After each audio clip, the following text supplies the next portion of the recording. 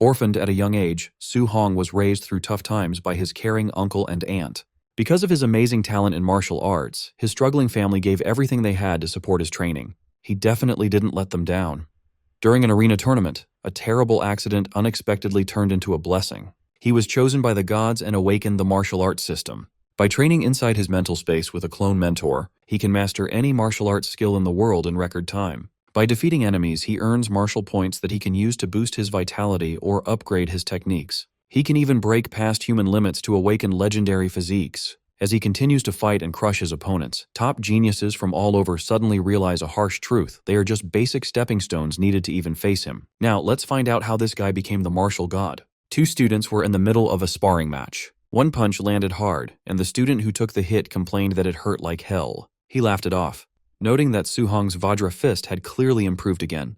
He wondered aloud if Su Hong had already stepped into the micro level. Su Hong stayed calm and replied that he had only broken through to the micro level 2 days ago. In this world, martial arts were divided into specific ranks: basic, proficient, micro level, mastered, and perfect. Reaching the micro level already put someone far ahead of most of their peers. The other student couldn't help but admire him, saying that when it came to the Vajra fist, no one else in their class could even compare. He then asked if Su Hong was done resting so they could continue practicing. But the pain from that single punch was still stinging, and he actually had no intention of taking another hit. Calling Su Hong a cultivation maniac, he waved him off and said he was heading home to eat. Before leaving the training hall, he politely said goodbye to Teacher Lee. Teacher Lee reminded him to straighten up his clothes before walking out. Then, the teacher turned to Su Hong and stopped him. He asked why Su Hong still hadn't paid the 30,000 registration fee for the martial arts department, reminding him that applications were closing next month. Su Hong hesitated for a moment before asking if he could be given a few more days. Teacher Lee sighed, saying he understood Su Hong's family situation. But rules were rules, and there was nothing he could do to change them. After everyone else had left, Su Hong stayed behind and continued to practice alone. No matter how many times he repeated his forms, one thought kept circling in his mind: the 30,000 registration fee. His memories drifted back to the past. When he was 3 years old, his parents had died during a disaster caused by ferocious beasts. Since then, he had lived with his uncle and aunt. After they discovered his talent for martial arts, they had done everything in their power to support his training. In an era where ferocious beasts roamed freely, becoming a martial artist was the best way to earn good money. He had trained hard to give them a better life, yet right now, it felt like he was only making things harder for them. Later, he returned to a quiet corner of the city, arriving at the cramped, worn-down apartment he called home. Inside, his aunt asked softly whether the rent was almost due and how much money they were still short. His uncle said the rent could wait and that little Hong's registration fee needed to be paid first. His aunt agreed, mentioning that with such talent, Su Hong was sure to succeed one day, and they couldn't afford to hold him back. Then she added casually that she would stop taking her medicine. It wasn't curing her anyway, and stopping would save them money. His uncle immediately objected, telling her he would just take on another job instead. He insisted she stay home, rest properly, and focus on her health, assuring her that everything else would work out. Hearing all of this from the shadows, Su Hong felt a tight ache in his chest, and a wave of sadness washed over him. He couldn't help but feel that this was a stupid, messed-up world. It had twisted his life into something he barely recognized. Everywhere he looked, people were greedy. Even if someone simply wanted to register for something they were talented at, they still had to pay money for it. Money he had no talent for earning. If he had actually been good at making money, he probably wouldn't have had talent for martial arts at all.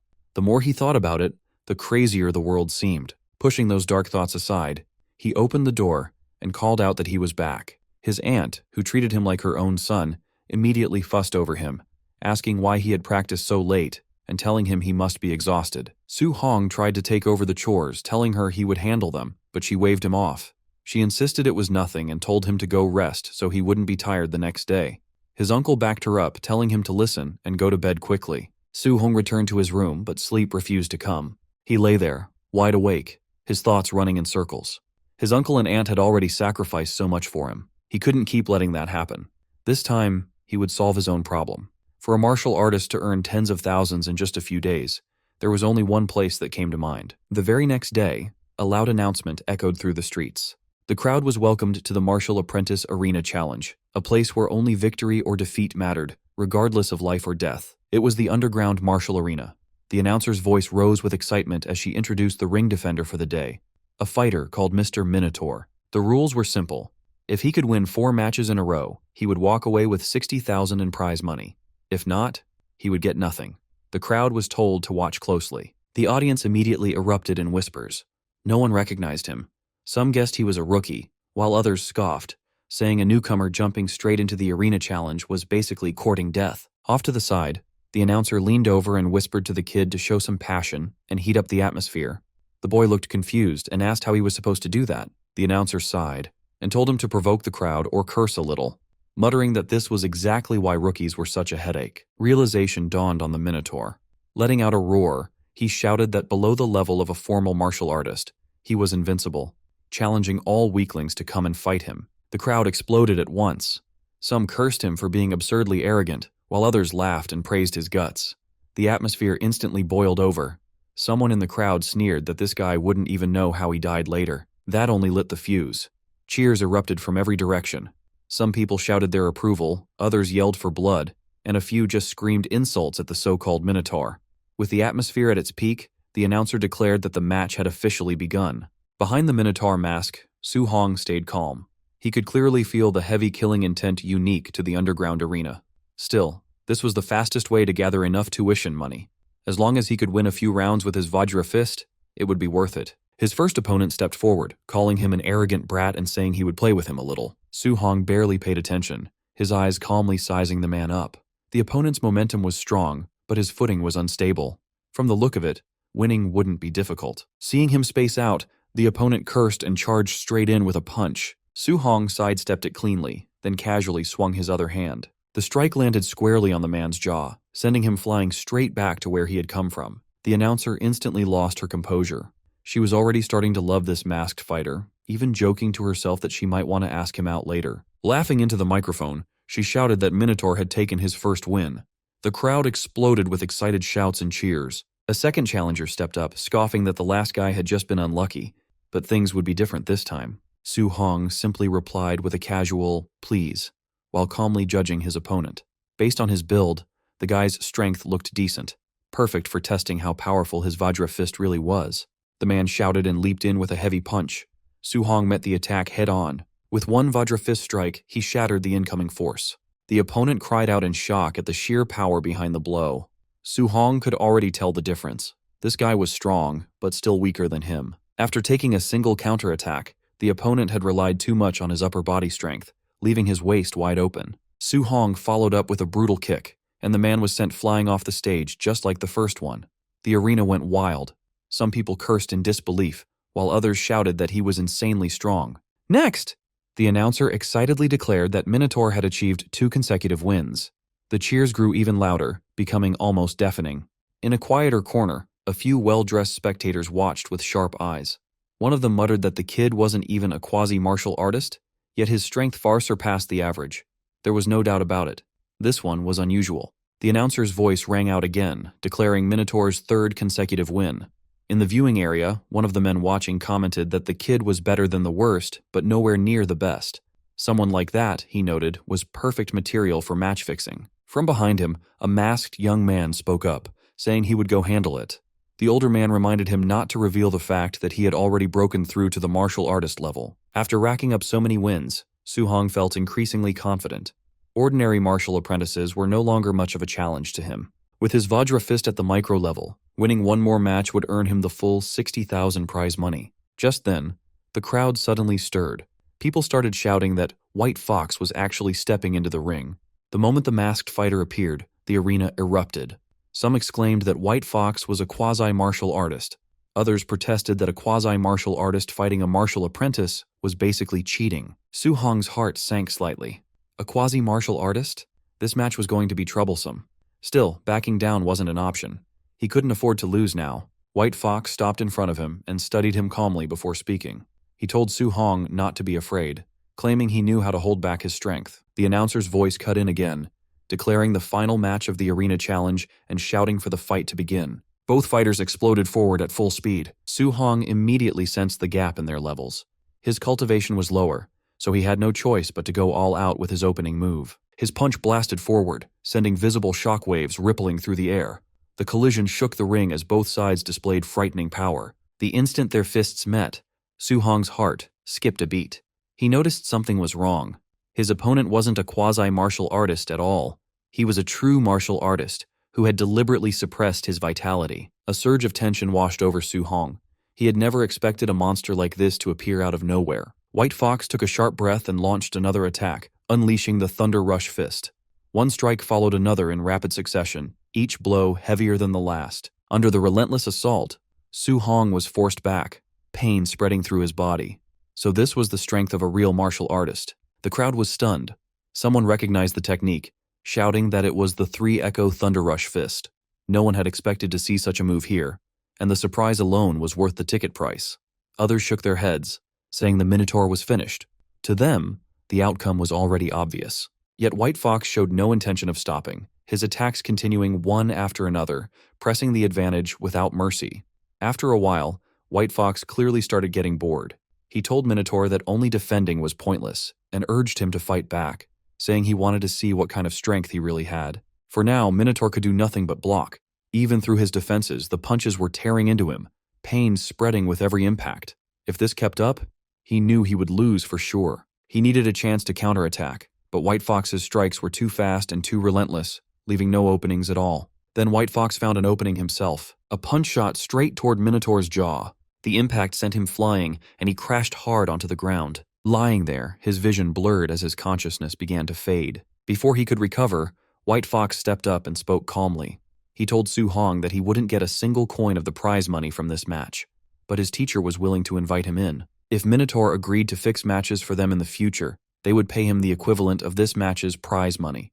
Even with White Fox's foot pressing down on his face, Minotaur refused without hesitation.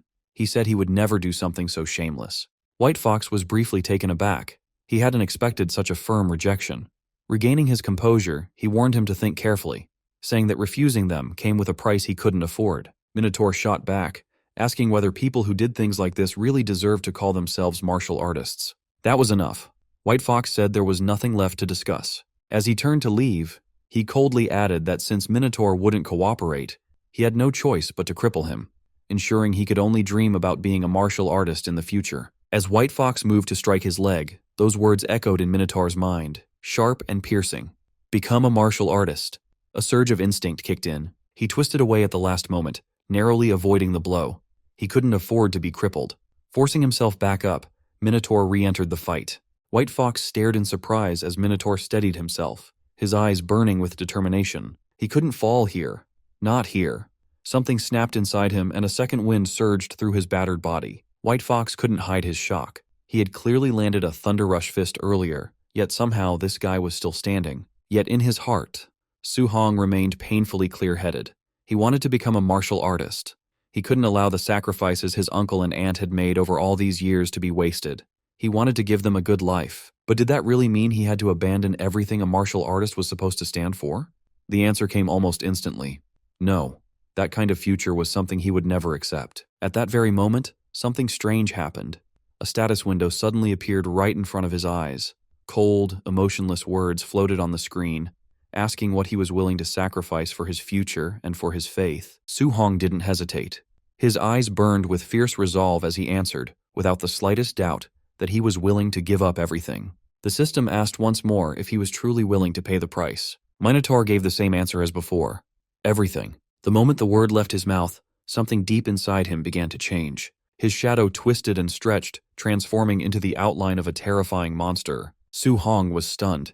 He didn't know where he was, and the shadow looming behind him belonged to a massive, unknown creature. Before he could ask anything, the massive presence spoke, granting him this chance. A strange aura wrapped around Su Hong, and a status window appeared, listing all his details. Su Hong stared in disbelief. It displayed every single one of his attributes. Acting on impulse, he tapped the mission section.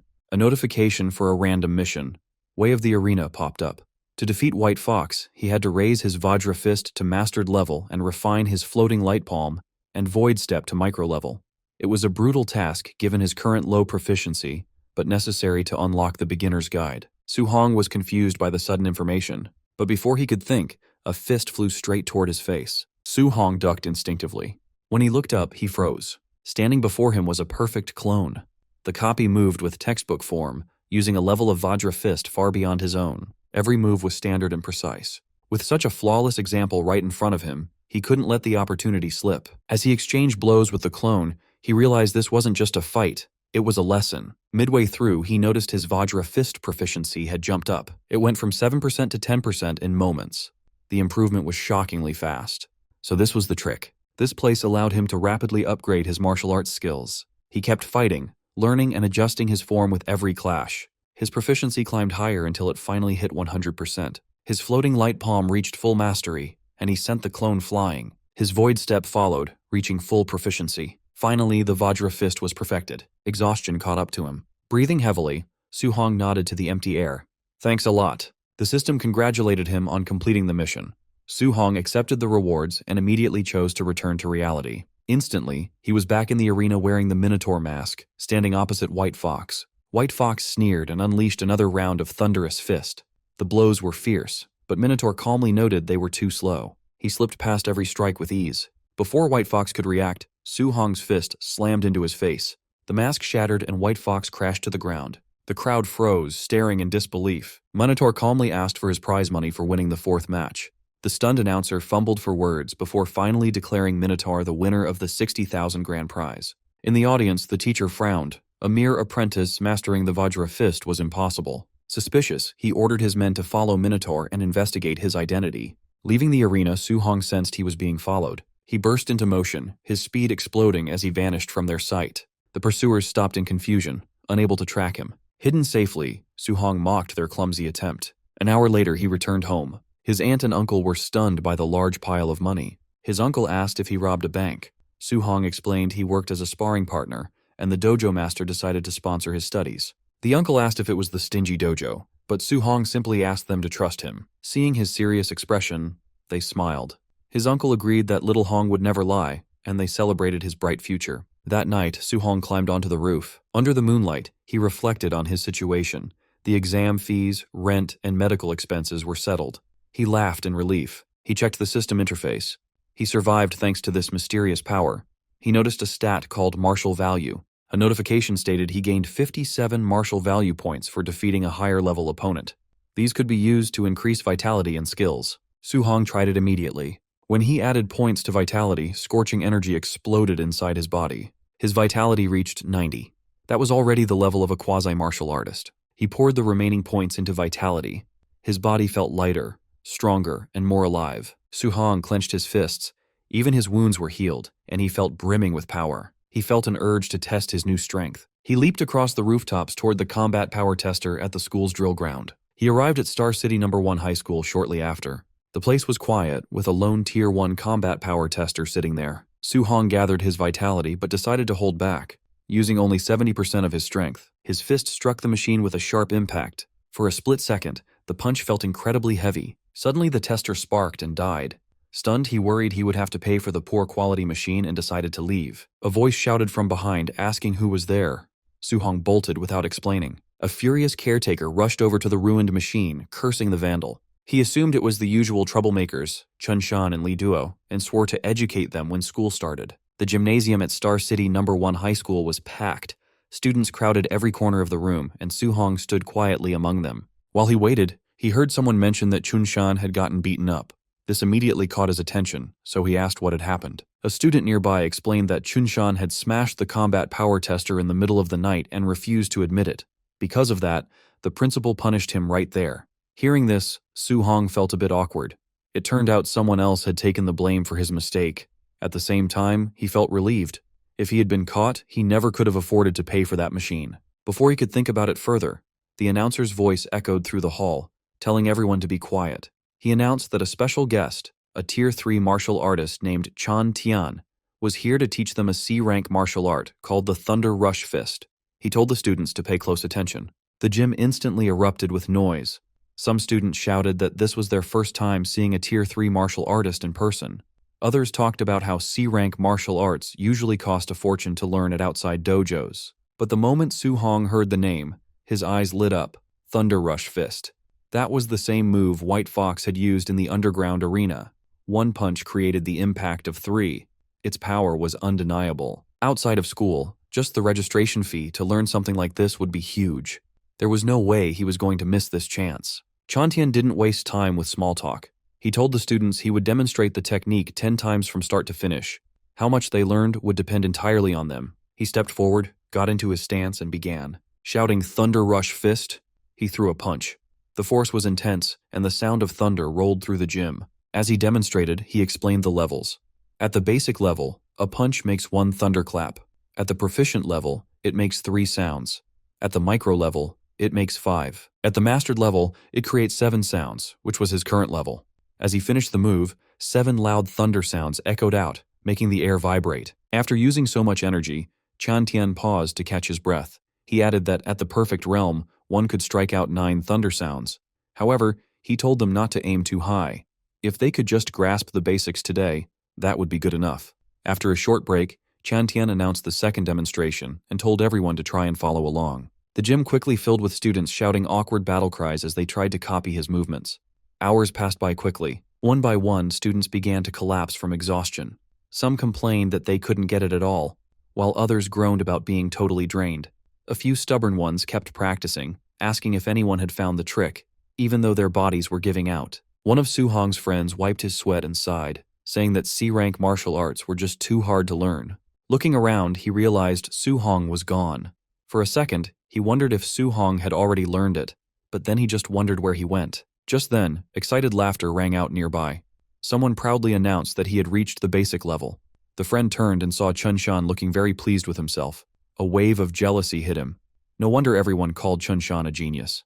How was he so good at this? The principal quickly stepped forward, introduced Chun Shan as the school's top genius, and asked Chan Tian if he wanted to train him. Students crowded around, calling Chun Shan a true prodigy. Chan Tian, however, didn't look impressed. He casually said this barely counted as being a genius. In other cities, this level was just average. Later, the group moved outside while continuing their conversation. Chan Tian complained to the principal that these students weren't impressive at all, making the trip feel like a waste of time. Deep down, he suspected the school focused more on students with money than talent. Still, to make himself feel better, he thought about how at least one student reached the basic level and he got paid well. He asked the principal if he really expected to find a top-tier genius here. The principal sighed, agreeing that the path of martial arts was cruel. Talent was too important. Hard work alone, without opportunity, just wasn't enough. Just as they were talking, a sudden noise echoed through the air. Both of them froze and immediately looked toward where the sound came from. 7 thunderous sounds. 7-sound thunder rush fist. Their expressions changed instantly. They couldn't believe it, asking how the school could have someone at that level. The principal was even more shocked. He said it was impossible. He had never heard of someone like that in his school. The principal then realized something else. He didn't even recognize that student. The kid hadn't paid any extra fees. Staring at his clothes, his heart skipped a beat. That uniform clearly belonged to a student. The shock hit him hard. If he had been strict about the rules, this student probably wouldn't have even been allowed in the lesson. Even Chan Tian was stunned. He muttered that he had only taught for half a day, yet someone had already reached the mastered level. The principal's mind went blank. He asked if he heard wrong. 9 sounds? Was that really 9 sounds? Chan Tian couldn't speak. He stood there silently, feeling so emotional he almost wanted to cry. The principal wasn't doing much better. He never imagined someone without money could have such terrifying talent. Seeing Chan Tian frozen in place, the principal asked what was wrong. Chan Tian finally exhaled and said he understood now. Everything suddenly made sense. Without another word, he got into his stance and threw a thunder rush fist of his own. The air exploded. 8 thunderous sounds rang out. The principal nearly jumped. 8 sounds? Chan Tian had broken through? Chan Tian stared at his own fist, excitement showing on his face. He said that seeing that student's punch gave him the inspiration he had been missing for years. Without it, he might never have broken through in his lifetime. But then reality hit him. This was not the time to celebrate. Chan Tian urgently told the principal to hurry and find that student. The principal snapped out of it and actually started running. Unfortunately, by the time they reached the spot, the student was already gone. As for Su Hong, he had already achieved his goal. While walking away, he thought about how practicing a C-rank martial art was much more exhausting than the D-rank Vajra fist. His Thunder Rush fist had already reached the perfect realm. Now, the next step was figuring out how to earn more martial value points to become a true martial artist as soon as possible. He couldn't risk life-and-death fights in the underground arena every time. If he could gain points through normal sparring, that would be much better. Not long after, he arrived at his workplace, the Raging Thunder Dojo. Inside, students were training as usual. When they saw him, Someone asked why he came in today. Su Hong casually replied that he wasn't busy and just came by to practice. Just then, a loud thud echoed across the hall. A student was sent crashing to the floor. Standing over him, another guy sneered. He said that if someone dared to claim his teacher taught poorly, they should first admit they were just bad at learning instead of making excuses. Su Hong glanced over and asked what was happening. His friend explained that since Su Hong hadn't been around lately, he wouldn't know. That student's teacher was a new instructor who was very strong, but he looked down on ordinary people and taught in a very lazy way. On top of that, his disciple, a guy named Li Yen, was also extremely strong. Right as they were talking, another student was knocked down. Li Yen looked at him and sneered, saying he shouldn't dare to challenge him with such a weak level. Before things could get worse, Su Hong stepped in and grabbed Li Yen's wrist, telling him that was enough. Li Yen immediately glared at him, asking who he was and telling him to let go. He said if Su Hong had the guts, they could settle it properly in the arena one-on-one. Su Hong didn't back down and calmly agreed. At that moment, a voice interrupted, asking what the noise was about and announcing that class was starting. Li Yen pulled his hand back and sneered, telling Su Hong he was lucky this time. Watching him leave, Su Hong thought that this guy was way too arrogant. Soon after, the instructor spoke up. He announced that today was the last day he would teach the Raging Sea Spear technique. As usual, he would only demonstrate it once. As he took his stance, it was clear the instructor didn't believe anyone could learn it from just one demonstration. Still, Su Hong watched with intense focus. For him, once was enough. His eyes followed every movement as the spear swept through the air. When the demonstration ended, the instructor turned to leave, saying that how much they learned was up to them. Complaints immediately broke out. Some students called the one-time demonstration a scam.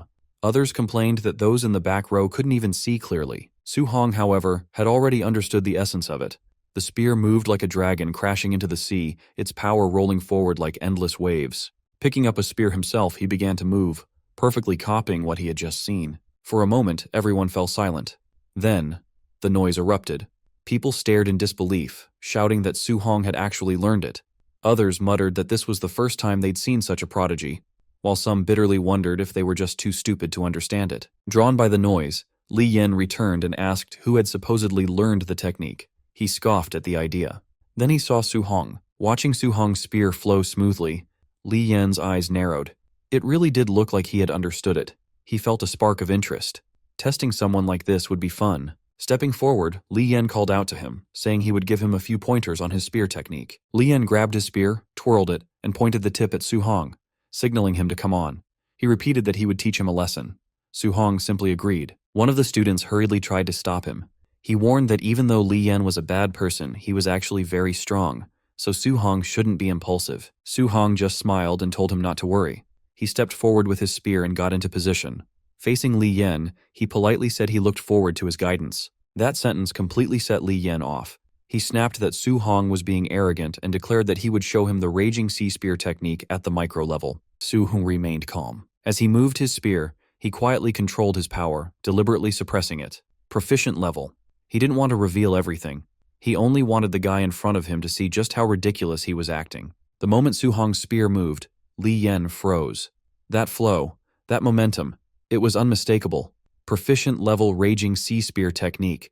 No matter how hard he tried to deny it, the reality right in front of him wouldn't change. Su Hong reached the proficient level with his Raging Sea Spear technique. His movements flowed just like crashing waves. When he unleashed the attack, his opponent just froze. He couldn't trust his own eyes. Su Hong was just a martial apprentice, not even a real martial artist yet. But somehow, he had mastered the Raging Sea Spear to the proficient level. That was something even veterans struggled to do. But it was happening right in front of him. A notification popped up for Su Hong. Defeated a higher level opponent, martial value plus 35. It worked. Even normal sparring gave him points. He didn't have to risk death every time. He could get stronger just by fighting smart. Meanwhile, the opponent was panicking inside. This is impossible. Totally impossible. I trained for years and he did this so fast? Was all my hard work for nothing?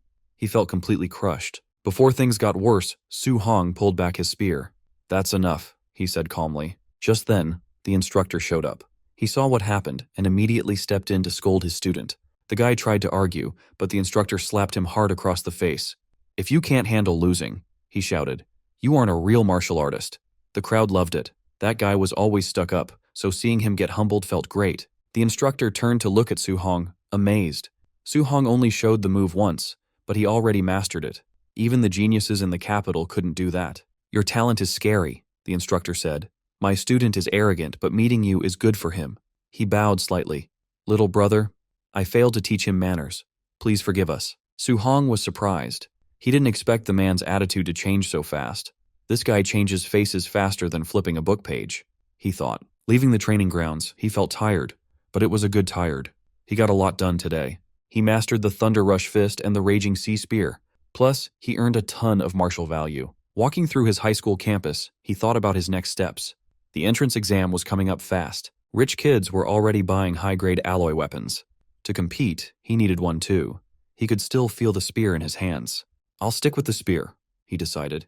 He needed to get a real alloy spear and fast, but he was broke. He barely had enough for his aunt's medical bills, let alone a weapon that cost $70,000. But he wouldn't give up. There had to be a way. Suddenly, an announcement played across the city. Ferocious beasts were attacking the wilderness. The city lord was hiring martial artists to hunt them for big rewards. Su Hong knew instantly this was his chance. When he got home later, his aunt was busy working, just like always. She told him not to push himself too hard since he already gave them money. His uncle insisted on working, saying he wouldn't rely on Su Hong as long as he could still move. They greeted him warmly when he walked in. He told them to rest and let him take care of things.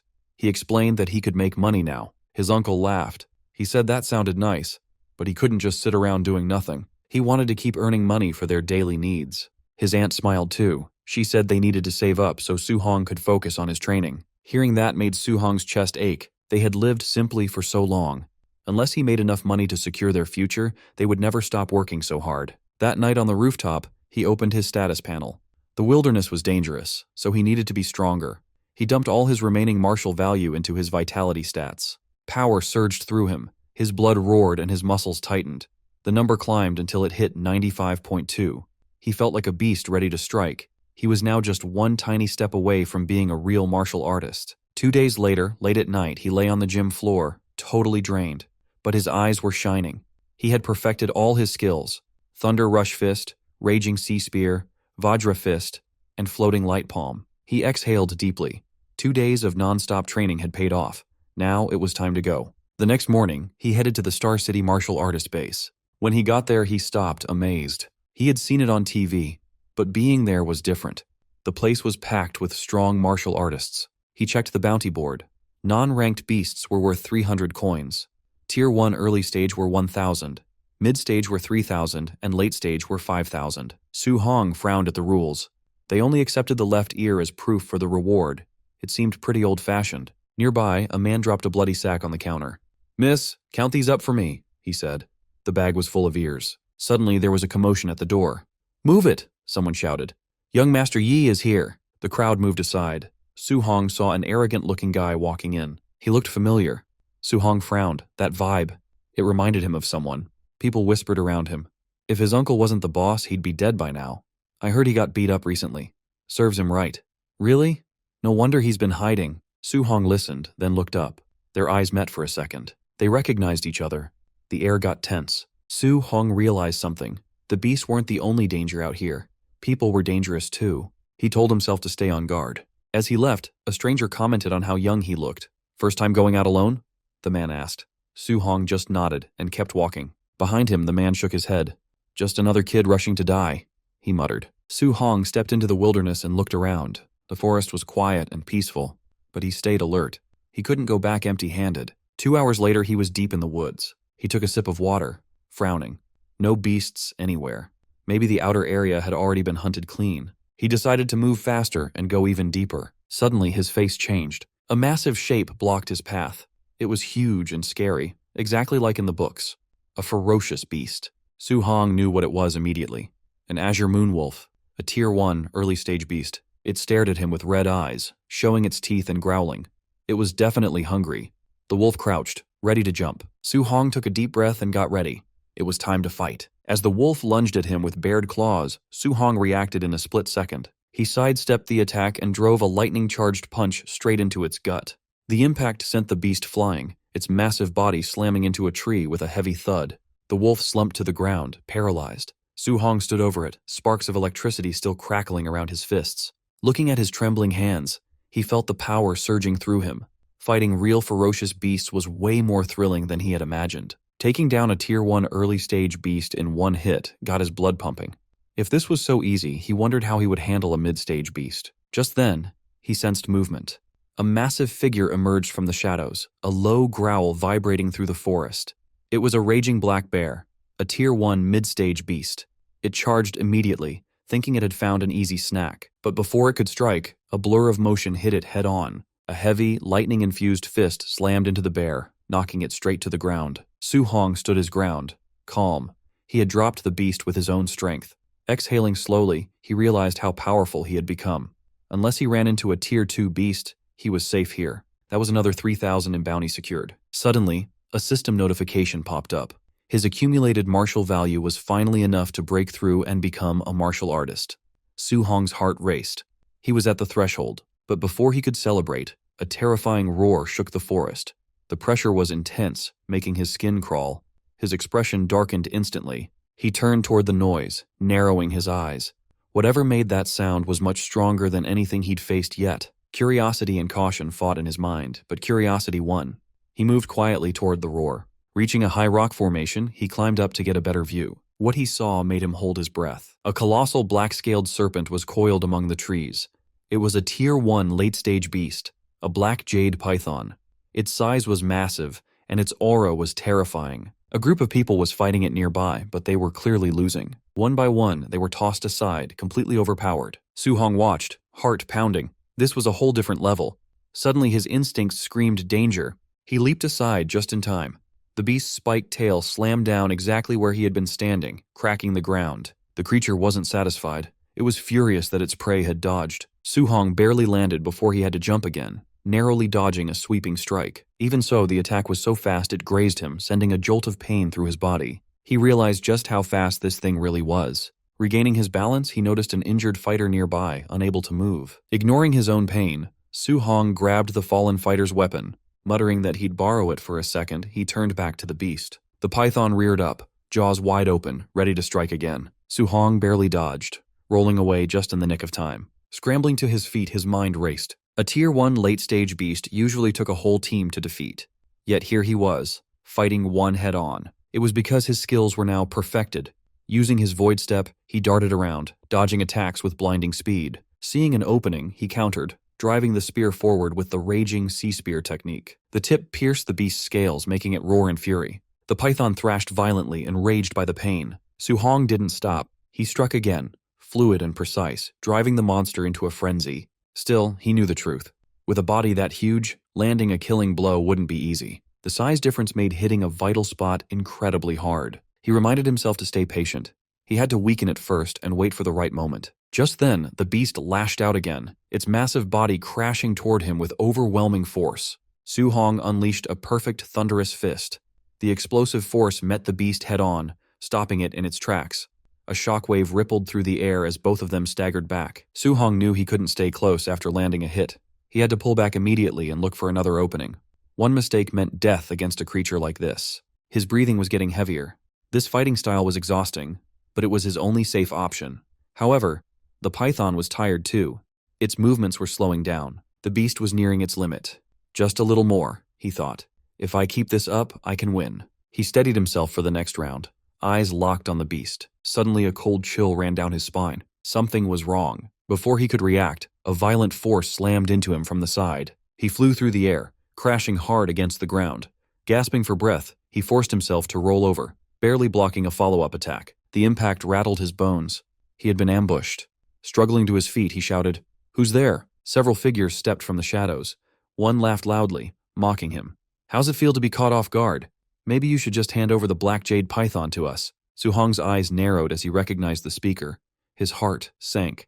Real trouble had arrived. Su Hong found himself in a tight spot as he got surrounded by a large group of goons who had a bad history with him. The leader mocked him, saying that when he saw Su Hong leaving the city alone, he was sure Su Hong would die out here. He admitted he didn't expect Su Hong to have such good luck. Not only had Su Hong survived, but he even managed to loot a heavily injured black jade giant python. The leader looked at the nearby python, which was barely hanging on to life, and felt like this was a perfect opportunity for him to take everything. Su Hong realized that since the man said he picked up the python, they must have just arrived. He noted that all 5 of them were martial artists. With the numbers against him, he knew he couldn't fight them all head-on. Suddenly, one of the thugs charged at him, fist raised. He shouted that young Master Yi wanted this python and asked why Su Hong hadn't run away yet. Su Hong got annoyed by the disrespect and channeled a massive amount of aura into his hand. He told them that the only reason he was pushed back earlier was because of a sneak attack, asking if they seriously thought he couldn't beat them. Su Hong threw a punch that collided directly with the enemy's fist, releasing a shockwave of energy. The goon was stunned by the sudden force and realized just how terrifying Su Hong's power actually was. Su Hong didn't stop there. He followed through with a punch straight to the guy's face, sending him flying back toward the rest of the group. The leader recognized the move immediately.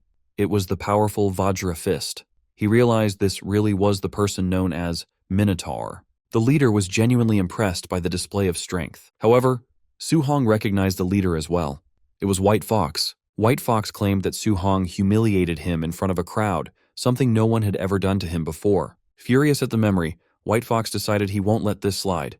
He ordered his men to take Su Hong down immediately. The group rushed forward with their weapons drawn.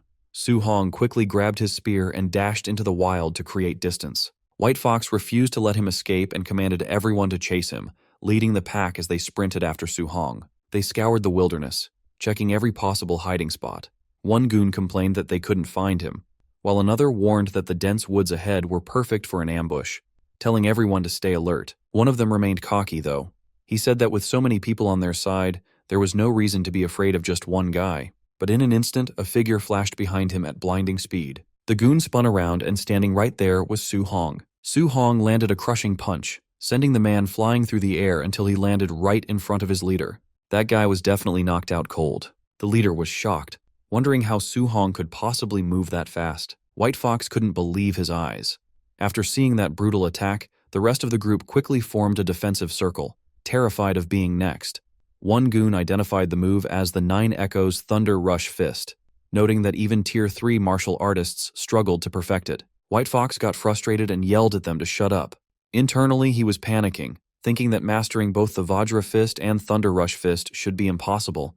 He was starting to feel true fear. His fear would have only grown if he knew that Su Hong was currently hiding in a tree above, watching their every move. To Su Hong, they looked like rats being hunted by a cat. He thought that if he hadn't wasted so much energy fighting the python earlier, he would have crushed them head-on. He threw his spear to create a distraction, planning to pick them off one by one. The spear slammed into the ground nearby, startling the whole group. While they were distracted by the spear, Su Hong dropped down, grabbed one of the goons, and attacked. After the instant strike, he vanished back into the shadows. The remaining goons were now completely terrified. They felt like even sticking together won't save them against someone this intense. They begged young Master Yi to leave, saying the kid was too strong, but the leader refused to listen. White Fox's ego wouldn't let him run. He wanted to prove his power, even though he was scared deep down. He declared that he had to kill Su Hong today. Meanwhile, Su Hong was darting around them at such high speeds that they could barely track him. Suddenly, while White Fox was still talking, Su Hong rushed past. Before the leader could react, another goon was grabbed and slammed into the ground. Just like before, Su Hong disappeared immediately after the attack. White Fox's panic turned into frustration. He couldn't understand how this kid became so much stronger in just a few days. It felt unreal. Then, a blur rushed right behind him. White Fox whipped around but saw nothing. He cursed, refusing to believe Su Hong could catch him off guard. But the moment he turned back around, Su Hong appeared right in front of him, ready to strike. White Fox reacted instantly, spinning around and shouting that he hadn't been beaten yet. He gathered magic aura into his hand and struck, shouting that this was the void-breaking finger. Su Hong dodged the attack with a smooth movement. The tree behind him took the hit instead. The force of White Fox's attack was immense, completely shattering the tree trunk. White Fox didn't let up. Seeing Su Hong dodge, he fired beam after beam, repeatedly shouting the name of his attack. No matter how many times he fired, Su Hong was too fast and avoided every shot. While dodging, Su Hong analyzed the power, thinking the skill must be at least B rank. He found it interesting and decided he might want to learn it later. White Fox, however, was losing his mind. His finger glowed with blue aura as he screamed that Su Hong had made a permanent enemy. He threatened that once he got back, he would wipe out Su Hong's entire family. The moment Su Hong heard the threat against his family, something snapped inside him. Threatening his family was completely unacceptable. Filled with rage, he stopped dodging and rushed straight toward White Fox. White Fox tried to intimidate him by bragging about his background, mentioning that his uncle was a supervisor at the martial artist base, and his father was a VIP. Before he could finish his sentence, Su Hong was already right in front of him, radiating a terrifying pressure. Su Hong stayed silent at first, letting his power speak for itself. As he charged a massive punch, he finally spoke, telling White Fox that he looked better when he was acting arrogant. He said this begging didn't suit him, but he was going to enjoy ending this. Su Hong punched White Fox squarely in the face, sending him launching backward. The power behind the blow was overwhelming. White Fox was sent flying deep into the forest, crashing through trees before hitting the ground hard. Dust and smoke filled the air from the impact. When the dust settled, Su Hong walked over with a furious expression, a red aura coating his body. He told White Fox that he should never have used his family as a threat. Lying on the ground, broken and bleeding, White Fox asked in disbelief why Su Hong was so strong. He insisted this was impossible since Su Hong wasn't even supposed to be a martial artist yet. Suddenly, the giant python behind him heard the noise and locked its eyes on White Fox. White Fox felt a chill run down his spine. He looked back just as the python swung its massive tail and struck with its jaws wide open. With White Fox taken out, the python turned its full attention to Su Hong. Su Hong realized that fighting the goons had taken too long, giving the giant python time to recover its stamina. Now, he had to fight the beast again. But this time, he was the one running low on energy. The group of martial artists was fuming after their humiliating defeat. One of them cursed, calling the kid who beat them way too weird. Another looked around, asking where young Master Yi was, hoping he had already finished the kid off. Just then, they spotted the same young man who had defeated them, and he was rushing straight toward them again. Thinking he was back for another round, they immediately braced for a fight. "The brat finally shows his face," one of them shouted, while another vowed not to spare him this time. However, Su Hong had no interest in fighting them. He kept running, calmly telling them to get out of his way. A moment later, they saw exactly why he was running. A massive, enraged giant python was hot on his heels. The sight left them all speechless with terror. The python lunged at Su Hong, but with his spear in hand, he deftly leaped aside, dodging the deadly strike. Unfortunately, one of the other martial artists wasn't as quick. The python snatched him up instead.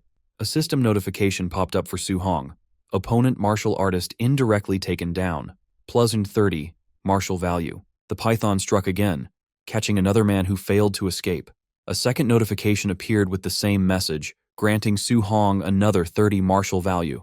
Su Hong was surprised, realizing he could gain points even when he wasn't the one dealing the final blow. The python immediately turned its attention back to Su Hong, lashing out with its powerful tail. He leaped over the attack, continuing to evade the beast's clever, full-body strikes. As he ran and dodged, Su Hong realized that with all the points he had accumulated, he finally had enough martial value to break through and become a true martial artist. Weaving through the trees, Su Hong easily outmaneuvered the increasingly frustrated python. As he ran, he scanned the area, thinking he just needed to find a safe place to initiate his breakthrough. Just then, he spotted something up ahead, a small cave. It was the perfect shelter he had been looking for, a place where he could be safe from the python and focus on his advancement. Perfect, he thought, and immediately made a dash for the cave's entrance. The python, still in hot pursuit, lunged one last time, but Su Hong dived into the safety of the cave just in the nick of time. The python tried to follow him in, but its massive body was too large for the opening, and it got stuck at the entrance. Trapped and enraged, all the python could do was roar in frustration. Inside, Su Hong calmly turned his attention to his system. He pulled up his status window. It showed his vitality at 96, spirit at 23, and physique as mortal body, 3%. All his skills, Raging Sea Spear Technique, Thunder Rush Fist, Vajra Fist, Floating Light Palm, and Void Step, were at the perfect level. Most importantly, his martial value was at a solid 504. Without wasting a second, he began pouring all his points into his stats, mentally urging the system to go faster. His goal was to gain as much power as possible in the shortest amount of time. He focused on his vitality, and as the points flowed in, he felt an intense heat spread through his body, as if magma were flowing through his veins. In a matter of moments, his vitality hit 100. Outside the cave, even the trapped python seemed to sense a terrifying change in the air. A new notification appeared. Breakthrough successful, Tier 1 martial artist. Su Hong felt a surge of power and thought to himself, "I've finally become a real martial artist." He clenched his fist, feeling a powerful aura envelop him. Looking at the struggling python, he declared, "Now, it's my turn." For the first time, the python felt genuine fear. It desperately tried to pull its body out of the cave entrance, wanting only to escape, but Su Hong gave it no such chance. He channeled his newfound strength into an incredibly powerful punch. Still wedged in the entrance, the python had no way to dodge the attack. The punch connected with tremendous force, sending the massive beast flying backward with a pained roar. The sheer power behind the blow was unbelievable, a stark contrast to the boy it had just been chasing. But Su-hong wasn't done yet. Before the python could even recover, he was on the move. He leaped into the air, landing on the beast's massive body. With a powerful roar of his own, he unleashed a flurry of Vajra fist attacks. Each punch landed with devastating force, hammering the giant snake into the ground. The ground cracked and shattered under the repeated impacts. The python thrashed wildly, but it was completely overwhelmed by the relentless assault. Finally, with one last earth-shattering blow, the python went still. Dust and smoke filled the air from the sheer force of the battle. When it finally settled, Su-hong was standing triumphantly on the now-defeated giant python. He got a notification for +92 martial value. Su-hong reflected that while the python was already injured, his new strength allowed him to face it head-on, something that would have been impossible just moments ago. His thoughts then turned to the reward. Usually, you needed to cut off a beast's left ear as proof of the kill, but snakes didn't have ears. He was momentarily stumped on what to do. He decided to worry about it later and started heading back. The forest was now eerily quiet, the only evidence of the chaotic chase being the trail of destruction left in its wake. As he walked, he came across the bodies of the men who had tried to ambush him. Seeing their state, likely other victims of the python, Su-hong commented that they got off easy. His mind then turned to the high-level martial technique their leader had used. His search paid off. He found a manual on Yifeng's body. "Void-breaking finger," he read, a look of interest on his face. "This is getting good." Instead of leaving immediately, he decided to stay near the cave. He started a fire and settled down next to the massive python carcass to study his new prize. He began studying the manual and, with his enhanced abilities, quickly memorized the entire introductory method for the void-breaking finger. Now all that was left was to use his system to master it in record time. As he began his training through the system, a clone of himself materialized in front of him, ready for a fight. The clone didn't hold back, immediately attacking him with the void-breaking finger over and over. By sparring with the clone, Su-hong's mastery of the technique skyrocketed, climbing rapidly past 51%, 63%, 77%, and then 93%. Before long, a notification confirmed that his void-breaking finger had reached the basic realm, and his progress toward the next level began. The training left Su-hong completely exhausted. He coughed, noting that as a B-rank skill, even reaching the basic realm put immense strain on his body. The system then prompted him to find a real monster to test his new power. 3 days later, Su-hong stood before a new challenge, a massive, roaring bear-like monster. He put his new skill to the test, using the void-breaking finger to fight the beast head-on, and eventually, he emerged victorious. After the tough battle, Su-hong felt he had finally mastered the skill. "This power is definitely worthy of a B-rank martial skill," he said with satisfaction. A system notification confirmed that void-breaking finger had reached the perfect level. With his new power secured, Su-hong decided it was finally time to head back. Back at the martial artist base, a large crowd was gathered around the mission counter, buzzing with excitement. Someone in the crowd exclaimed in shock, "230,000!" Another person remarked that the Thunder Squad must be incredibly skilled to have killed so many ferocious beasts. A third added that a haul like that was equal to several months of hard work for most people. Someone else pointed out the quality of the kills, noting that they were all Tier 1 beasts, with not a single non-ranked one among them, and even a few high-stage monsters. Just as the crowd was marveling at the Thunder Squad's score, the receptionist turned to Su-hong's pile of trophies. Her eyes went wide with shock as she announced his results. 72 Tier 1 initial stage beasts, 83 middle stage, 17 high stage, for a total reward of 406,000 blue star coins. Seeing the reaction, Su-hong started to regret his decision. He thought to himself that he might have overdone it. A haul this large was far too conspicuous. He could only hope it didn't attract unwanted trouble. The crowd erupted. The number was so staggering that people couldn't believe what they were hearing. As Su-hong made his way through the stunned crowd, a sudden commotion broke out at the base entrance. Shouts rang out, with people wondering how the base could possibly be under attack with so many high-level martial artists present. The commotion wasn't from an attack, but from the forceful arrival of an important figure.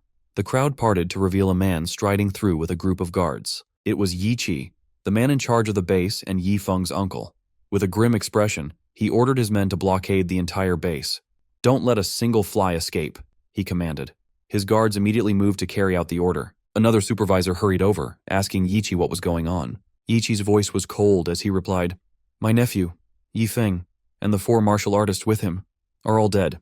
A A shocked silence fell over the crowd. People began to whisper in disbelief that young Master Yi Feng and his entire group were wiped out. However, not everyone was sad.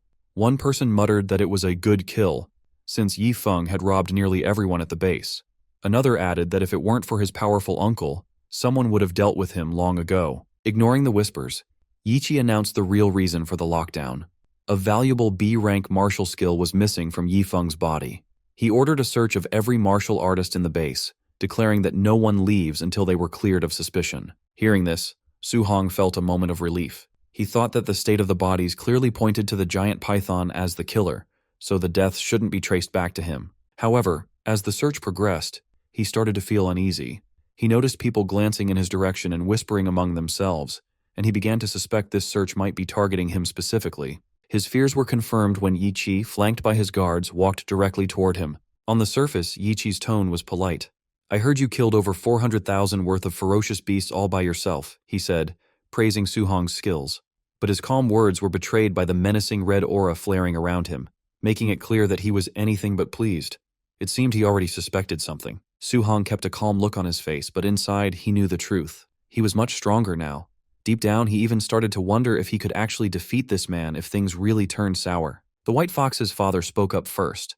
He said he heard that Su Hong took down ferocious beasts worth 400,000 credits all on his own, admitting that was pretty impressive for a student. However, the woman standing next to him wasn't buying it. She argued that Su Hong looked like a rank 1 early-stage fighter at best, so there was no way he could kill that many beasts. She accused him of stealing from young Master Ye's pack and immediately ordered her men to search him. As soon as the order left her mouth, 2 large men with flames burning in their hands started walking towards Su Hong. One of them gave him a sharp warning: "Do not resist, or this would get ugly." But in the blink of an eye, the situation flipped.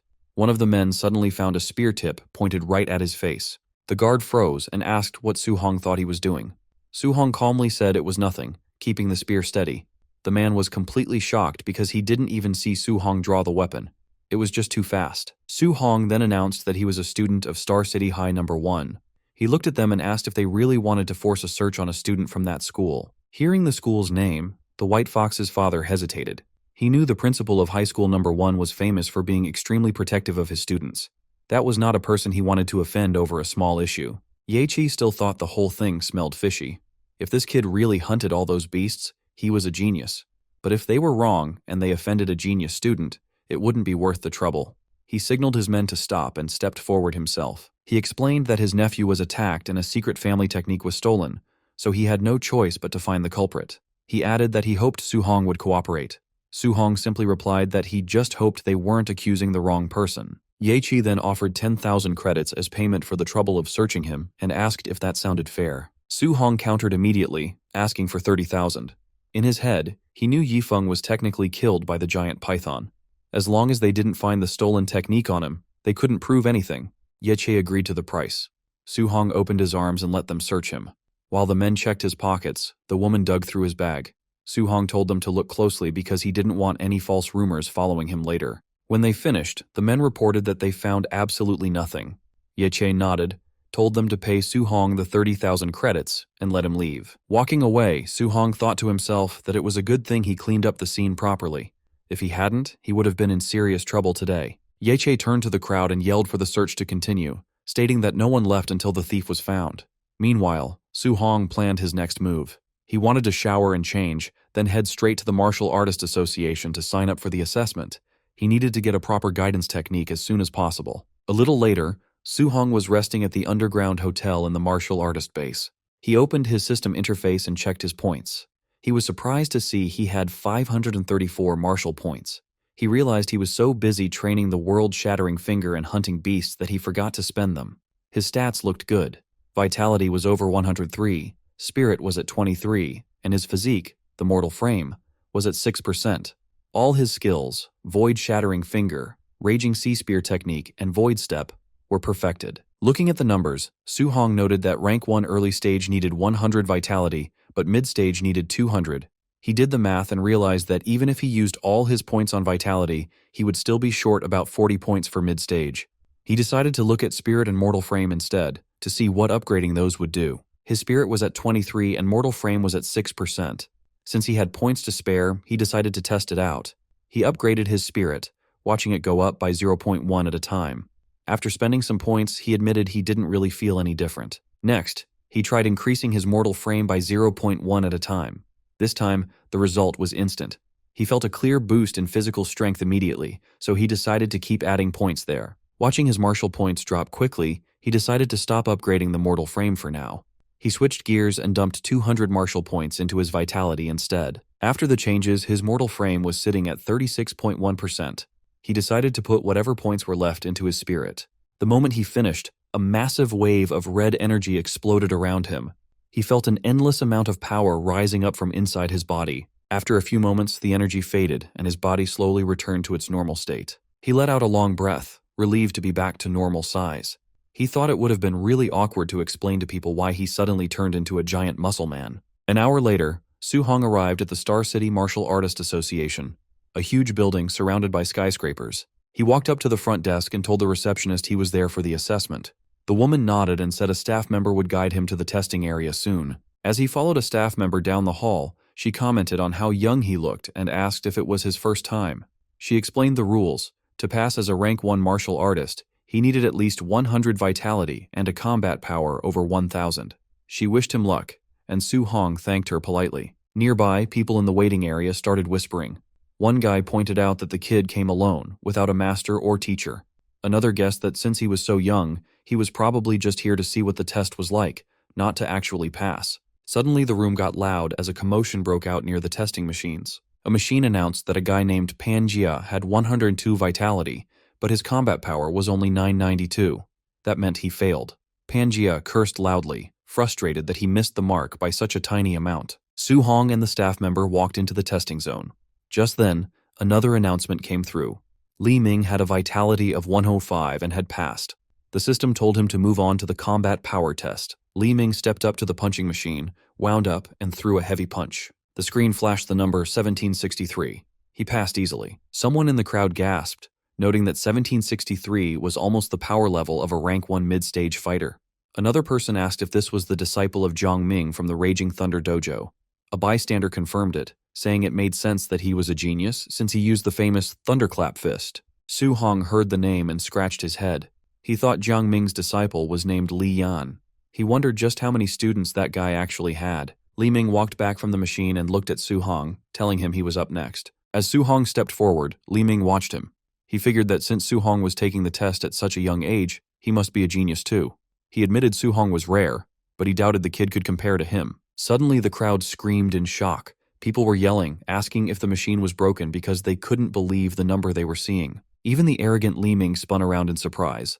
The staff member announced that Su-hong's vitality was 123. He passed the first round easily. Li Ming muttered that it had to be impossible. He tried to calm himself down, thinking that vitality wasn't the only thing that mattered. Combat power was the real test.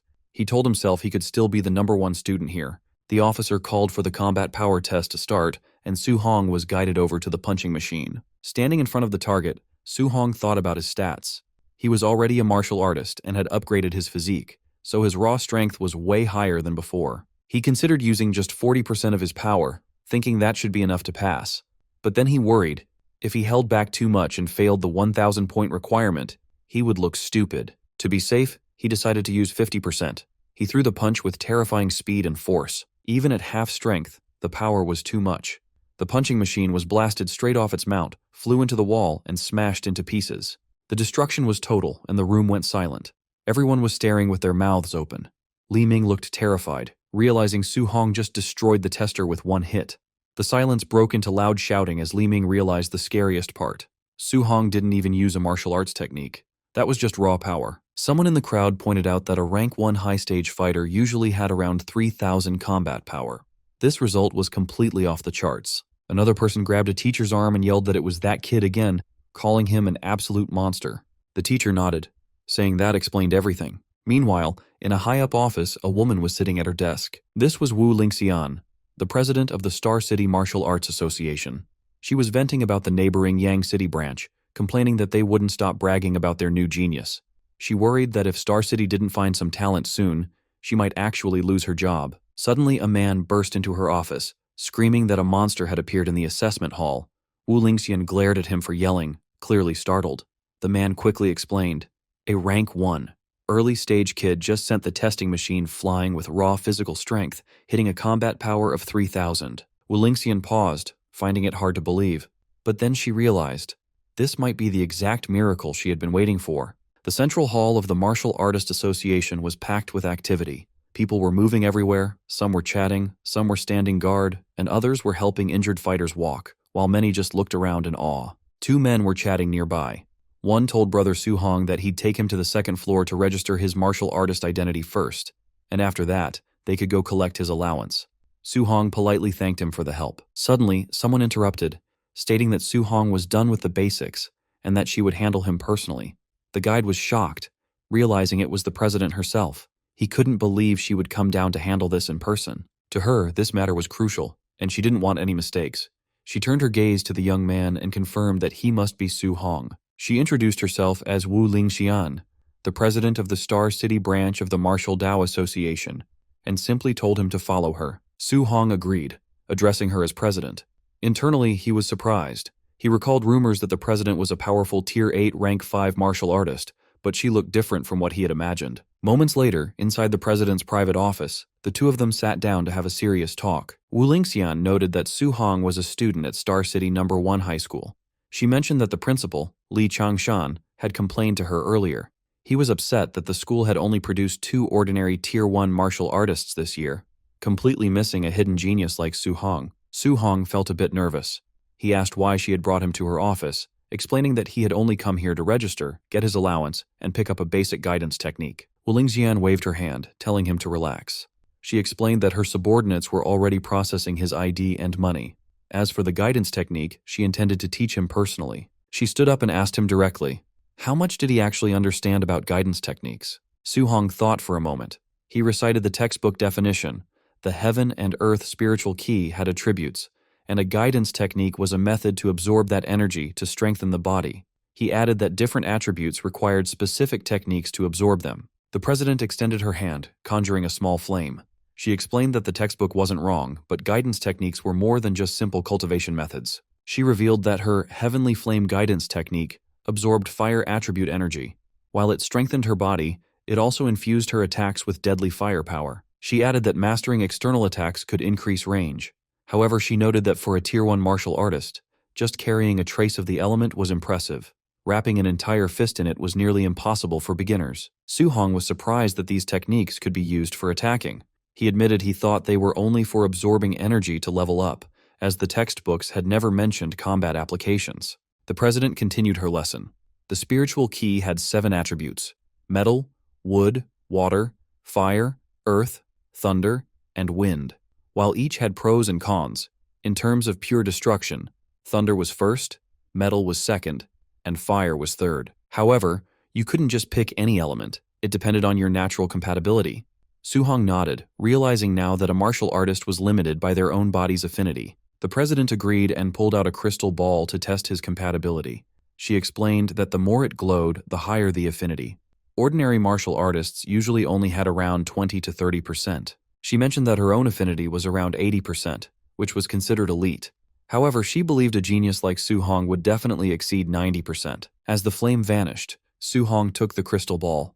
He thought about how President Wu had become a Tier 5 master so young. She was a true genius. If she was only at 80%, reaching 90% himself would be absolutely incredible. Suddenly, the crystal ball began to shine, growing brighter and brighter until it was blinding. The president gasped, exclaiming that it was full. She hadn't been expecting this at all. She announced that Su-hong's fire attribute compatibility was a perfect 100%. She stared at him intensely and asked if he understood what that meant. She stepped closer, full of praise. Su-hong admitted he doesn't know the significance. The president explained that this meant he could absorb 100% of the fire attribute energy without wasting a single drop. She explained that with her 80% compatibility, she lost 20% of the energy during absorption. Yet, even with that loss, she had become a Tier 5 martial artist and the president of the association. She pointed right at his face, declaring that his future would definitely surpass hers. Su-hong sweated nervously.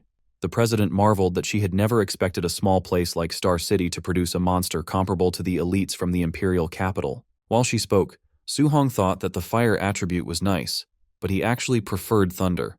He thought that if only he had high compatibility with thunder, that would be perfect. Suddenly, the crystal ball lit up again, but this time it crackled with intense thunderous energy. This new development shocked the president even more. Su-hong looked at the ball and noted that his thunder attribute compatibility also seemed to be 100%. The president was completely speechless. She stood there stunned, wondering if she was hallucinating. Thunder and fire dual attributes at 100%? She could only conclude that this boy was a complete monster. Then, the glow shifted again. Su-hong added that his wind attribute compatibility also seemed to be 100%. The president stared in disbelief, wondering how something this outrageous was even possible. A few minutes later, she slumped back onto the couch, totally defeated, while Su-hong quietly watched her spiral into shock and panic. She muttered that this wasn't right. Every single element was full, all at 100%. She convinced herself she must be dreaming. She reflected that she once considered herself a top-tier genius. After all, a 30-year-old Tier 5 martial artist was incredibly rare. But after meeting someone who defied all common sense, she realized she was just an ordinary person in comparison. She realized that only another monster could ever hope to understand or defeat a monster like him. She muttered to herself about existences that ordinary people simply could not comprehend. Su-hong broke the silence, noting that all 7 attributes were at 100%. He complained that if he only cultivated thunder and ignored the other 6, it felt like a huge waste. It was actually quite distressing for him. He then boldly asked the president if she could just give him the guidance techniques for all 7 attributes. The president fell silent. She eventually explained that human energy was limited. No matter how high his talent was, it was best to focus on 1 or 2. She warned him that someone in the past had tried to cultivate all 7 at once, and after decades, that person was still stuck as a Tier 1 martial artist. Su-hong insisted that he couldn't decide right then. He wanted to try cultivating all of them first and pick a focus later. The president reluctantly agreed but warned him seriously. He absolutely must not squander his God-given talent. Then she changed the subject, asking if his school's monthly exam was coming up soon. Su-hong nodded yes, asking why she wanted to know. The president explained that friction in the all-heavens battlefield was intensifying. The Great War between the 10,000 races and humanity could erupt at any moment. Because of this, nations were pouring resources into a special genius training camp. She wanted to recommend Su-hong for it, but there was a condition. He had to take first place in his school's monthly exam. If he succeeded, she would secure his spot. Su-hong thought about the War of the 10,000 Races. He remembered the conflict that had happened over a decade ago. He recalled losing all his relatives except his uncle and aunt when he was young. He told the president he understood and would work hard. In his heart, he vowed to never let that tragedy happen again. He had to become strong enough to protect his family. That night, back at home, Su-hong excitedly announced to his uncle and aunt that he had become an official martial artist. He proudly displayed his new credentials. His uncle and aunt started crying tears of joy. They exclaimed that little Hong had really succeeded. His aunt added that he had truly made something of himself and she was so proud of his capability. Su-hong revealed that a Tier 1 martial artist got a monthly allowance of $10,000, so his uncle didn't need to work so hard anymore. His uncle smiled, saying that little Hong was now the pillar of the family, and he'd listen to whatever he said from then on. Su-hong silently promised himself that from this moment on, he would carry the weight of the entire family on his shoulders. Later that night, alone in his room, Su-hong sat down to meditate intensely. When he snapped his eyes open, they were glowing with a deep red light. He clenched his fist, and smoke slowly drifted out from his fingers. He wondered if this was the basic level of the guidance technique. It seemed weak. He questioned why it felt like it had no power at all. Then he noticed a new entry on his system panel. The guidance technique had appeared, confirming he had successfully learned it. Checking the status details, he saw it was currently at level 1. He started wondering, could guidance techniques be leveled up like skills? President Wu had never mentioned this. If these techniques had levels, she surely would have told him. A sudden realization hit him. What if he was the only one who could level them up? What if he could solo level his cultivation technique? If you are excited to see just how powerful he becomes, hit that subscribe button right now and turn on notifications so you don't miss the next episode. Su-hong stared seriously at the glowing blue panel. He wondered how to upgrade guidance techniques and if they improved the same way as martial value. As he touched the window, a red warning flashed. Insufficient martial value. Su-hong sighed. He decided to cultivate the other guidance techniques first and figure out how to earn more martial value later. He sat cross-legged on the rooftop, surrounded by books. Flames of spiritual energy burst around him, lighting up the area. Hours later, Su-hong's inner view showed 7 glowing points of spiritual qi. Each point represented a different technique, like thunder, water marsh, thick earth, and spirit wind. The 7 different attributes pushed against each other. Su Hong gritted his teeth, sweating. He understood why President Wu said a genius cultivating 7 techniques stayed Tier 1 for decades. He continued to channel the power, trying to control the energy as flames rose around him. He noticed that while all 7 types of qi existed in his body, he could only use one at a time. A ball of fiery qi formed in his hand as he breathed heavily. The flames swirled in his hand. He realized that if he forced a second attribute, the forces would collide and cause a violent explosion. A huge explosion of energy shook the rooftop, making both attributes disappear. Su Hong narrowed his eyes. Could thunder and fire not be combined? Their natures felt similar, so why did they reject each other? He tried again. Thunderlight and fire sparks wrapped around his fingers. When the forces touched, another explosion burst out, scattering the energy. Sweating, Su Hong clenched his teeth and refused to give up. He yelled to try one more time. Flashes burst from the rooftop all night as he tried to fuse the attributes. At dawn, the building still glowed faintly from the sparks of Su Hong's nonstop training. Breathing heavily with sweat running down his face, he told himself he just needed a little more. Lightning and flame flickered in his hand. He stared at it, insisting he only needed a tiny bit more. Gritting his teeth, he shouted for the power to fuse. Lightning and fire wrapped around his arms as he forced the energies together. A bright flame exploded in his palm. After trying all night, he finally succeeded. He looked at the flame with relief. Straightening his clothes, he decided it was time to go out and test the power. At Star City's Citizen Martial Arts Square, a large plaza with a clock tower, training robots stood ready. Su Hong stood before a spider-shaped combat tester. He noted that he had switched to a Tier 3 tester, hoping this one wouldn't break. Remembering that 50% power reached 3,000 previously, he decided to try 30% power first. He struck with his glowing fist. The result went above 2,300. He was surprised. At 30% strength, it should have been around 1,800, but it had increased by 500. He looked at the lightning in his hand. The power of thunder alone was already very strong. Then he clenched his hand to aim. He wondered how strong the fused thunder and fire would be, then released the combined force. His punch smashed into the tester with overwhelming speed and power. The screen flashed 3041. Su Hong stared in surprise. It was far higher than expected. He muttered in shock, wondering how it passed 3,000. Rubbing his hands beside the damaged tester, he realized that 30% of his fused power already surpassed a Tier 1 high-stage martial artist. He glanced at his status and sighed. His vitality was only 123, making the result even more terrifying. If the power was this strong with 2 attributes, what kind of strength would he have fusing all 7? The thought filled him with excitement. Watching the flames and lightning in his hand, he smiled. He decided to try fusing 3 attributes next time. Later, he lay flat on the rooftop, exhausted, shirtless and sweating. He breathed heavily as small lights floated around. Fusing 2 attributes was hard, but fusing 3 felt much harder. He had rearranged all 7 patterns repeatedly, but made no progress. Still, he imagined the power if he succeeded. He checked the system, wondering if leveling up his techniques would help.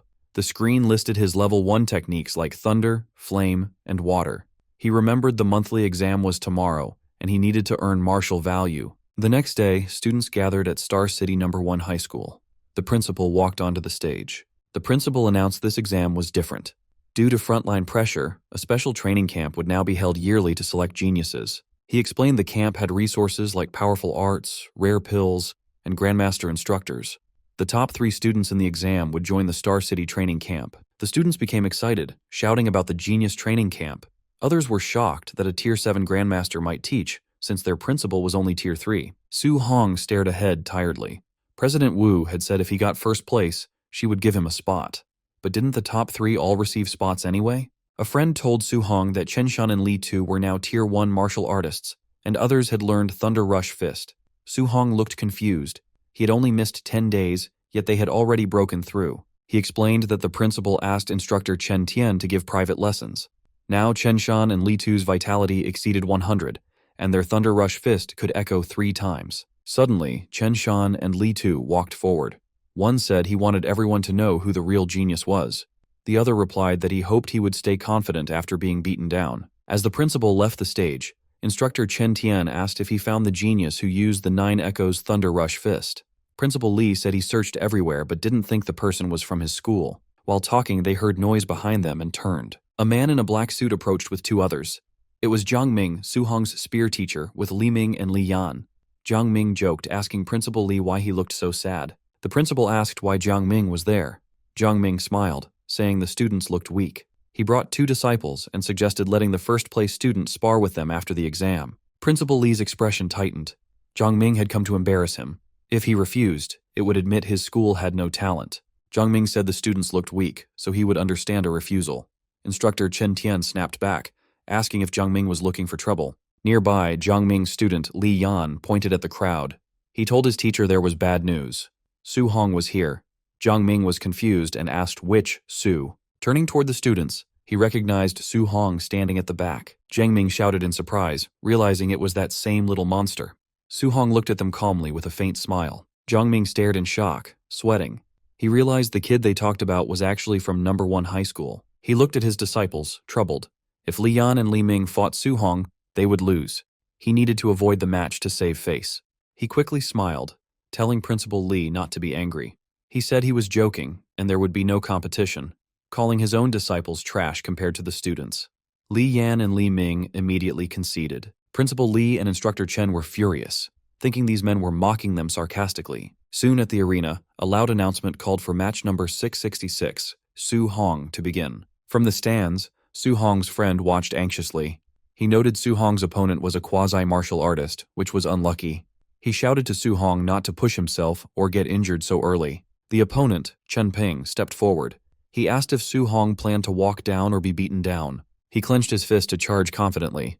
But before he could react, Su Hong moved. He disappeared and instantly appeared in front of Chen Ping. With one clean strike, he sent Chen Ping flying. The impact flipped Chen Ping upside down, and he crashed hard onto the ground. Everyone stared in shock. One student asked when Su Hong became so fierce, while others were stunned silent. Su Hong stood calmly in the smoke. Everyone realized he had defeated a quasi-martial artist in a single move. Su Hong stood calmly over his defeated opponent. The crowd shouted in disbelief, wondering how he became so strong, with some suspecting he was already a Tier 1 martial artist. They announced the final match would happen next. In the stands, Instructor Chen stared at Su Hong, confused about where this student came from and why he missed private tutoring. Principal Li blamed himself for failing to notice him earlier. Principal Li felt he had wasted a talent by not training Su Hong sooner. Instructor Chen mentioned Su Hong looked familiar but couldn't remember where he had seen him.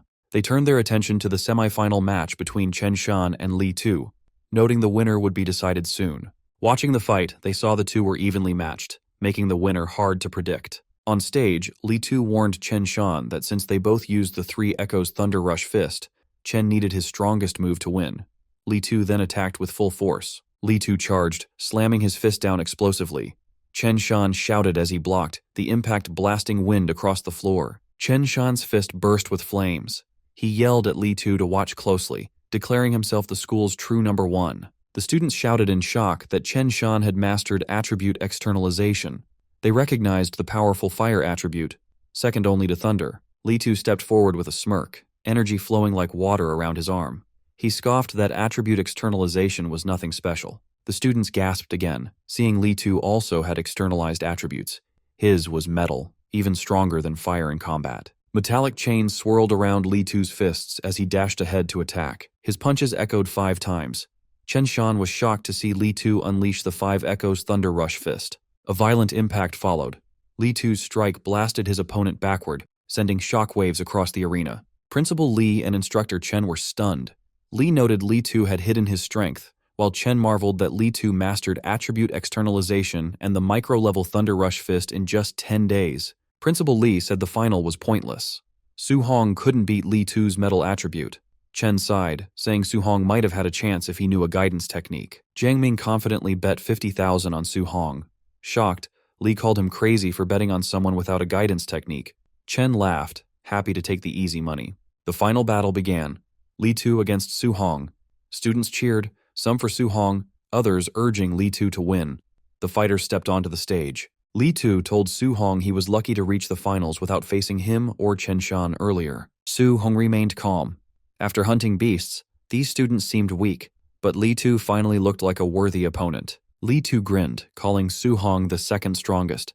Su Hong simply asked who the first was. Li Tu stomped the ground, declaring that he was naturally No. 1. He attacked, claiming one move would show the huge gap between them. Students panicked, seeing Li Tu use the 5 Echoes Thunder Rush Fist immediately. They feared it was already over for Su Hong, But Su Hong's eyes glowed with golden light as power built up inside him. Flames burst from his fist as he charged, wanting to test the limits of his physical body. The crowd screamed that Su Hong was crazy for meeting the attack head-on instead of dodging. Their fists smashed together explosively, shaking the ground. They clashed repeatedly, sending energy bursts through the air. Su Hong met the thunderous attack directly. Li Tu was shocked that Su Hong stopped his 5 Echoes fist instantly with just 5 punches. They fought on, fists colliding in a storm of blows amidst whipping energy chains. Li Tu gritted his teeth. Every punch from Su Hong felt overwhelmingly heavy, like fighting a monster. In the stands, a teacher exclaimed that Su Hong was evenly matching Li Tu without using any martial skills. His friend shouted that his strength was terrifying. The officials were stunned. Chen guessed Su Hong had a special physique. Principal Li laughed, proud the school produced such a genius. However, Chen noted that despite Su Hong's strength, Li Tu's condensed attribute still gave him the edge. The clash sent both sliding back. Su Hong steadied his flaming fist, while Li Tu was forced back several meters. Angry, Li Tu shouted that he would win.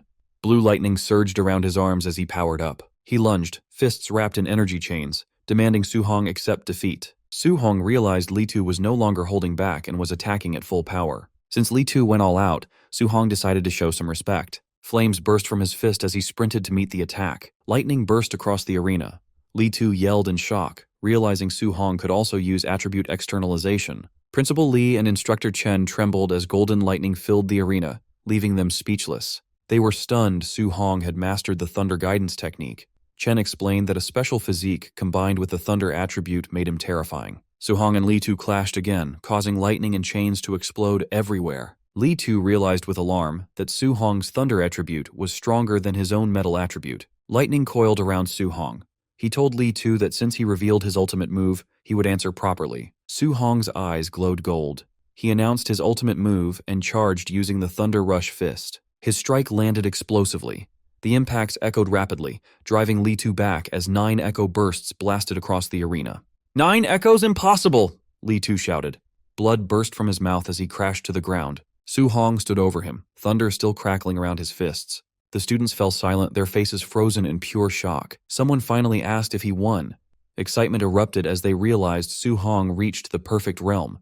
9 echoes, surpassing even the teachers. Instructor Chen stuttered in disbelief. Principal Li trembled, declaring Su Hong not just a genius, but the dragon of Star City High. Chen wiped his sweat, imagining how devastated other geniuses in the training camp would be facing a monster like Su Hong. As Su Hong walked away, Chen admired him.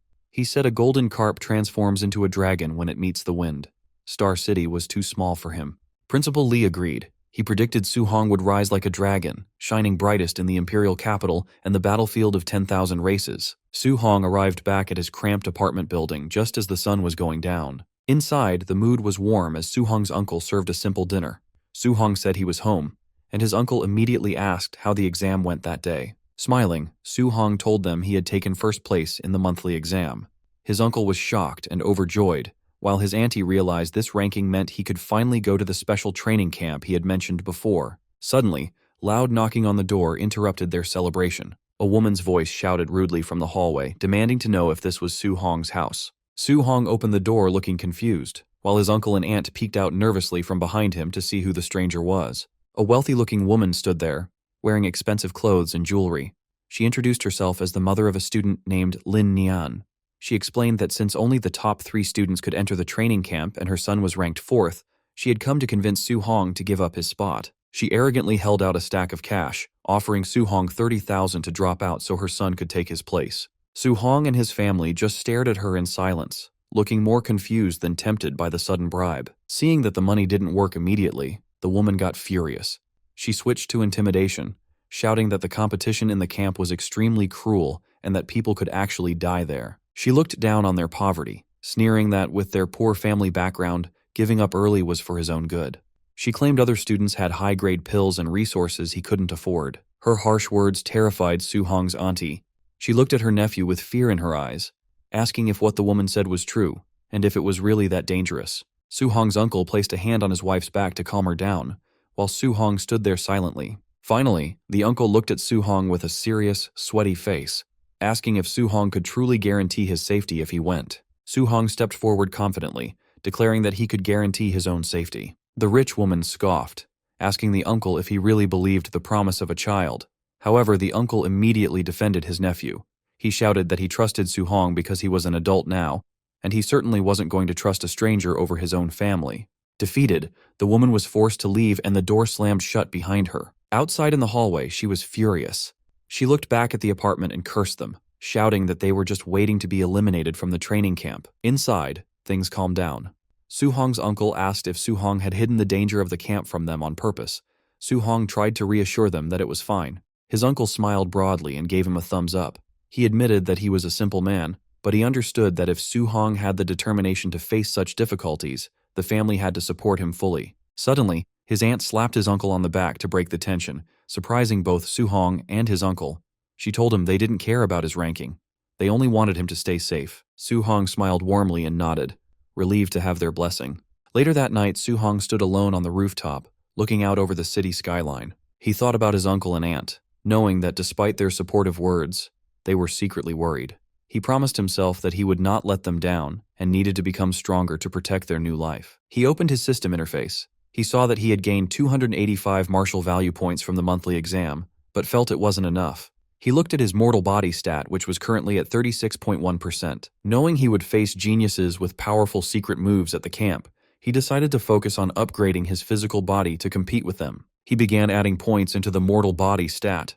Red energy flashed around him as the percentage slowly climbed up, point by point. After the upgrade, steam rose from his body. His mortal body had reached 64.6%. He realized he was still a long way from 100% and wondered what kind of special body type he would unlock once he finished it. Suddenly, he noticed a surprise on his status screen. He was confused to see that both his Thunder Guidance Technique and Heavenly Flame Guidance Technique had leveled up to level 2 without him realizing it. Su-hong realized that he had only practiced the guidance techniques for a few days without doing anything special. He wondered if there were no extra conditions required, and if simply practicing normally allowed them to level up. Deciding to test this theory immediately, he said he would try to level up one more time. Lightning crackled in one hand and flames blazed in the other as he began to gather his energy. The sun rose over the city the next day at dawn, casting light over the skyscrapers. Su-hong snapped his eyes open, his gaze sharp and focused after a night of training. He sat cross-legged, surrounded by a powerful aura of fire and electricity. His hard work had paid off. A message appeared confirming that both his Thunder Guidance Technique and Heavenly Flame Guidance Technique had successfully upgraded to level 3. He checked his status panel with satisfaction. He saw that not only had the techniques leveled up, but his vitality had also increased by 3 points, reaching 126. He considered this an unexpected bonus. His mortal body progress sat at 64.6%, and he had used up all his martial value. Later that morning, Su-hong stood outside his apartment building, ready to leave for the training camp with his weapon over his shoulder. His aunt looked at him with great worry, telling him to be safe and reminding him that if it didn't work out, he could just come home. His uncle interrupted, telling his wife not to say such sad things. He waved enthusiastically at Su-hong, encouraging him to go to the camp and bring back another first-place victory. Su-hong smiled, agreed, and turned to walk away. As Su-hong walked down the empty street, his uncle's brave act began to break. He stood there trembling, watching his nephew's back. Tears ran down the uncle's face as he finally let his emotions show. His aunt joked with him, asking if he wasn't just as worried as she was. The uncle admitted he was, but he had held it in because he was afraid that if he showed his fear, Su-hong would worry about them. As Su-hong walked down the street carrying his weapon, his senses picked up something approaching. He looked up just as a red sports car sped around the corner and screeched to a stop right next to him. The window rolled down to reveal President Wu Lingxian wearing sunglasses. She simply ordered him to get in. Soon they were speeding down the highway. Su-hong asked the president why she had come for him personally.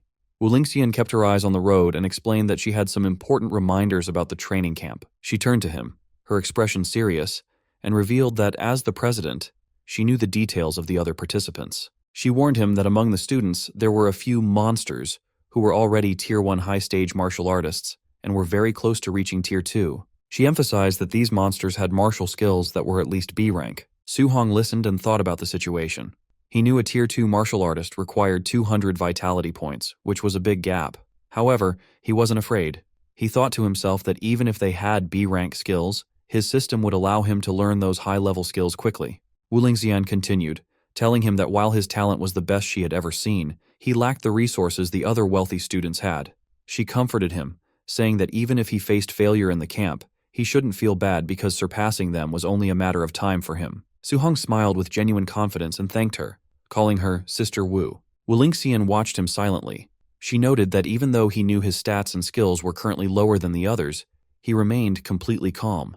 She thought to herself that she didn't need to worry about his mindset causing any problems. The black van carrying the students wound its way through the scenic roads of the Tianlin Mountains. Inside, the students panicked.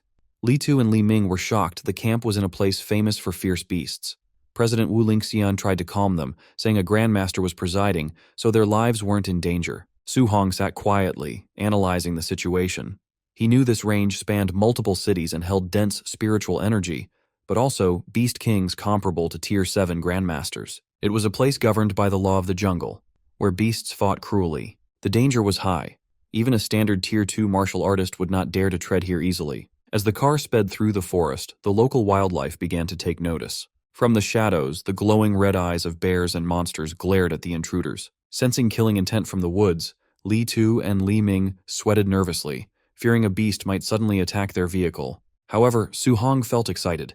He realized the camp competition would be as cruel as the beast's slaughter, and he actually liked that intense feeling. Eventually, they arrived at the campsite and joined the gathering crowd. Standing there, one student wondered aloud how strong the other participants would be. They saw a group of intimidating young martial artists with serious expressions, all radiating power. Facing the pressure from these rivals, Li Tu and Li Ming stood in awkward silence. Su-hong rallied his companions, flashing a confident smile to signal it was time to move. With his weapon over his shoulder, he marched forward with Li Tu and Li Ming. However, a hand abruptly blocked their path. An official in a suit said they had to wait for everyone before the camp entrance assessment began, surprising the students who didn't expect a test so soon. Su-hong noticed the remaining participants arriving. He watched with annoyance as luxury cars drove through mud, thinking how wealthy families made everyone wait. Bodyguards opened the doors of the expensive vehicles, and the atmosphere shifted immediately. 3 prominent figures stepped out, drawing admiration.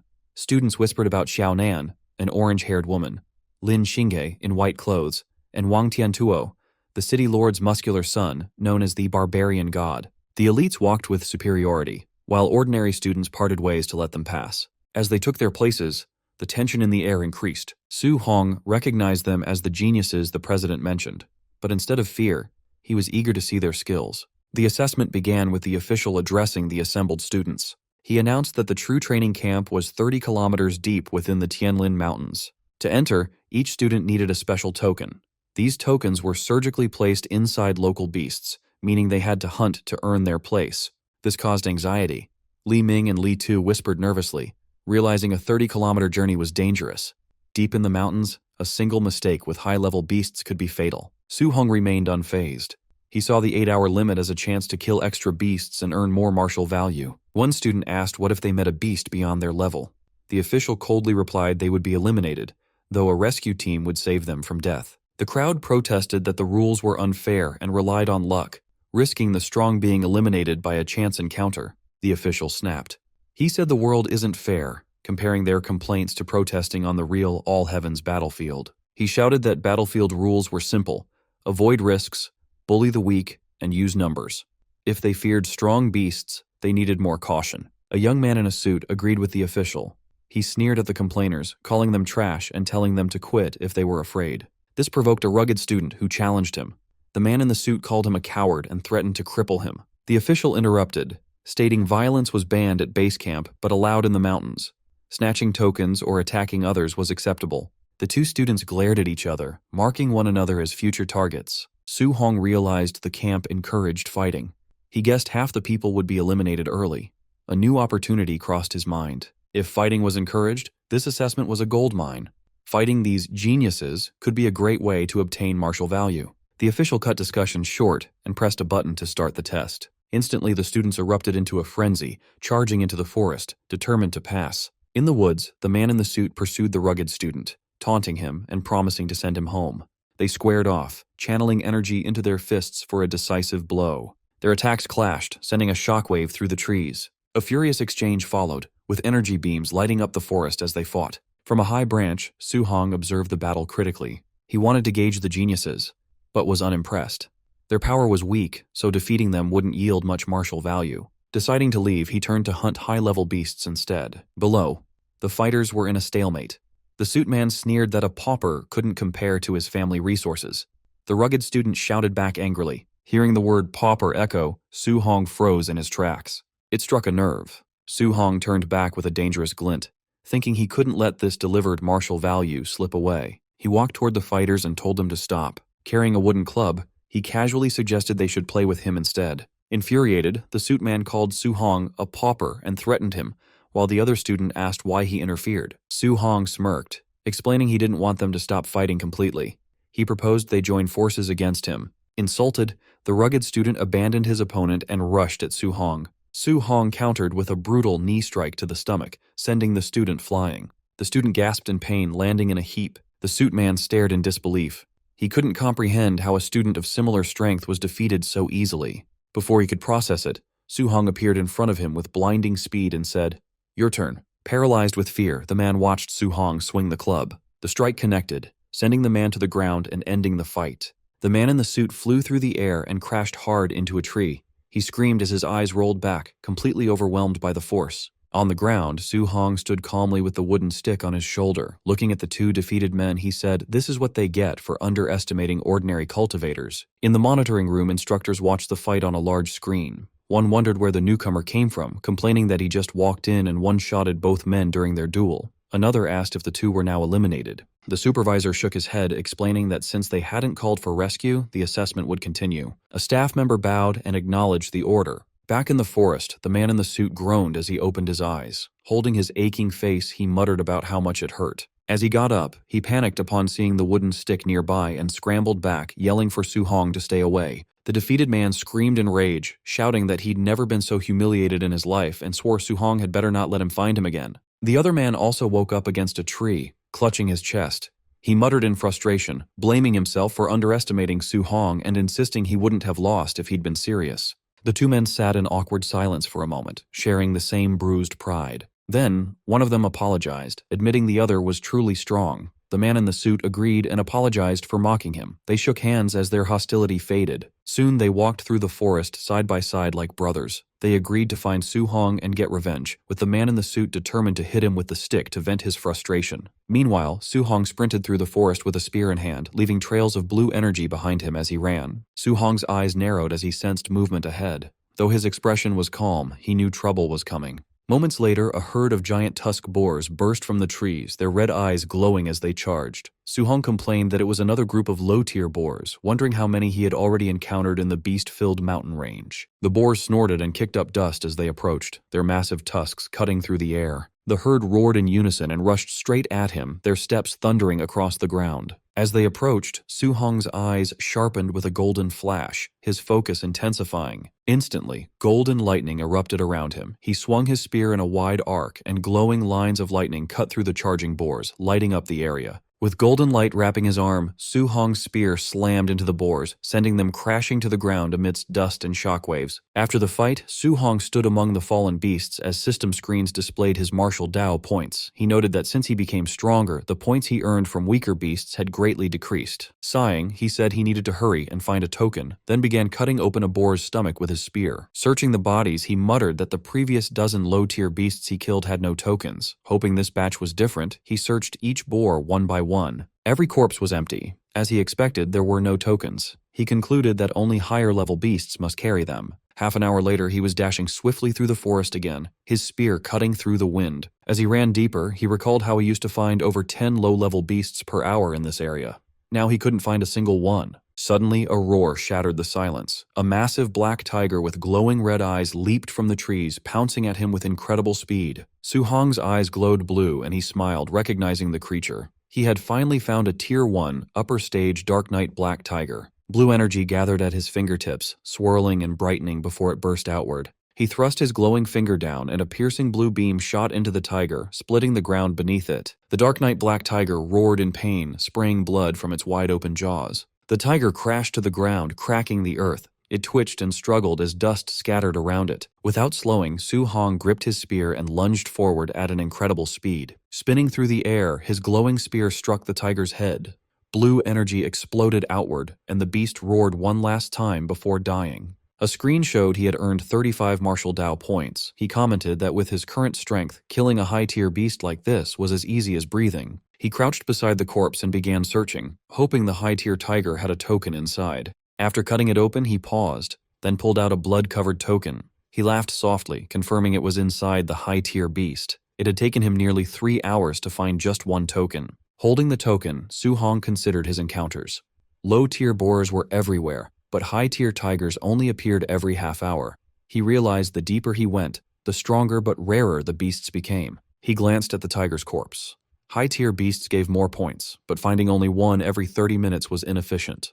Hunting the more numerous low-level beasts would earn him points faster. Gripping the token, he smiled. He decided to focus on quantity over quality for earning points. He continued on, determined to use the remaining 5 hours to gather enough points to max out his mortal body progress. As he walked on, he came across a blood-soaked clearing filled with the torn-apart corpses of deer. The ground was also littered with the corpses of boars he had killed. As Su Hong killed another boar with his bare hands, a massive bear with glowing red eyes lunged at him, swinging its claws down. He dodged the sudden attack with incredible speed, spinning to the side. Flames wrapped around his fist as he charged, noting that after killing dozens of low-tier beasts, he had finally found a mid-tier one. His fiery punch shot forward like a cannon, blasting the bear into the air and through the forest. The bear slammed into a rock wall, roaring in pain and coughing up blood as it struggled to get up. Reflected in the bear's trembling eye, Su Hong was already leaping in for another strike. He slammed his fist down, driving a beam of fiery energy into the bear's head as the impact sent shockwaves through the ground. The force dragged the bear across the ground until it crashed into a large tree, snapping the trunk. As the dust settled, Su Hong stood covered in blood and dirt. He calmly noted that with his mortal body over 60%, he could kill mid-tier beasts with physical strength alone. A system panel appeared, showing his stats and 254 martial Dao points. He needed just over 100 more to max out his mortal body progress, which was currently at 64.6%. The panel also displayed his level 3 guiding arts and his martial skills, all in a perfect state. Tightening his grip on his weapon, Su Hong knew he had to use the remaining 3 hours to gather the rest of the points he needed. Before he could move, a deafening roar echoed through the trees. Su Hong froze, sweat on his face as the noise echoed. What was that sound? He wondered. Suddenly, a massive shadow fell over him. A gigantic golden bird with glowing wings descended, swirling leaves and wind. As its golden feathers shined like fire, he realized it might be the legendary Golden Rock Beast King. The beast screeched and dived, its body wrapped in blazing energy. The force of its descent tore through the forest, sending out violent shockwaves. Su Hong braced himself, gripping his spear as the wind roared around him. The Beast King's power was terrifying. A single flap of its wings had created this devastating shockwave. A violent crash echoed as a massive tree split apart, its trunk snapping under immense force. Su Hong leaped onto a broken stone as a shockwave rushed past. Wind roared around him while he steadied himself, looking to the sky and wondering what beast could cause this. Pressed against a cliff, sweat on his face, he admitted he'd grown complacent. Faced with such overwhelming power, he realized he was just an ant to top-tier experts. Then his eyes widened. He saw something else approaching high in the air. The Golden Rock Beast King hovered on spread wings. A second figure approached, also shining with golden light. It was Rank 7 Grandmaster Qin Tianli, wrapped in a fierce, flaming aura. He announced himself as Qin Tianli, saying he was borrowing the territory and asked why the Beast King returned. The Golden Rock Beast King swooped down, claws extended. It shouted it never agreed to lend its territory. Qin Tianli shot forward like a golden firestorm. He yelled he would beat the Beast King until it agreed, and the two forces collided in midair. The rock's wings flashed gold as it twisted. Qin Tianli's punch exploded against its feathers, and the beast beat its wings again with a sharp cry. Light spiraled around it, forcing Qin Tianli back with a shockwave. He steadied himself, irritated by the noise. Yelling the rock was too noisy, he rushed in again. A rapid series of impacts followed. Explosions of golden force repeatedly struck the beast, lighting up the sky as they clashed violently in mid-air. Qin Tianli's punch smashed into the Beast King's head, sending feathers and blood scattering. The impact forced the massive beast backward. Floating calmly in his golden aura, Qin Tianli spoke with an icy voice. He declared he was borrowing this land and ordered the beast to leave, warning it not to make him repeat himself. The beast screeched angrily as it flew away, yelling for Qin Tianli to wait. Qin Tianli waved dismissively, telling it to get lost. As the beast disappeared, Qin Tianli took a slow breath, golden light swirling around him. His voice echoed across the area. He announced he was Rank 7 Grandmaster Qin Tianli and told the trainees not to panic as the assessment would continue. Far below, Su Hong looked up in shock, watching golden rings of power spread through the sky. He wondered if this was the true strength of a Rank 7 martial artist, clenching his jaw. With determination in his eyes, he vowed that he would reach that realm one day. High above, Qin Tianli descended toward the base. Below, the crater-like area was filled with buildings for the assessment. Hovering above the officials, Qin Tianli complained the beast should have just agreed. He only wanted to borrow the territory for a trial, but it forced him to fight. The staff stood at attention. Among them, Rank 5 martial artists Lin Zi and Bai Mu spoke in admiration. They noted Grandmaster Qin was more fearsome than rumored, having beaten the famously tough Golden Rock Beast King. Qin Tianli brushed off the praise and ordered them to the monitoring room. He wanted to see which trainees withstood the Golden Rock's pressure earlier, and the staff followed. Inside the surveillance room, the monitors showed trainees collapsed from the shockwave. Lin Zi explained that most were unable to move under the Golden Rock's aura. Qin Tianli stared in surprise. On one screen, a trainee knelt beside dead black tigers, remaining calm under the beast's pressure. "Who is that boy?" Qin Tianli asked. Bai Mu checked the documents. Wang Tiantuo, a Tier 1 high tier with Blood Chai 340 and 95% fire affinity. He has the barbarian god physique and is the Star City Castellan's son. Qin Tianli raised an eyebrow, noting the Castellan treated having children like lottery tickets and had finally produced a good one after 100 tries. Another trainee appeared, using incredible speed to escape the pressure zone. "Impressive movement skills," Qin Tianli commented. Bai Mu identified him as Lin Xing He, a Tier 1 high tier from the Lin family with Blood Qi 325 and 96% wind affinity. The footage showed a girl using a glowing barrier to shield herself. Qin Tianli noted she was a spiritual telekinetic, skillfully using her power to resist the pressure. Bai Mu identified her as Xiao Yan, a Tier 1 mid-stage telekinetic from the Xiao family with Blood Qi 290 and 95% wood affinity. Qin Tianli nodded, noting these three easily handled the pressure and outmatched their peers. He asked for other talents. Bai Mu listed more names from the Lin and Wang families, hesitating as she realized all the top performers were from Star City's famous families. Qin Tianli frowned. Bai Mu explained the dozen on the list all had Tier 2 combat power and withstood the aura. He questioned why every standout was from a major family, asking about the students from the schools, especially number 1 high. Bai Mu explained the school students were only Tier 1 early stage, with the 3 from number 1 high having just broken through. Qin Tianli waved his hand dismissively, saying he wouldn't bother looking and that number 1 high was unworthy of its reputation. Then Lin Zi shouted in shock, pointing at one person on the screen. All three looked up. The screen showed Su Hong cutting down a beast. They were shocked he still had the strength to hunt after experiencing the Golden Rock's pressure. Bai Mu trembled and stuttered. "That's Star City number 1 high's monster." Lin Zi scolded her, telling her not to make a fuss in front of the Grandmaster. Qin Tianli was silent, but after Lin Zi glanced at the report, he also began shaking and repeated with wide eyes, "Monster." Qin Tianli glanced at them, reminding the 2 rank 5s they should have seen plenty of geniuses. He asked why they were making such a fuss, awkwardly adding that their temperaments weren't steady yet. But when Qin Tianli read the report, his own eyes widened in shock. He screamed internally, wondering if the boy was even human. The report showed Su Hong's profile, 18, from number 1 high, Tier 1 early stage, Blood Chai 123. He had perfected a C-rank art, and his physical strike produced 3004 combat power, rivaling a Tier 1 high level. He also likely had a special physique, a 100% affinity for all 7 elements, and was cultivating all 7 simultaneously. Qin Tianli trembled, muttering in disbelief that such a freak came from a place like Star City. He wasn't a once-in-a-century talent, he realized, but a once-in-a-millennium rarity. His shock turned to joy. Clenching the paper, his eyes glowing red with excitement, he shouted, "I've struck gold!" Then he paused, confused. He demanded to know why someone so talented was only Tier 1 early stage with Blood Qi 123. Bai Mu quickly explained that Su Hong was cultivating all 7 guiding techniques at once. Grandmaster Qin erupted in frustration. "No wonder he's so low," he said. Cultivating 7 techniques at once was a doomed path, even for an immortal. He questioned how Su Hong could advance at all, growling that the local martial arts association president should have stopped him. Just then, a staff member reported that trainees were arriving at the camp. Qin nodded and said they would go take a look. Outside, the first 3 trainees greeted him. Wang Tiantuo saluted, addressing himself as a junior.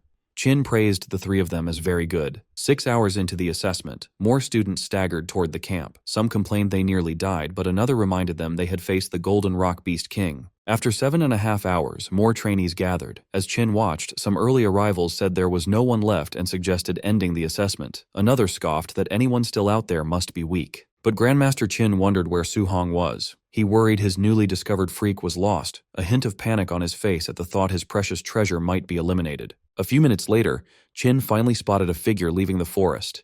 He sighed in relief, thinking the brat had finally shown up. He stepped out of the woods, dragging his spear, his clothes covered in dirt and blood. He muttered that he'd made it in time, having been so focused on earning martial value he almost forgot the deadline. As he entered the camp, trainees stared in shock. One whispered Su Hong was ruthless, another noted he wasn't injured and wondered how many beasts he had killed to get so dirty. The two men Su Hong had embarrassed earlier glared at him.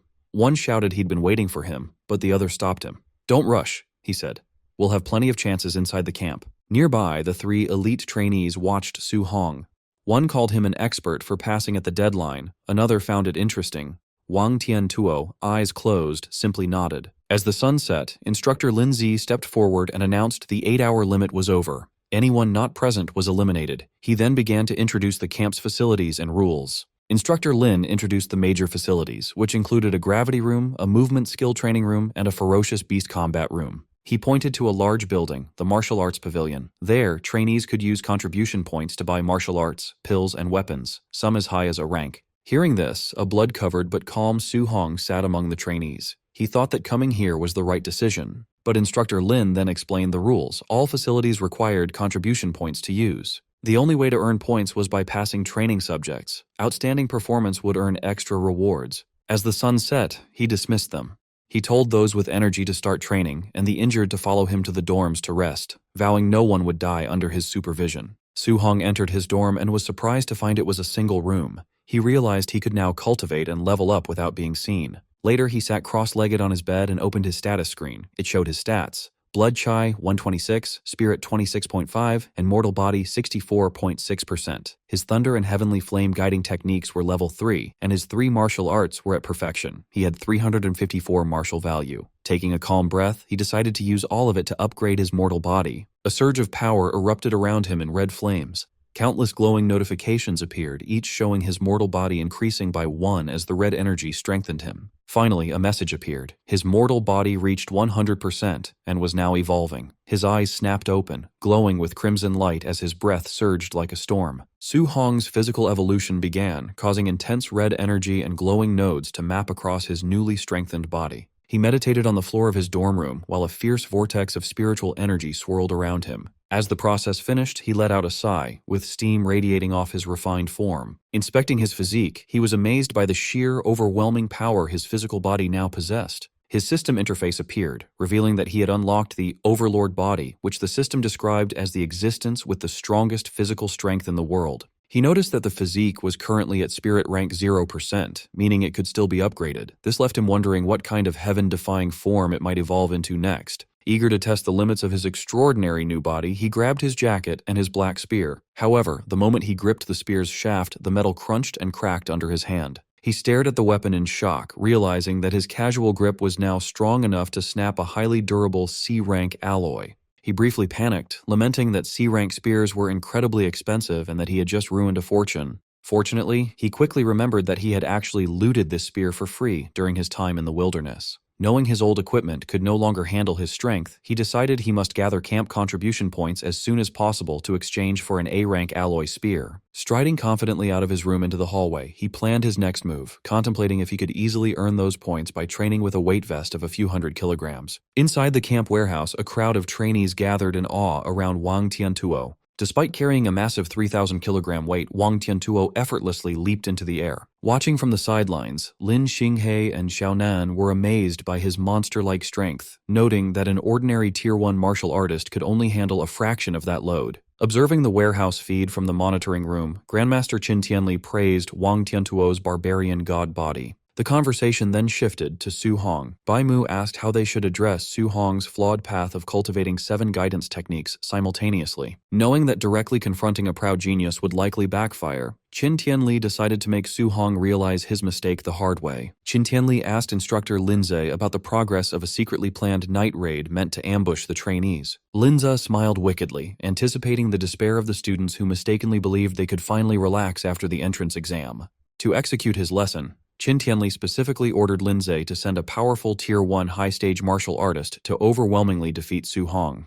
Once Su Hong was utterly crushed, Qin Tianli planned to step in, explain the impossibility of his cultivation method, and force him to give it up. The staff worried that pitting Su Hong against an opponent with over 400 vitality and 5,000 combat power might permanently break his spirit, given his much lower vitality stats. However, Qin Tianli coldly dismissed their concerns, stating that if Su Hong's resolve collapsed that easily, he was nothing but trash.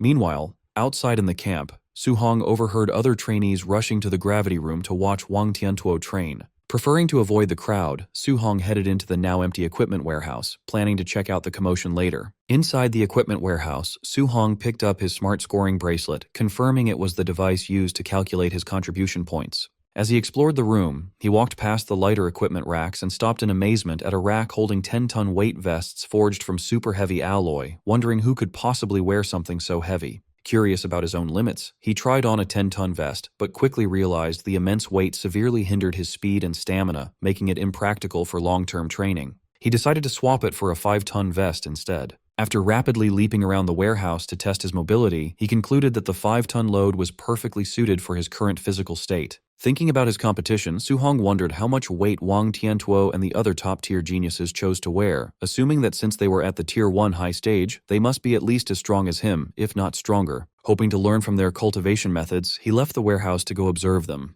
Outside, a large crowd was gathered in front of a pyramid-shaped gravity room. The trainees were astounded that Wang Tiantuo had entered the facility without taking off his 3-ton weight vest. A monitor displayed Wang Tiantuo straining inside the room under 2 times normal gravity, which the crowd noted effectively turned his 3-ton vest into a grueling 6-ton load. Standing at the back of the crowd with his arms crossed, Su Hong was genuinely surprised to hear that Wang Tiantuo's base vest was only 3 tons. Considering that weight to be incredibly light compared to his own comfortable 5 tons, Su Hong realized he had completely underestimated the sheer toughness and superiority of his newly evolved overlord body. Su Hong approached his former schoolmates Chen Shan and Li Tu and asked why they weren't going into the gravity room to cultivate. Looking defeated, the two explained that the massive gap in strength between them and the top-tier geniuses made them feel completely inadequate, and they feared the embarrassment of being compared to them if they trained right then. Su Hong sighed and patted one of them on the shoulder, disappointed that they would let their pride and fear of comparison stop them from improving. Ignoring their warnings to wait until the crowd left, Su Hong confidently walked toward the brightly lit, pyramid-shaped gravity room. The gathered onlookers immediately began to mock him. Assuming he was trying to arrogantly surpass Wang Tiantuo's record, they called him brainless and shameless, especially since he didn't appear to be wearing a weight suit. Unbothered by their taunts, Su Hong stepped through the entrance, reflecting that such expensive, heavily funded facilities were usually restricted to elite aristocratic families, making this a rare opportunity he refused to let slip by. Inside the high-tech room, Su Hong evaluated his limits. He calculated that because he was secretly wearing the 5-ton weight vest under his tracksuit, setting the room to double gravity would subject his body to 10 tons of force, a crushing load he could only endure for about 10 minutes. Deciding to pace himself so he could train for a longer period, he adjusted the control dial to 1.5 times normal gravity instead. Instantly, the increased pressure hit him and he grunted as his body strained to brace against the heavy, invisible force. Completely unaware of his hidden 5-ton vest, the crowd outside watched his struggles on the monitor and laughed. They mocked him for barely being able to handle a mere 1.5x gravity without any extra weights, cementing their belief that he was just weak, since he had been the last to finish the entrance assessment. Meanwhile, completely focused on his training, Su Hong sat cross-legged on the floor, surrounded by a fiery red aura.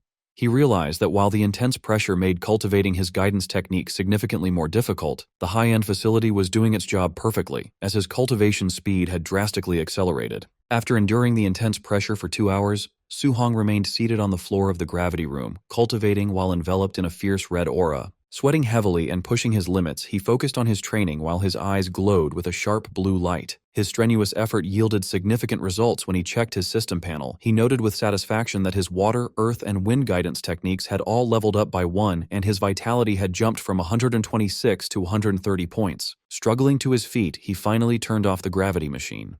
Impressed by the room's effectiveness, he eagerly considered how beneficial the camp's movement technique and ferocious beast rooms would be. Utterly exhausted, he stumbled out of the facility, wiping the thick sweat from his face. Waiting outside, 2 other trainees immediately began to mock him. Still under the false impression that he had been training without weights at a mere 1.5x gravity, they laughed at his worn-out state, with one arrogantly boasting that he could easily sleep overnight in those conditions. Ignoring their baseless taunts, Su Hong simply complained about the boiling heat and terrible breathability of his gear before unzipping his tracksuit, casually revealing the massive 5-ton weight vest he had been wearing the entire time. Seeing the heavy equipment hidden underneath his clothes, the 2 mocking trainees were left completely paralyzed in shock. The 2 trainees were surprised when Su Hong removed his weight vest, assuming it only weighed around 500 kilograms. Despite acknowledging that his strength was passable for lasting 2 hours, they still looked down on him as he dropped the vest to the ground, insisting that he was nothing compared to the camp's top genius, Wang Tiantuo. Suddenly, a commotion broke out as the crowd noticed Wang Tiantuo finally exiting the gravity room. The trainees marveled that he had withstood 6 tons of heavy pressure for over 2 hours. Sweating profusely and panting, Wang Tiantuo stepped out while the crowd praised his physical strength as the absolute best in the training camp.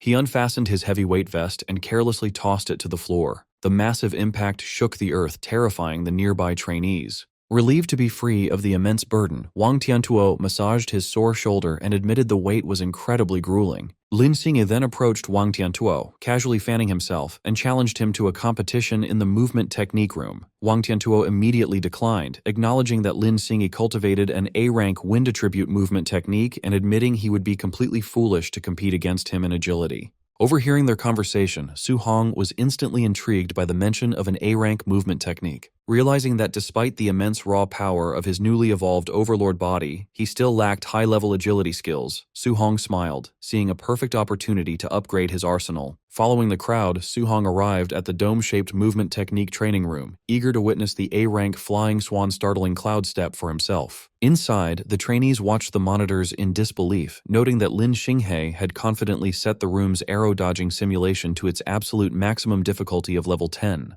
On the screen, Lin Xinghe moved with blinding speed, effortlessly weaving through a dense, rapid-fire barrage of flying arrows. He moved with such grace that he even closed his eyes mid-air, dodging the projectiles while mysteriously conjuring falling pink petals, leaving the audience stunned by his effortless showboating. Watching the spectacular display, Su Hong calmly praised the technique. Almost instantly, his system interface appeared in front of him, revealing that merely by observing the skill in action, he had successfully copied the flying swan startling cloud step and unlocked it at 1% proficiency. Su Hong carefully analyzed Lin Xinghe's graceful movements. He stepped forward to test the technique himself, drawing the attention of nearby bystanders. The crowd immediately began to laugh and mock him, finding it ridiculous that he believed he could master a complex A-rank movement technique simply by watching it once. Ignoring their taunts, Su Hong's consciousness entered his system's virtual training space, where he battled against a simulated clone of Lin Xinghe. Through intense practice and dodging rapid attacks, his proficiency in the skill skyrocketed, quickly climbing from 8% all the way to 93%. A system notification soon congratulated him on officially reaching the basic level of the technique, and Su Hong stood triumphantly, thrilled to have acquired his first A-rank movement skill. As the system prepared to send him back to reality, Su Hong reflected that having to use Lin Xinghe's incredibly showy movements as a learning template was somewhat embarrassing. Satisfied that he no longer needed the movement technique room, he decided his next destination would be the ferocious beast room, where he could hunt beasts to earn martial value and increase his vitality. However, his train of thought was interrupted when he noticed the entire crowd staring at him and taking pictures with their phones, praising his dramatically flashy posture. To his absolute mortification, Su Hong realized that while he was training in his mind, his physical body in the real world had been acting out all of the exaggerated, showy poses. Deeply embarrassed, he sprinted away from the area at top speed, ignoring the crowd's cheers asking him to perform again, and silently vowed to never use Lin Xinghe as a template again. As he dashed off, Su Hong's sharp senses picked up the feeling of being followed. Trailing a short distance behind him were the student in the suit, now armed with a wooden club, and the rugged student he had defeated during the entrance assessment. Having tracked Su Hong's path toward the ferocious beast room, the two vengeful trainees plotted to block the exit and ambush him the moment he came out. Arriving at the large facility known as the ferocious beast room, Su Hong noticed a large crowd gathered outside. Near the entrance doors, he overheard a tense exchange between Wang Tiantuo and Xiao Nan. Wang Tiantuo laughed, noting that Xiao Nan wanted to compete with him in hunting beasts to determine who was truly the #1 trainee in the camp. Wang Tiantuo arrogantly asked if she genuinely believed her spiritual telekinesis could defeat his barbarian god body, feeling underestimated. In response, Xiao Nan confidently retorted that he was the one underestimating the true power of a spirit master. Intrigued by the mention of a spirit master, a fighting style he had never seen before, Su Hong decided to delay earning his own martial value so he could observe her techniques first. Looking through the observation window into the simulated forest environment, Su Hong was completely shocked to see Xiaonan gracefully walking down from the sky toward a pack of black tigers. He marveled at this, knowing that walking on air was a miraculous feat typically restricted to high-level grandmasters, and realized this must be the unique power of a spirit master. With a simple, glowing motion of her outstretched hand, Xiaonan summoned her power. Instantly, several streaks of blinding golden light shot forward, simultaneously piercing the skulls of 3 Tier 1 high-stage black tigers. Su Hong watched in awe as the beasts were killed instantly, wondering what the mysterious flowing light was made of. Suddenly, a massive, terrifying bear-like beast enveloped in a red aura roared and attempted to ambush Xiaonan from behind. However, the beast was instantly stopped in its tracks, its eyes widening in shock. Xiaonan used her spiritual telekinesis to forcibly lift and paralyze the giant creature in midair, leaving Su Hong amazed by her ability to effortlessly bind such a massive enemy. With a swift wave of her arm, Xiaonan directed the golden light to cleanly pierce straight through the suspended beast's head, executing it on the spot. Observing the battle closely, Su Hong finally realized that the deadly streaks of light were actually daggers being manipulated remotely by her mind. Trembling with a mix of excitement and realization, Su Hong concluded that a spirit master's ability to walk on air, bind enemies, and telekinetically control weapons from a distance made them ridiculously overpowered, allowing them to easily crush ordinary martial artists. The crowd of trainees, along with Su Hong, watched the observation monitor in disbelief as someone questioned the sudden appearance of a colossal weapon on the screen. The feed showed Xiaonan standing before a massive snake beast, effortlessly summoning a giant, glowing golden sword out of thin air. With a swift, commanding downward swing of her arm, the enormous golden blade dropped, slicing the giant snake cleanly in half. Observing this impossible feat, Su Hong was completely bewildered. He noted that she wasn't carrying any weapon earlier, and reasoned that a physical sword of that magnitude would weigh several tons, making it far too heavy to wield so easily. Stepping into the conversation, Lin Xingyi casually approached the group while fanning himself. He calmly clarified that the giant sword wasn't a physical weapon at all, but rather a highly advanced A-rank martial skill exclusive to spirit masters. Hearing this, the crowd was astounded that yet another A-rank skill had been revealed. Someone turned to Lin Xinghe asking how all the top geniuses seemed to possess such rare techniques, and wondered if Wang Tiantuo had one as well. Lin Xingyi confidently confirmed that Wang Tiantuo did indeed possess a devastatingly powerful A-rank offensive martial skill, causing the surrounding trainees to despairingly call the elites heaven-defying monsters. However, rather than feeling intimidated by the massive gap in resources, Su Hong broke into an eager smile. Realizing that the training camp was overflowing with elite A-rank martial skills just waiting to be copied by his system, he happily concluded that coming to the camp was the best decision he could have made. The trainees watched the monitor as Wang Tiantuo obliterated a Tier 1 high-level ferocious beast with a single punch. They quickly realized that the elite trainee was relying purely on his immense physical strength rather than using any actual martial skills. Since there was nothing to copy from Wang Tiantuo at the moment, Su Hong turned away, deciding to find another opportunity to learn from him later. Inspired by Xiaonan's display of power, Su Hong opened his system panel to check his own attributes. He noted that his spirit stat was only at 26.5. To become a spirit master, he needed his spirit stat to exceed 100, leaving him 73.5 points short. Calculating that he needed exactly 735 martial value points to bridge this gap, he gathered blue energy in his hand and eagerly resolved to go on a massive monster-killing spree to farm the necessary points. Meanwhile, the student in the suit and the rugged student were still secretly tailing him. They watched as Su Hong entered one of the testing arenas inside the ferocious beast room. Noticing that the rest of the camp was completely distracted by Wang Tiantuo and Xiaonan's training, the two vengeful trainees concluded that no one would interfere. They decided this was the perfect opportunity to corner Su Hong inside and ruthlessly beat him up. As they prepared to ambush him, the rugged student suddenly cried out in alarm, prompting the suited student to nervously shush him so they weren't discovered. The rugged student pointed up at the large observation monitor mounted above the facility's entrance. The two stalkers were absolutely horrified by what they saw on the screen. Su Hong was casually standing in the arena, surrounded by a towering red-eyed bear monster, giant armored scorpions, and massive stone-skinned beasts. They realized in utter disbelief that Su Hong had simultaneously challenged more than 10 Tier 1 high-stage ferocious beasts at once, leaving them wondering if he had completely lost his mind. Watching the spectacle, the rugged student urged finding an instructor to save Su Hong. The suited student replied it was too late, saying he would be torn to shreds in seconds. Seeing the odds, they realized their chance for revenge was gone.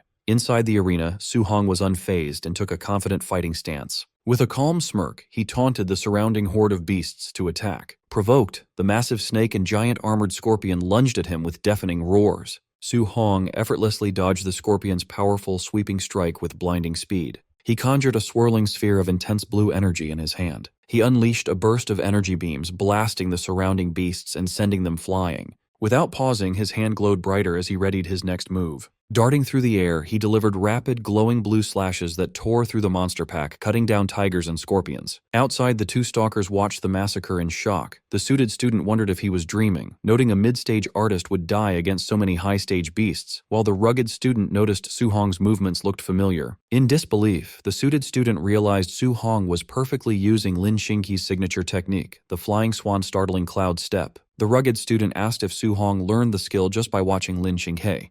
The suited student dismissed this, saying a regular student couldn't access a high-grade technique, and wondered if Su Hong was from a powerful family. The suited student stressed mastering an A-rank technique by watching was nearly impossible, marveling at his talent. Intimidated, the rugged student suggested they abandon their revenge, admitting they wouldn't stand a chance together. Though trembling as he gripped his club, the suited student refused to back down. He declared that whether Su Hong was a genius or from a great family, he could not let the grudge go. The rugged student nervously pointed to the monitor, urging his companion to look again before deciding to fight Su Hong. The suited student stared at the display, his expression shifting to horror as a cold sweat broke out on his face. Speechless at the massacre on screen, the suited student dropped his wooden club to the floor. Inside, Su Hong rested on a slain monster's corpse. The two stalkers were astounded, realizing he slaughtered all 11 high-stage beasts in just a few minutes. Sweating slightly, Su Hong checked his interface. He was disappointed that killing the high-stage beasts only yielded 81 martial value points. He realized farming points was getting harder as his power grew. Suddenly, Su Hong caught movement in the shadows. Several more red-eyed beasts emerged from the dark enclosures, glaring at him. Standing on his fresh kill as new monsters roared, Su Hong stretched and decided not to rest, eager to continue farming. A massive, saber-tooth-like beast leapt from above, aiming its sharp claws at his head. Su Hong spun around, his fist glowing with intense golden energy as he prepared a counter. He intercepted the beast with a Vajra fist, smashing its face with an explosive burst of golden light. His heavy landing sent a powerful shockwave outward, blowing back the surrounding beasts. Intimidated by his display of strength, the remaining monsters flinched and cautiously backed away. Unwilling to let points escape, Su Hong's eyes flared blue as he charged the retreating monsters for their martial value. He leapt into the air and grabbed the armored tail of a giant scorpion. With monstrous strength, Su Hong swung the giant scorpion like a club, smashing it into the other fleeing beasts. Outside, the two stalkers stood in terrified silence, watching the one-sided beatdown unfold. His desire for revenge broken, the suited student sweated and decided to forgive Su Hong. The rugged student agreed, suggesting they leave before the monster inside finished training. Leaving the arena, the two overheard trainees gossiping about elite students. The crowd marveled that Wang Tiantuo killed 9 high-stage beasts in under 10 minutes, while Xiaonan killed 8 without moving. Another trainee asked the two stalkers if they got revenge on Su Hong. Sweating and forcing a smile, they awkwardly nodded and laughed it off. Internally, the two trembled, realizing if they hadn't backed down, they would be lying on the floor. They concluded the training camp was filled with monsters. At the ferocious beast room's entrance, the automated doors opened. Wang Tiantuo and Xiaonan emerged, looking exhausted. The crowd praised them, asking how many contribution points they earned. Checking his smart bracelet, a panting Wang Tiantuo revealed he earned 280 points, while Xiaonan announced 270. The trainees were shocked by the high numbers. One calculated they must have slaughtered 50 to 60 beasts each. Wang Tiantuo added that his weight vest gave him an extra 100 points. Xiaonan sighed, noting she only got 50 points from her weight training. Hearing this, the crowd checked their devices in despair. Some complained about getting only 20 or 30 points, while another cried over earning just 10. Lin Xinghe asked the pair who won their competition. Xiaonan begrudgingly pointed at Wang Tiantuo. Watching the elite trio, other trainees sweated nervously, concluding they could only hope to compete for 4th place. Overhearing the crowd, the two stalkers smirked. They mocked the crowd's ignorance, knowing a more terrifying monster who surpassed the top 3 was still inside. An hour later, inside the testing arena, the walls were heavily cracked and covered with fresh blood. The floor was a slaughterhouse, piled high with the mutilated corpses of countless beasts. In the center of the carnage sat a lone figure. Su Hong rested on a slain monster, panting and covered in sweat, dirt, and blood from the long battle. Even with his overlord body's stamina, fighting for over an hour had left him exhausted. Checking his interface, he was frustrated to still be short of the 735 martial value points needed for his next upgrade. However, his smart bracelet showed his camp rewards. He earned 700 contribution points, 400 from hunting and 300 from his vest, and perked up, wondering what he could buy at the martial arts pavilion. Under the starlit sky, Su Hong arrived at the martial arts pavilion, a grand traditional building glowing with warm light. Inside, Su Hong stood at the counter, flipping through an inventory ledger. Across from him, a female receptionist in a pink suit sat with a bored expression. Scanning the catalog, Su Hong noted that basic Tier 1 pills cost between 10 and 50 points. However, A-rank techniques were incredibly expensive, costing 2 to 3,000 points. Realizing A-rank skills were out of his budget, Su Hong focused on medicinal items. The pill prices were more acceptable, and the catalog had spirit-gathering pills, which he needed for his spirit stat. The receptionist asked if he had decided what to exchange his points for. She secretly judged his Tier 1 cultivation level, assuming he was too poor to afford anything worthwhile. Ignoring her, Su Hong asked if the spirit-gathering pills permanently increased spiritual power. The receptionist confirmed this, explaining they only worked the first time and higher-grade pills gave better results. With this confirmation, Su Hong scanned the list. He found the highest quality option, a Tier 4 Spirit Gathering pill, cost 500 contribution points. Su Hong confidently asked for a Tier 4 Spirit Gathering pill, startling the receptionist. Still assuming he was a poor student, she reminded him the pill cost 500 points, not 50. Unbothered, Su Hong just confirmed his order and raised his wrist. He tapped his smart bracelet on the payment terminal. It flashed his 700-point balance, leaving the receptionist wide-eyed in shock. Her attitude shifted to enthusiasm. Blushing and smiling, she presented him with the pill in an ornate box. Su Hong thanked her and asked if they carried dual thunder and fire attribute alloy spears. The receptionist confirmed they did, adding it only cost 200 points.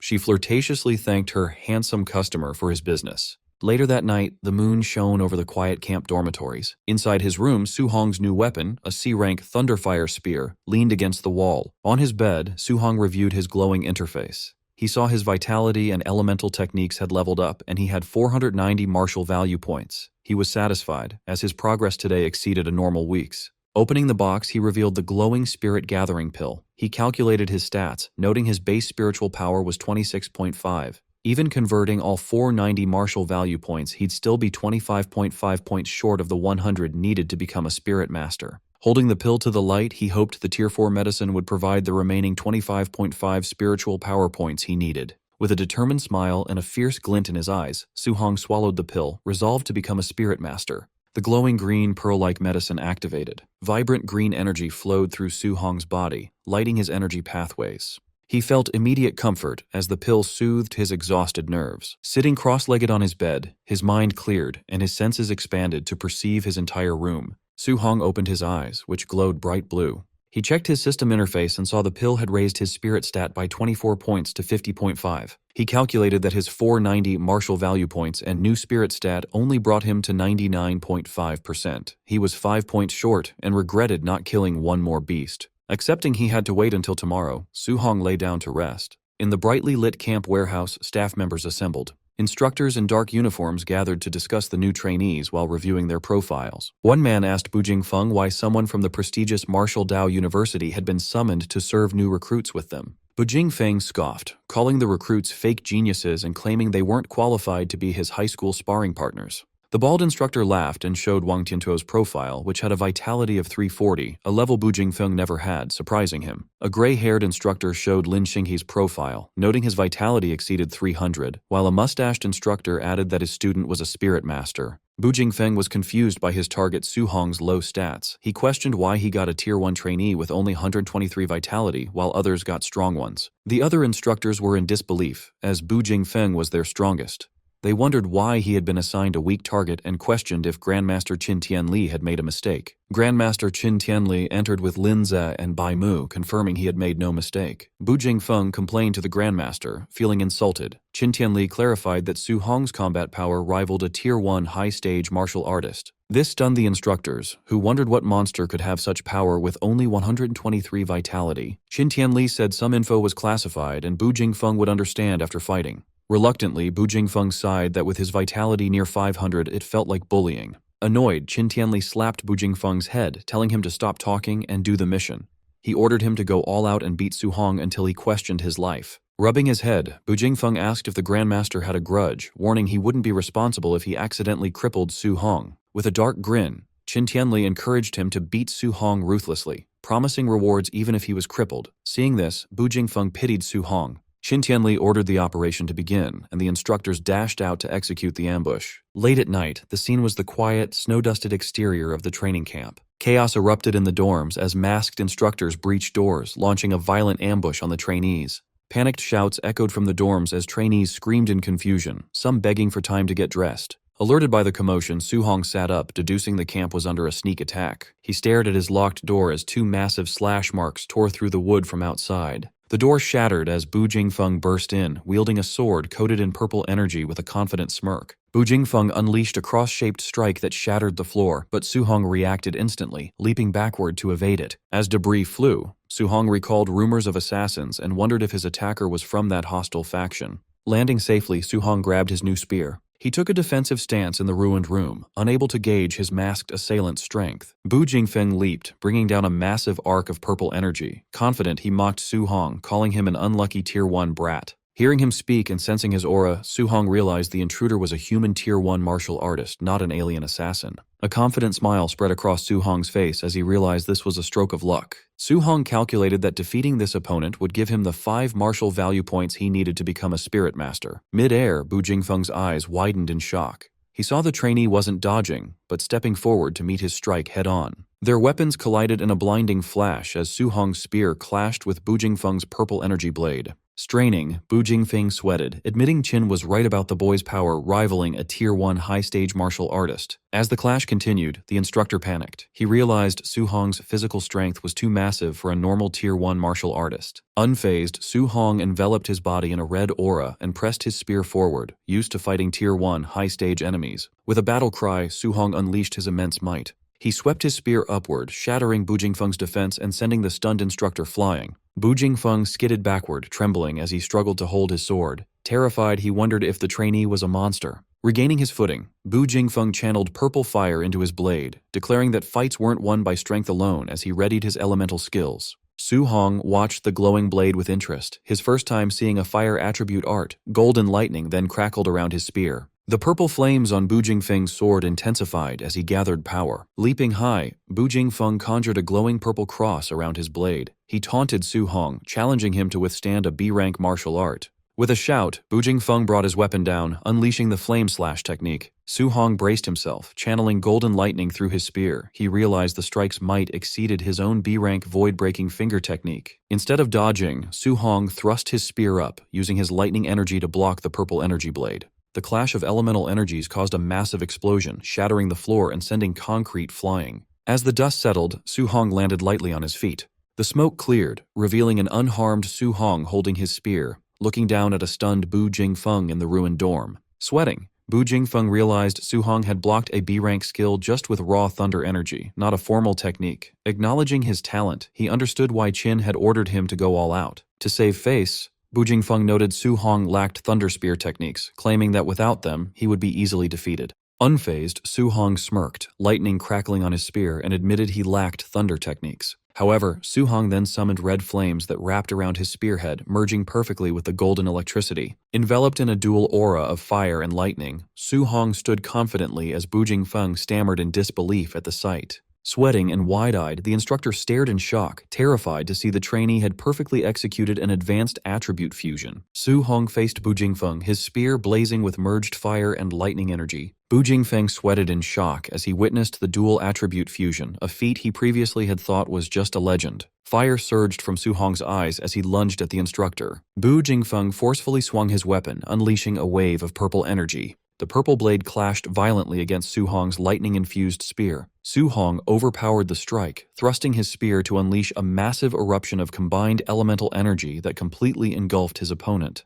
The sheer force of the attack shattered Bu Jingfeng's defense, causing him to cough up blood, astounded by the destructive power. The overwhelming blast violently launched Bu Jingfeng backward, sending him crashing through the building's exterior wall in a burst of debris. As the dust settled, Su Hong stood victorious and unharmed amidst the rubble. The system notified him he had earned 7 martial value points. Su Hong smiled as he realized he finally had enough points to become a spirit master. He reviewed his system interface, confirming his updated stats and new total of 497 martial value points. Outside in the courtyard, loud crashes and sounds of battle echoed from the dorm building. Grandmaster Qin Tianli and Bai Mu arrived, observing the commotion. Unaware of Su Hong's victory, Qin Tianli assumed enough time had passed for Bu Jingfeng to crush the young trainee. He confidently told Bai Mu he had prepared speeches to correct Su Hong's cultivation path and force him to abandon his flawed method of practicing multiple techniques. His lecture was cut short by a massive explosion as Bu Jingfeng was violently blasted through the upper wall of the dorm. He plummeted from the sky and slammed heavily into the ground at the feet of the Grandmaster and Bai Mu. Bu Jingfeng was completely unconscious, his eyes rolled back with blood dripping from his mouth. Bai Mu gasped in shock, recognizing the elite instructor. Beside her, Qin Tianli stared down at the body in stunned silence, his confidence entirely shattered. Trembling, Bai Mu pieced together the terrifying implication. If Bu Jingfeng was the one defeated, it meant the low-level Su Hong actually beat him. Before they could fully process this upset, 3 more massive blasts shattered the remaining upper windows of the dorm. 3 more figures were launched into the night sky, trailing distinct paths of elemental energy. The 3 figures plummeted downward, crashing violently into the courtyard right next to Bu Jingfeng. They were revealed to be the other 3 masked instructors sent to ambush the top trainees. All of them were battered and unconscious. Up in the ruined building, the top 3 elite trainees emerged victorious. Wang Tiantuo stood with his arms crossed. Xiaonan floated comfortably inside a telekinetic bubble, and Lin Xinghe sat on a ledge, fanning himself. Wang Tiantuo called down to Grandmaster Qin, suggesting he send stronger opponents next time because these instructors were too weak. However, Wang Tiantuo paused in confusion when he noticed 4 defeated instructors lying in the courtyard instead of the 3 they just fought. Xiaonan wondered aloud who could have possibly finished their fight faster than they did. Lin Xinghe, misreading the situation, casually assumed the 4th trainee was weak and was simply crushed instantly by their assigned instructor. Still sweating from the revelation, Bai Mu mentally corrected Lin Xinghe's arrogant assumption. Staring down at Bu Jingfeng's broken body, she knew he was actually the strongest of the 4 instructors sent out tonight. Grandmaster Qin Tianli stroked his beard, analyzing the situation. He acknowledged the swift victories of the top 3 trainees made sense given their high cultivation levels and unique talents. However, he was deeply perplexed that Su Hong, a mere early-stage Tier 1, had managed to defeat a near Tier 2 opponent even faster than the elite geniuses did. Frowning in intense thought, the Grandmaster wondered what secret had allowed Su Hong to achieve this, speculating whether the boy used an ultimate martial art or possessed a supreme physical constitution. Suddenly, Instructor Lindsay sprinted towards them in a panic, shouting that a major incident had occurred. Qin Tianli calmly closed his eyes and waved a hand dismissively. He casually assumed a trainee was accidentally killed in the ambush, stating that a few casualties were a normal part of harsh training. Sweating and frantic, Lindsay loudly corrected him, revealing the crisis wasn't a death, but rather that Su Hong had used an elemental attribute fusion technique during his fight with Bu Jingfeng. Qin Tianli casually nodded, noting a fused technique perfectly explained how the boy had won against a superior opponent. A split second later, the sheer impossibility of what he just heard fully registered, and the Grandmaster was shocked. Erupting in a blazing golden aura, Qin Tianli violently grabbed Lindsay by the shoulders, demanding he repeat himself and warning the instructor not to make up ridiculous lies about Su Hong achieving a dual attribute fusion. Lindsay nervously defended his claim, recalling seeing the monitor feed of Su Hong wielding a spear cloaked in both fire and lightning. He urged the Grandmaster to ask Bu Jingfeng if he still had doubts. Qin Tianli looked down at the defeated Bu Jingfeng, the reality of the thunder and fire fusion finally sinking in. Shaking Linzhou with wild enthusiasm, the Grandmaster noted that the only human genius in history to successfully research dual attribute fusion had taken over a decade to do so. Yet, according to Star City's records, Su Hong had been practicing his guiding techniques for less than a month. Overjoyed to the point of ecstatic laughter, Qin Tianli praised Su Hong as a heaven-sent prodigy and a true dragon among men. He completely ignored the exhausted Lin Ze, who slumped over and had to be awkwardly supported by Bai Mu. Holding up her reeling colleague, Bai Mu asked the Grandmaster if attribute fusion was truly powerful enough to let an early-stage Tier 1 defeat a near Tier 2 opponent. Regaining his dignity, Qin Tianli confirmed it, explaining that the historical pioneer of the technique could easily suppress Tier 2 enemies while still at Tier 1. Intrigued by the overwhelming power, Bai Mu questioned why such a formidable combat method wasn't widely promoted for cultivation, reasoning that despite the extreme difficulty, the potential rewards were worth the risk. Qin Tianli solemnly explained that many had tried attribute fusion in the past, but the process was incredibly difficult and carried a high risk of severely crippling the practitioner. He added that even if someone succeeded, they often remained permanently stuck at the Tier 1 cultivation level, making the immense effort and danger ultimately pointless. However, his demeanor shifted back to intense excitement as he clenched a fiery fist, emphasizing that Su Hong had managed to master this fusion in less than a month.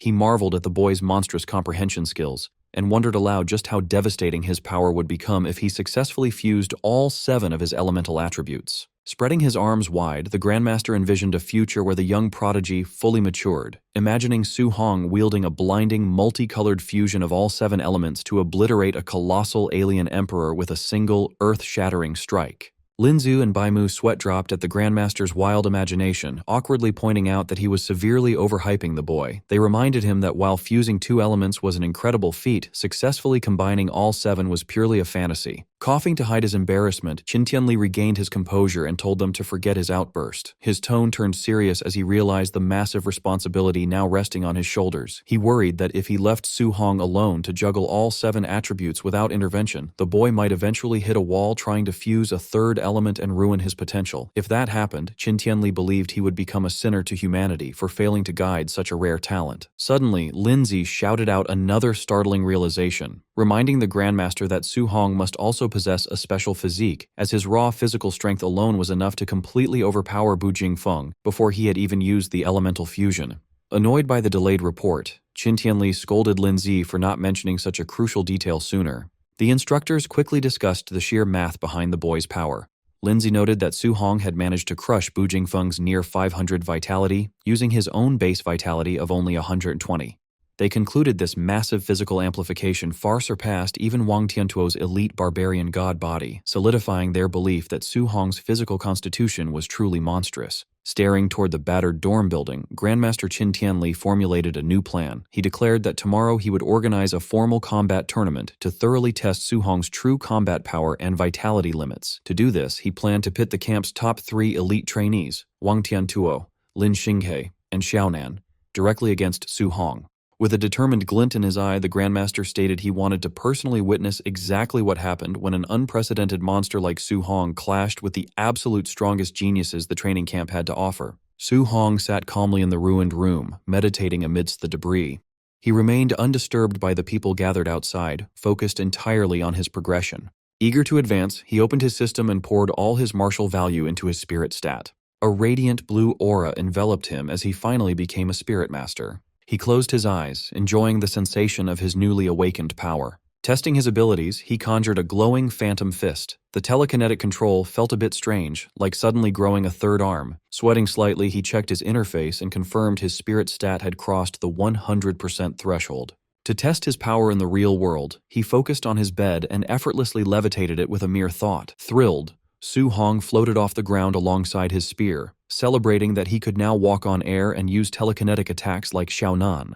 With his new status, he firmly resolved to copy Xiaonan's A-rank spirit martial art and Wang Tiantuo's offensive technique. The next morning, an urgent announcement ordered everyone to gather within 1 minute, threatening point deductions for anyone who was late. Trainees rushed downstairs in a panic. They loudly complained that the camp's schedule was outrageous after enduring the entry assessment, heavy training, and a brutal night raid all in one day. The trainees formed a large crowd in the courtyard. Su Hong arrived casually, stretching his arms and looking completely unfazed by the previous night's events. Instructor Lin Ze stood before them, glad that no one was late to the sudden assembly. With a cheerful smile, he admitted he expected many to be too beaten up to stand, praising their resilience. The rugged student complained that he only lost because of a dirty sneak attack. He argued he wasn't even given time to put on his underwear, and the attacker aimed for his crotch. Lin Ze sarcastically asked if a real alien assassin would wait for him to get dressed before an ambush. His friend laughed and teased the rugged guy, calling him bro underpants. Observing from the crowd, Su Hong agreed with the instructor's logic about real combat, though he understood why everyone was exhausted. Sensing their dissatisfaction, Lin Zi announced a comprehensive test to give everyone a fair chance to prove themselves.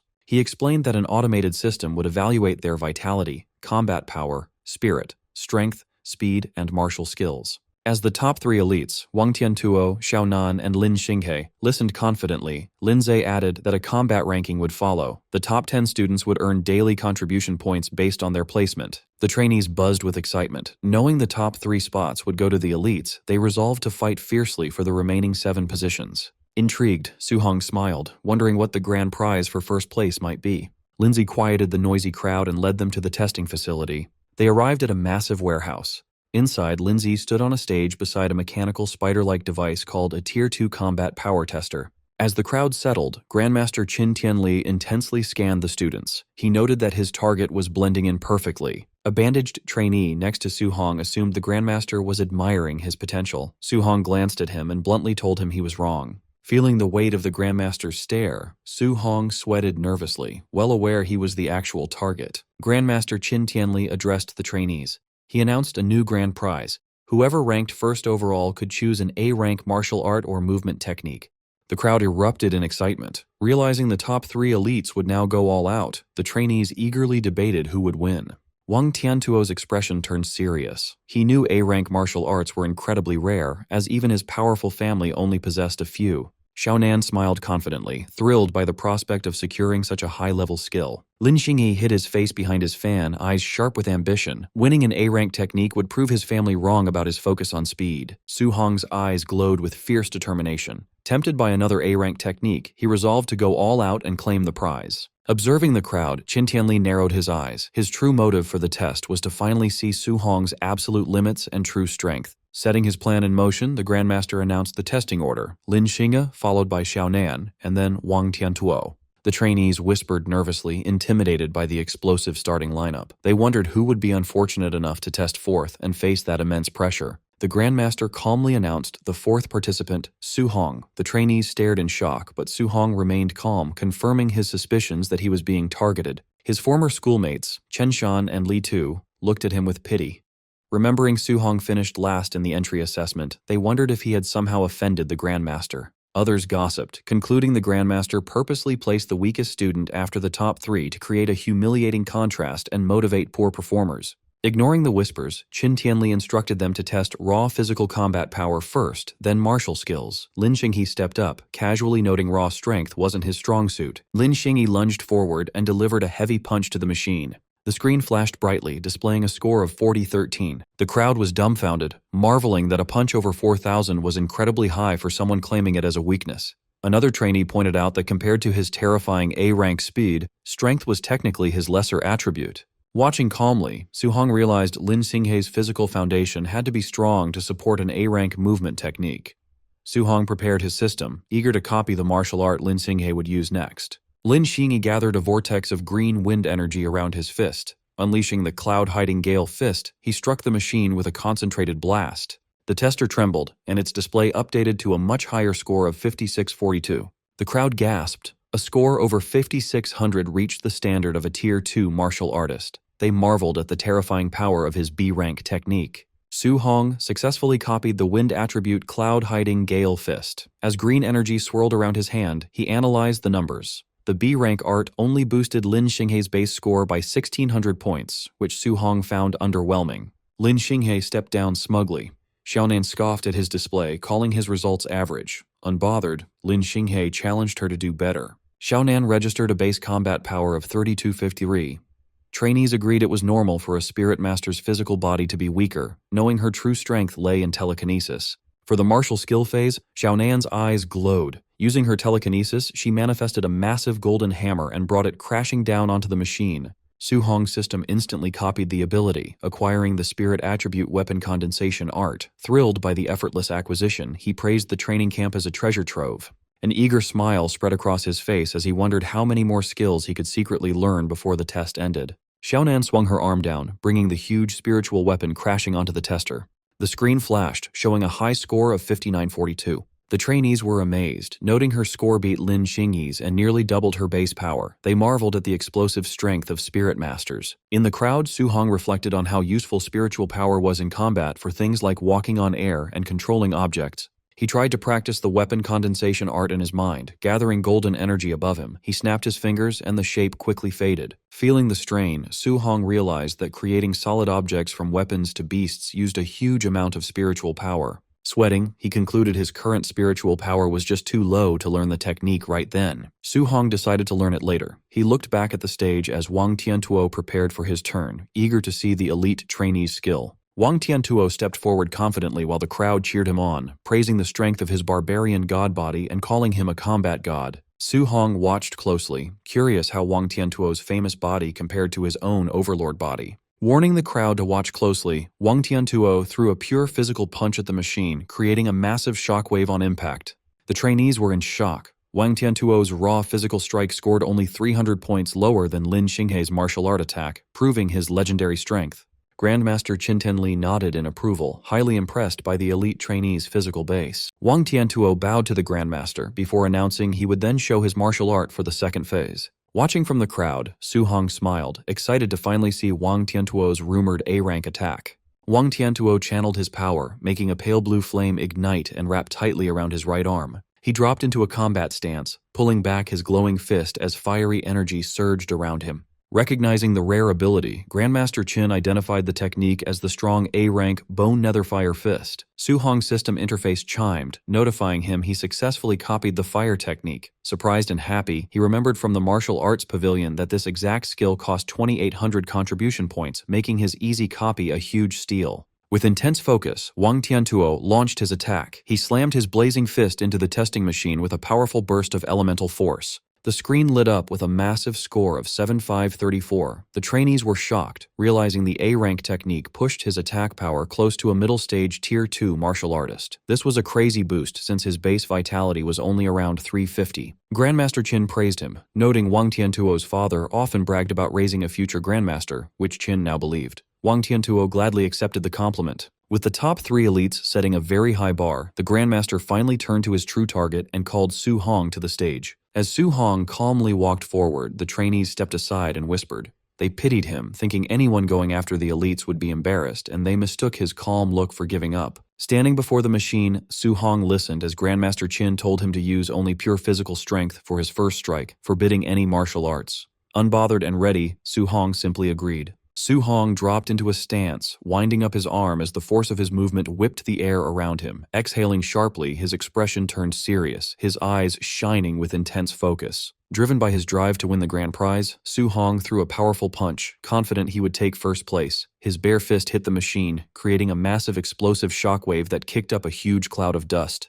The heavy machine shook violently as the screen updated, revealing a mind-blowing pure physical score of 6551. Seeing the results, Grandmaster Qin and instructor Lindsay broke out in a cold sweat. The Grandmaster was completely shocked, admitting to himself he still underestimated the young man's crazy base strength. The entire crowd of trainees fell into a stunned silence, their eyes wide and jaws dropped in shock. Chaos quickly erupted as the trainees screamed in disbelief, wondering if the machine was broken. They were confused how the student who placed dead last in the entry assessment was now putting out numbers that shattered their belief that Wang Tiantuo was the camp's king. The top 3 elites were also shaken. Lin Xinghe dropped his arrogant act, thinking such huge physical power was impossible for a Tier 1 martial artist. He wrongly concluded that Su Hong must have secretly reached Tier 2. Breaking the tension, Su Hong turned to the instructors and calmly asked if he should proceed with the martial arts test. Still recovering from the shock, Grandmaster Qin gave him the okay. Su Hong stepped back into the testing area, taking a firm stance for his next attack. His system rapidly processed the newly acquired skill. The mastery percentage ticked up fast as a pale blue fiery aura identical to Wang Tiantuo's attack ignited around his body. As the proficiency shot past 80%, Su Hong realized mastering the A-rank Bone Netherfire Fist was much faster than his previous A-rank movement technique. He felt the explosive skill perfectly suited his fighting style. Watching Su Hong gather power, instructor Lindsay wondered out loud how high the final score would go.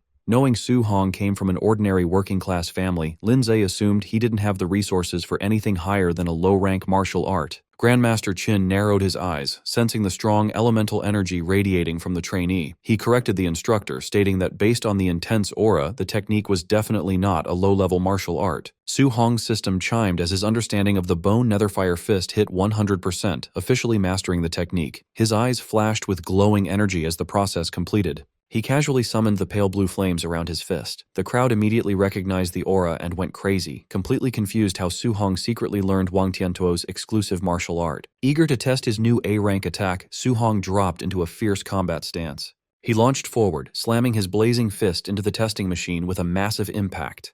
The explosion was massive, creating a shockwave so powerful it blew the trainees backward. Struggling against the wind, they screamed in terror, noticing the force of the strike was much greater than Wang Tiantuo's. As the dust cleared, the screen showed an unbelievable score of 9,013. The crowd lost their minds, knowing that breaking 9,000 points was the standard for a high-stage Tier 2 martial artist. Instructor Linza sweated, unable to understand how a Tier 1 student with only 123 base vitality could produce such numbers. He suspected the machine might be broken. Beside him, Grandmaster Qin admitted Su Hong was a true monster. Desperate for an answer, Xiaonan concluded Su Hong must be hiding his true stats and that his vitality definitely exceeded 500. Hearing this, a stressed Wang Tiantuo comforted himself, thinking losing to a secretly high-level expert wasn't shameful since his own vitality hadn't reached 400 yet. To settle the debate, Su Hong took a vitality test. However, the crowd got more confused when the machine read his vitality at a mere 137. They yelled that the tester must be broken. Su Hong sat calmly inside the glowing pod as the screen confirmed the 137 score. Outside, even the highly experienced Grandmaster Qin muttered that the situation was completely crazy. The trainees panicked, joking the machine must have missed a zero. They were terrified by the reality that Su Hong was just a Tier 1 martial artist, making his 9,000-point output a crazy miracle. As the pod opened and Su Hong stepped out, Grandmaster Qin gave him an intense stare, very curious about the boy's secrets. Restoring order, the Grandmaster told the stunned crowd to back away from the machines and announced the start of the final phase, the practical combat tournament. He explained the rules with a smirk, stating it would be a challenge system where trainees could pick their opponents. The final winner would secure first place and the grand prize of an A-rank martial art. Instantly, an eager shadow fell over Lin Xinghe's face as he called out to the Grandmaster. Holding his closed folding fan, Lin Xinghe stepped forward and pointed his finger at Su Hong, boldly declaring his intent to challenge him. Smug and confident, Lin Xinghe reasoned that despite Su Hong's monstrous combat output, his low vitality was a critical weakness. He planned to use his superior movement technique to evade attacks and exhaust Su Hong. Startling Lin Xing, Grandmaster Qin Tianli rejected the one-on-one challenge. Instead, he proposed that the top 3 elites face Su Hong together. The trio was deeply offended. Wang Tiantuo scowled at being underestimated. Xiaonan scoffed at Su Hong's worthiness of a combined assault, and Lin Xinghe worried their combined might would cripple the lower-tier trainee. Ignoring their complaints, the Grandmaster asked for Su Hong's opinion. Su Hong calmly agreed to fight all 3 simultaneously. The elites glared at Su Hong, irritated by his apparent arrogance. Wang Tiantuo believed he could easily defeat Su Hong all by himself.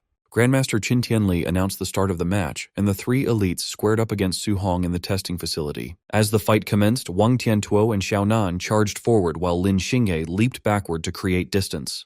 Lin Xinghe intended to hang back and wait for Su Hong to be fully engaged before using his high-speed movement skill for a devastating sneak attack. His plan shattered when Xiaonan and Wang Tiantuo screamed in panic, warning him to dodge. Caught off guard, Lin Xinghe turned in shock. Moving with blinding speed, Su Hong slid effortlessly past his line of sight, appearing directly behind him. Su Hong unleashed a glowing blue punch, calmly bidding him farewell. Just before landing, the crushing blow was brought to an abrupt halt inches from Lin Xinghe's face. Given a split-second reprieve, a terrified Lin Xinghe frantically leaped backward to escape.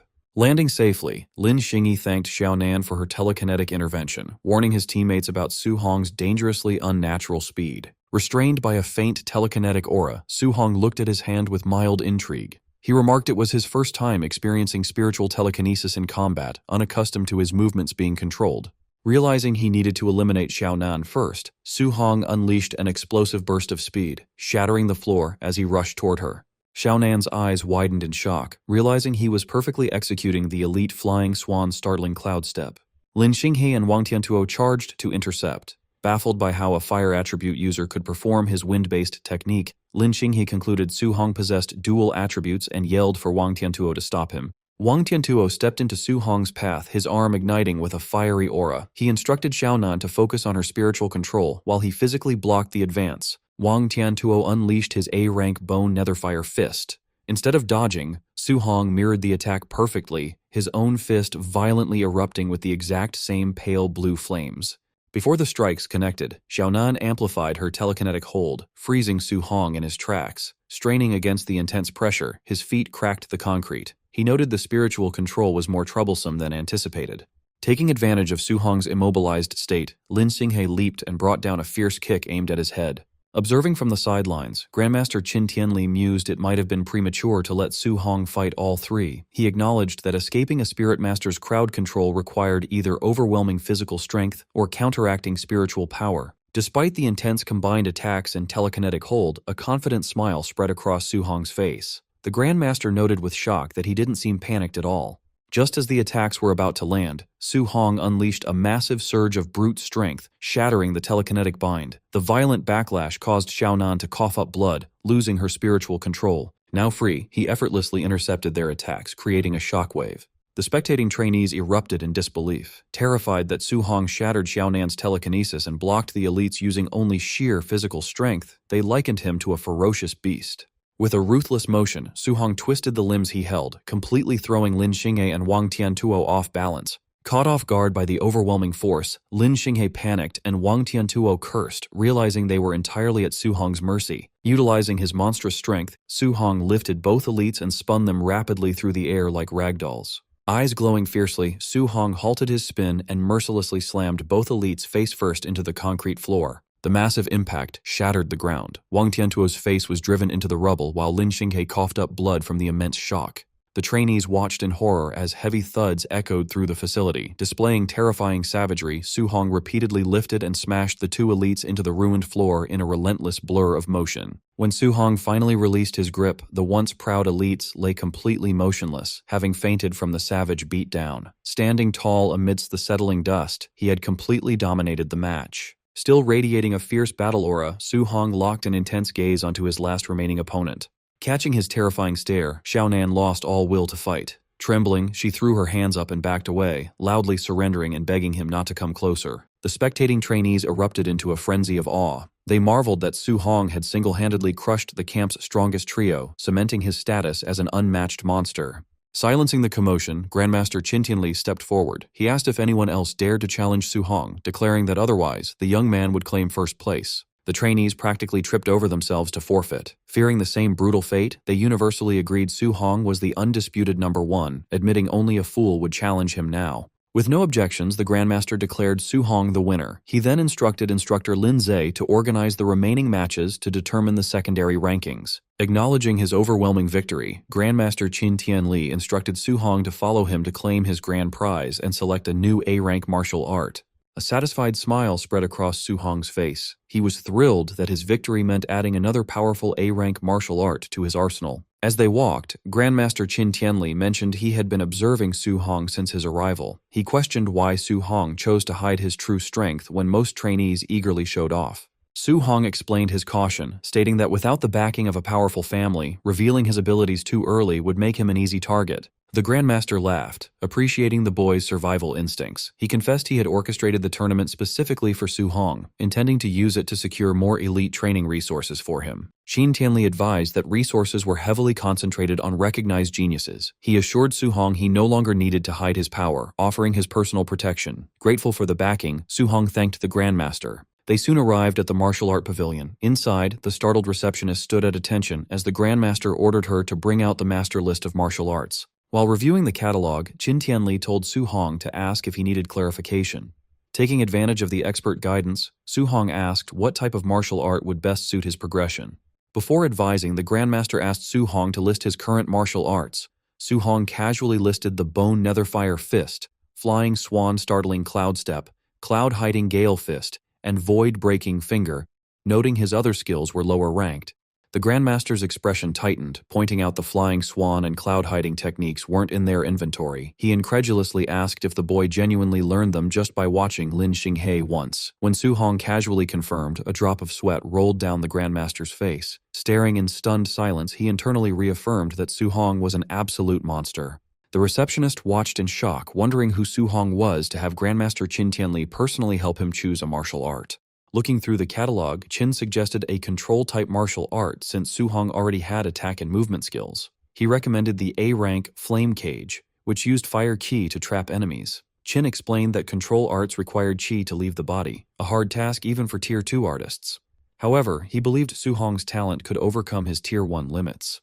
Offering to help him decide, Qin mentioned he knew the technique and offered to show it. Su Hong watched closely and thanked him. Summoning a spark from his hand, Qin highlighted the great battle value of control-type arts as the flame quickly grew into a glowing cage. He explained the battle plan, showing how to trap an enemy in the cage and then launch another attack like an energy arrow for a quick kill. However, Qin warned that keeping the cage active while attacking would be impossible for Su Hong right now. Qin admitted he only mastered that level of control at Tier 3. Hearing this, Su Hong immediately shook his head and gave up on the technique. Surprised by his quick surrender, Qin silently praised him. He noted that unlike arrogant geniuses, Su Hong listened to good advice, proving his true potential. Secretly, Su Hong smiled. His system confirmed he had learned Fire Flame Cage just by watching the display. Having gotten the skill for free, he politely asked Qin to recommend a different martial art. Agreeing to change focus, Qin flipped through the book and suggested looking into defensive arts to balance the young man's skills. He recommended the A-rank Thick Earth Armor, an earth skill that formed a strong defensive key layer over the user's body. Su Hong thought about it carefully. Realizing that adding a defensive art to his already strong body would give great results, Su Hong gladly accepted the recommendation. While finalizing the choice, Qin asked about Su Hong's special body type. Su Hong confidently made up the name Overlord Body. In his head, he got excited, imagining Qin praising this rare constitution and giving him a mountain of A-rank skills. Qin admitted he had never heard of that physique. Su Hong awkwardly confessed he just made the name up. The Grandmaster guessed it must be an entirely unrecorded physical type.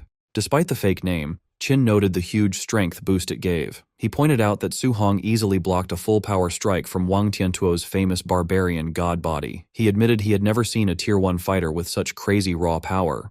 A phone call interrupted them. Qin answered, planning to say he was busy, but instructor Bai Mu urgently reported a system error. She revealed that the point system showed Su Hong had worn his training weight vest during the whole tournament. Shocked, Qin asked if Su Hong really fought the top 3 elites while wearing the heavy vest. Su Hong casually agreed, explaining he kept it on to earn passive points. Hearing this, Qin clutched his chest, trying to stay calm while accepting that this boy was a total monster who defied logic. Calming down, Qin ordered Su Hong to take off the vest immediately. He promised that challenging the training camp later would earn him plenty of rewards, so he did not need to worry about minor points. Su Hong agreed. As Su Hong took off the black vest, the receptionist cheerfully offered to return it to the warehouse. Handing it over, Su Hong warned her that it was a bit heavy. The receptionist proudly stated she was a Tier 2 martial artist and could handle it. But the moment she took it, her eyes widened in shock.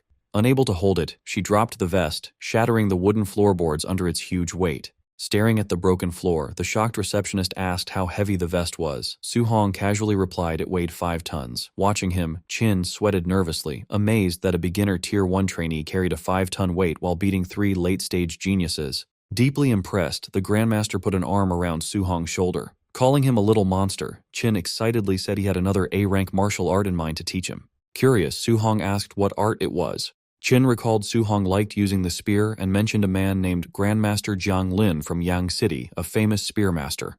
Qin explained that Jiang Lin had an A-rank thunder spear art with amazing destructive power. Smiling slyly, Qin proposed a plan. He would take Su Hong to Yang City to fight Jiang's student, using the duel to trick his rival into giving up the prize technique. Su Hong pointed out that tricking someone was not very nice. Irritated by an old grudge, Qin complained that Jiang Lin constantly called the Star City camp trash. Qin wanted to use Su Hong to humiliate his rival. He told Su Hong to rest, as they would leave early the next morning. Su Hong agreed.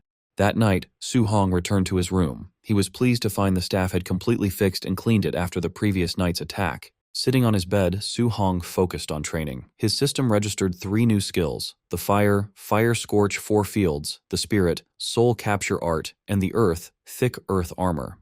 Determined, he trained through the night to reach basic mastery for all 3 before morning. Meanwhile, Grandmaster Qin was on the phone with his rival. He confidently told Jiang Lin to prepare his Thunder Spear art, declaring he was bringing his student tomorrow to challenge the Yang City camp. Over in Yang City, Grandmaster Jiang Lin smugly brushed off the challenge. He bragged that his camp recently found a rare wood spirit body genius who was already a Tier 2 fighter. Jiang continued boasting, claiming his student learned the A-rank wood prison in just 2 days, reaching a level where his QI could leave his body. He proudly watched his student train. The student, a green-haired young man, strained as a green aura covered his body. Channeling his power, he unleashed the technique, summoning a massive tangle of thick wooden vines to form the wood prison. However, the skill quickly grew unstable. He desperately tried to stop the wild vines, but the prison shattered violently into glowing green pieces instead of fading cleanly.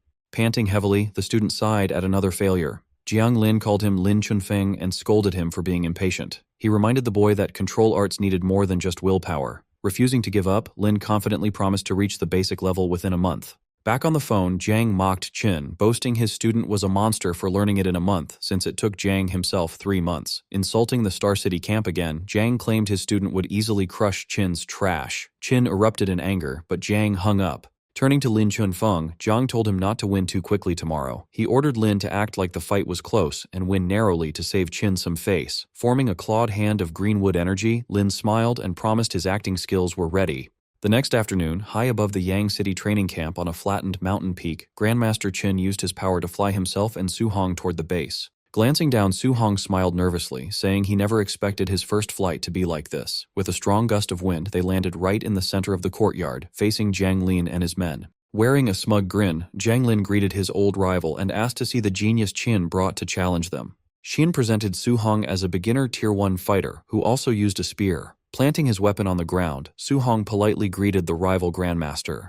Jiang Lin's smug look vanished into annoyed disbelief. He asked if Qin was crazy for treating a beginner Tier 1 rookie like a genius. Internally, Jiang began to sweat. Pitting his Tier 2 student against a Tier 1 beginner would usually mean an instant kill. He worried Lin's acting skills would be heavily tested to make this fight look fair. Ignoring the insult, Qin confidently urged Jiang Lin to start the match, casually adding that he and Su Hong needed to get home in time for dinner. A large crowd of trainees gathered at the Yang City Training Camp's arena, waiting in excitement. Some wondered about the visiting genius from Star City, joking that they hoped the challenger wouldn't be too weak. Grandmaster Jiang Lin introduced the famous Grandmaster Qin Tianli and his supposed genius student, Su Hong, to the crowd. Smiling smugly, Jiang Lin revealed to everyone that Su Hong was only a beginner at the Tier 1 stage. The local trainees erupted in disbelief, insulted that someone so weak dared to challenge them. They mocked Su Hong, pointing out that their champion, Lin Chunfeng, was a Tier 2 martial artist who could crush him instantly. Hearing this, Lin Chunfeng started sweating nervously. His master had ordered him to make the fight look close to save Qin's pride, but he panicked over how to fake a fair battle against such a weak opponent. Ignoring the noise, Jiang Lin confirmed the bet with Qin Tianli. If his student won, Qin had to teach him an A-rank martial art. Pretending to be generous, Jiang Lin told Su Hong that if he somehow won, he could choose an extra A-rank martial art as a prize. Su Hong politely thanked him. Amused, Qin Tianli slapped his rival's back and sarcastically called him a nice guy. Meanwhile, Jiang Lin was fully confident that a Tier 1 beginner could never defeat a Tier 2 student with a rare wood spirit body. The competitors stepped into the arena while the grandmasters watched. Jiang Lin subtly reminded Lin Chunfeng to hold back his strength. Gripping his sword, the anxious student assured his master that he would. Drawing his blade, Lin Chunfeng continued to worry about his acting. He was terrified of accidentally hurting the beginner with a single careless strike. Noticing his opponent was unarmed, Lin Chunfeng asked why Su Hong wasn't using the spear he brought to the camp. Su Hong casually stretched and replied that he wouldn't use his weapon just yet. In reality, Su Hong chose to go unarmed because his only spear skill was a basic C-rank technique. This was much weaker than his new A-rank fist and movement skills, making the spear a clear disadvantage. Misunderstanding this practical choice as pure arrogance, Lin Chunfeng grew annoyed. Eager to test this supposed confidence, he leapt into the air and charged at the unarmed trainee with his sword. Covered in a green aura, Lin Chunfeng swung his sword down. Su Hong easily dodged the heavy slash, stepping aside as the blade smashed into the stone floor and sent debris flying. Using his A-rank movement skill, Su Hong gracefully glided backward across the arena. He left a trail of wind behind him as he casually kept his distance. Lin Chunfeng was shocked to see a beginner use an A-rank wind movement technique. Watching from above, the grandmasters smirked in amusement at the impressive display. Refusing to let him escape, Lin Chunfeng charged forward. He declared that movement skills were useless now and unleashed his wood prison technique. Thick green vines shot from the ground and tightly wrapped around Su Hong's leg.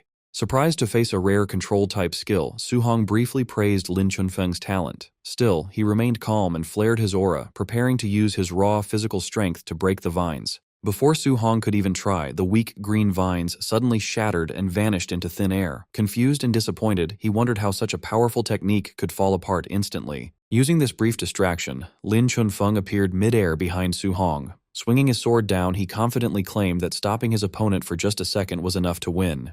Unfazed, Su Hong calmly looked over his shoulder. Gathering glowing green wind energy around his fist, he prepared a quick counterpunch. As Su Hong threw the wind-infused strike, Lin Chunfeng's eyes widened in shock. He realized Su Hong's attack was so fast that the punch would hit before his own sword could land. He desperately used his wood escape technique, creating a thick wooden barrier to shield himself just as the fist struck. The defense was completely useless. Su Hong's punch violently shattered the wooden shield into splinters, launching Lin Chunfeng backward with immense force. Sent flying through the air, a battered Lin Chunfeng was completely baffled by the overwhelming physical power of this lower-level beginner. The local trainees watching were equally shocked. Seeing their champion's A-rank defense easily broken, they fearfully realized the beginner's raw strength was greater than a wild beast's. Above the arena, Grandmaster Qin laughed loudly, teasing his rival about the sudden turnaround. Sweating but stubborn, Grandmaster Jiang Lin argued that raw strength alone wouldn't defeat his genius student and told Qin to keep watching. Pressing his advantage, Su Hong launched himself forward at high speed to chase down the retreating Lin Chunfeng. Su Hong delivered a fierce kick, but his leg passed right through the target, shattering it into shadows. He quickly realized he had hit an afterimage. Using his own A-rank movement skill, Lin Chunfeng appeared directly behind him. Boasting about his own footwork, he unleashed an explosive sword slash, but Su Hong easily dodged it. As the dust cleared, a panting Lin Chunfeng looked across at Su Hong. Acknowledging the boy's immense power, Lin Chunfeng urged him to give up. He humbly admitted that if they were at the same level, he would definitely lose. Surprised by this shift in tone, Lin Chunfeng watched as Su Hong knelt and extended a hand toward him. Bright orange flames violently erupted from Su Hong's fist. Before Lin Chunfeng could question this new element, a massive cage of fire roared to life, instantly trapping him in a fiery control skill. Sweating from the heat, Lin Chunfeng was amazed that a beginner had mastered such a skill. However, he figured Su Hong's energy wouldn't last long, so he decided to wait inside for the flames to collapse on their own. On the platform, Qin Tianli lost his composure, shocked that Su Hong had already mastered the flame cage. Confused, Jiang Lin asked why he was so surprised by a move he supposedly taught his own student. Qin awkwardly stammered for an excuse. Jiang Lin then demanded to know how a wind attribute student was suddenly using fire. Masking his own ignorance of the boy's abilities, Qin coughed and casually claimed that having multiple elements wasn't a big deal. Desperate to change the subject, Qin pointed back at the fight. He loudly wondered why the flame cage hadn't collapsed yet and pointed out the new glowing energy on Su Hong's hand. Su Hong stood calmly outside the cage, gathering a swirling pale aura around his fist. Trapped inside, Lin Chunfeng stared in horror. He realized Su Hong was multitasking by preparing an attack while maintaining the cage, a feat incredibly difficult even for advanced fighters. Confirming his worst fears, Su Hong launched himself forward and drove his glowing fist right through the flames toward the trapped student. Panicking as the strike approached, Lin Chunfeng desperately triggered his wood escape again, summoning thick wooden roots to shield himself. The defense was useless. Su Hong's glowing fist pierced straight through the wood and slammed into Lin Chunfeng's stomach. Coughing up blood as the force blasted him backward, the defeated student cursed the absurdity of the beginner's power. Su Hong's fist smashed brutally into Lin Chunfeng's chest, spraying blood into the air. The massive force launched Lin backward. He crashed violently against the scorching walls of the flame cage, severely burning his bare back. However, bright green energy instantly flared over the burns, rapidly healing the damaged skin. With a confident smirk, Lin warned his opponent not to underestimate the healing power of a Tier 2 wood spirit body. Unfazed, Su Hong stared at him coldly. He figured that if one punch wasn't enough to keep him down, he would just throw more. Charging forward, Su Hong unleashed a rapid, relentless barrage of glowing punches, refusing to believe Lin could heal forever. Even while taking the heavy blows, Lin absorbed the damage and taunted his attacker. He insisted the effort was useless, as a Tier 1 fighter's stamina could never outlast a Tier 2's. Gathering a dense sphere of green energy in his free hand, Lin challenged him, eager to see if the flame cage would break first or if Su Hong's energy would run out. Realizing his fire energy was running dangerously low, Su Hong suddenly stopped attacking. Knowing the cage might collapse on its own and turn the fight against him, he canceled the fiery prison himself. Seeing the flames vanish, Lin laughed in triumph, assuming Su Hong had given up. He declared it was now his turn to attack and that Su Hong's defeat was guaranteed. His arrogant smile quickly vanished, replaced by sheer terror. Su Hong gathered a crackling mass of golden lightning and fire in his hand, casually mentioning he hadn't planned to use this move because it drained too much energy. Staring at the terrifying energy in Su Hong's hand, Lin broke into a cold sweat. He was stunned that a mere Tier 1 fighter could produce such monstrous power. Panicking, Lin knew he absolutely couldn't let Su Hong get close. He slammed his glowing green hands onto the stone floor, channeling every ounce of his remaining energy. Roaring the name of his defensive technique, he summoned a massive wall of thick wooden pillars that erupted from the floor to shield himself from the attack. Su Hong's eyes flared with intense golden light. Stepping up to the towering wooden wall, he pulled back his fist, which violently crackled with raw lightning energy. With devastating force, Su Hong drove his blazing, lightning-infused fist forward, warping the very air around the impact. The strike pierced straight through the thick wood like paper. The overwhelming punch hit Lin squarely in the face, blasting him backward and sending his unconscious body crashing onto the stone floor. Su Hong stood calmly among the fading flames and debris, looking down at his defeated opponent. A stunned silence quickly fell over the massive crowd around the arena. The Yang City trainees erupted into panicked disbelief. They were horrified that their champion, despite his Tier 2 healing powers, was knocked out in one strike. Recognizing the punch's power as something like a legendary S-rank move, they couldn't believe Su Hong was still only an early Tier 1 fighter. Grandmaster Jiang Lin broke into a cold sweat. Staring in absolute shock, he turned to his old rival, demanding to know what kind of monster Qin Tianli had brought to the camp. Trembling, Jiang Lin pointed at the arena, realizing the boy had used element fusion to achieve that level of destruction. He was amazed by the impossible reality of a young Tier 1 fighter already mastering such an advanced technique. Sipping his tea innocently, Grandmaster Qin casually remarked that he definitely wouldn't tell his old rival about Su Hong mastering dual-element fusion in just 1 month. Zhang Lin stared back in complete disbelief. Continuing to brag, Qin looked away and added that if Zhang Lin knew Su Hong had perfect compatibility with all 7 elements and was training 7 techniques at once, he would probably drop dead from fright. This left Zhang Lin completely shell-shocked. Pretending to be clumsy, Qin cheerfully apologized for letting the secret slip, though his smug face showed he didn't regret it at all. Meanwhile, Zhang Lin stood paralyzed, his mind struggling to process how a student could achieve such insane feats in a single month. Seizing the moment, Qin threw an arm around his dazed rival and brought up their bet. Since Su Hong won the match, Qin demanded Zhang Lin teach the boy the A-rank Thunder Spear art and his ultimate skill, Palm Thunder. Still overwhelmed, Zhang Lin mindlessly agreed. Sometime later, inside a massive dome-shaped training room, Su Hong and Grandmaster Zhang Lin stood across from each other in a high-tech arena, holding practice spears. Zhang Lin stared at the young trainee, still amazed by the boy's monstrous potential. He admitted to himself that he had never met anyone like Su Hong in his entire life. Pushing aside his shock, Zhang Lin introduced the technique he was about to show, an A-rank Thunder Spear art called the 9 Heaven-Breaking Spears. As blue lightning violently crackled around his grip, Zhang Lin explained the technique. The art had 3 stances, each with 3 unique moves. He warned that both the destructive power and the difficulty increased heavily with each stance.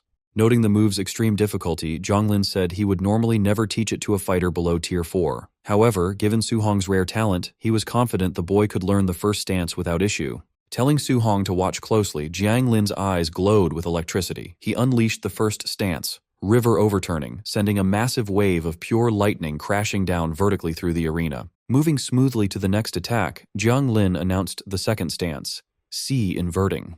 Sweeping his spear, he summoned a huge wave of lightning that surged across the arena like a raging ocean. Gripping his own weapon tightly, Su Hong watched the incredible display. Caught in the simulated storm, he felt like a tiny boat lost at sea, knowing even a single stray bolt could obliterate him. Without pausing, Zhang Lin leaped high to perform the third stance, heaven breaking.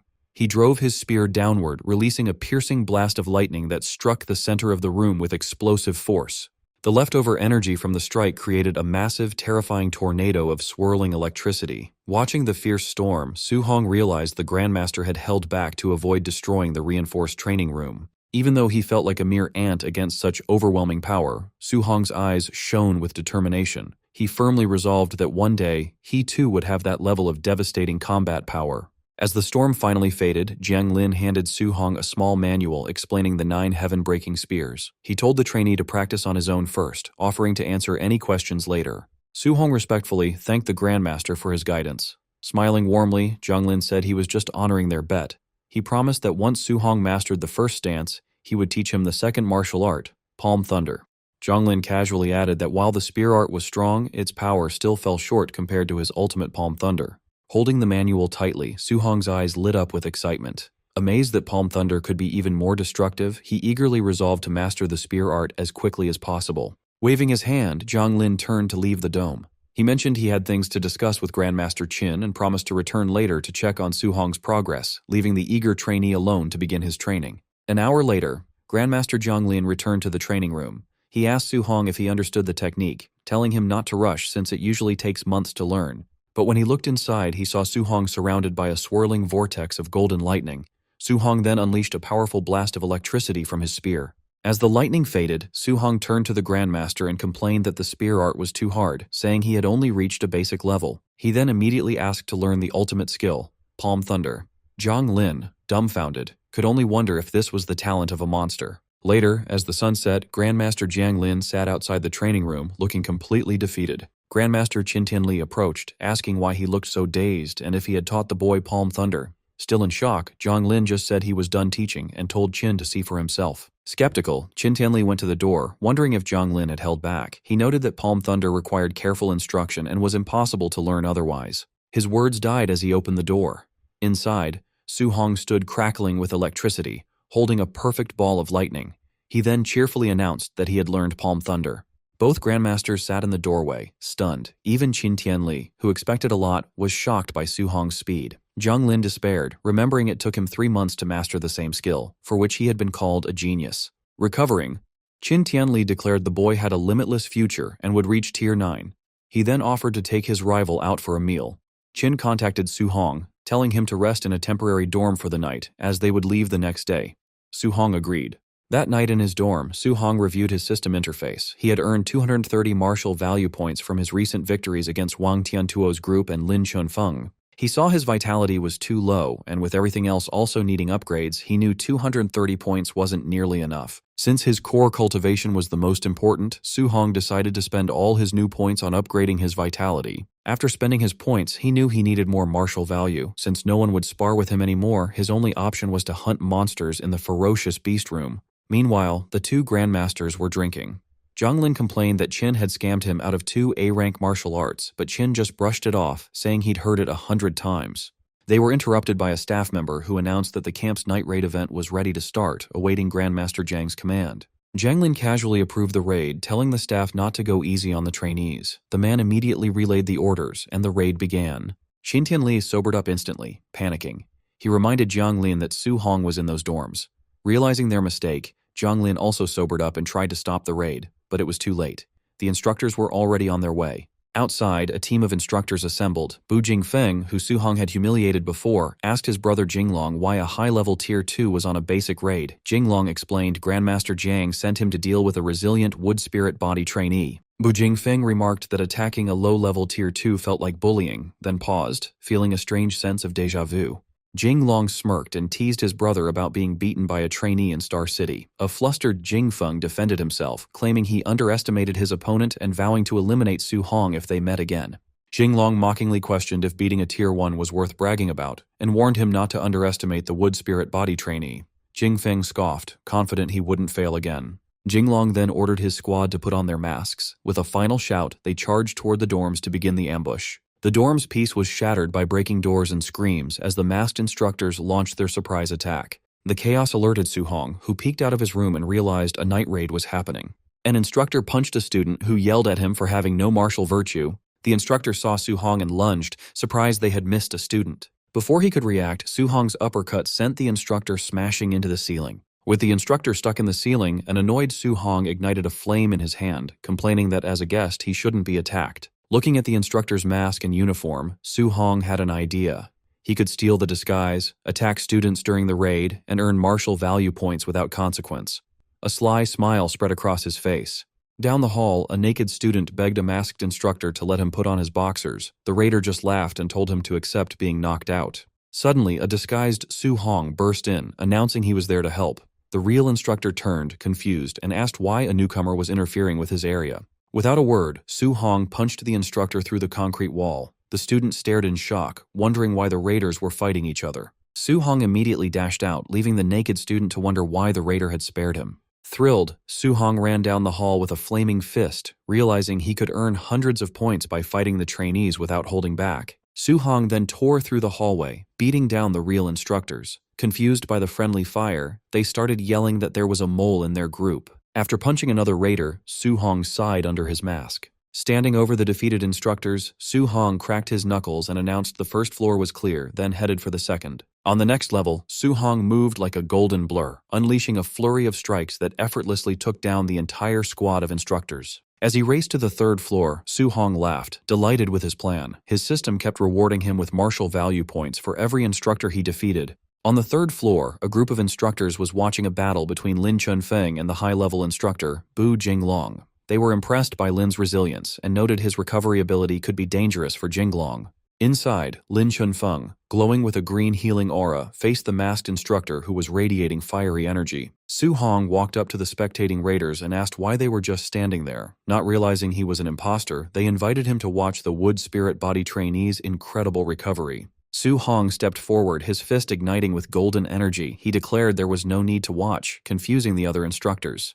Before they could react, Su Hong tore through the group with a barrage of punches, sending them flying as he stated he'd already experienced the wood spirit body's power himself. The commotion interrupted the fight.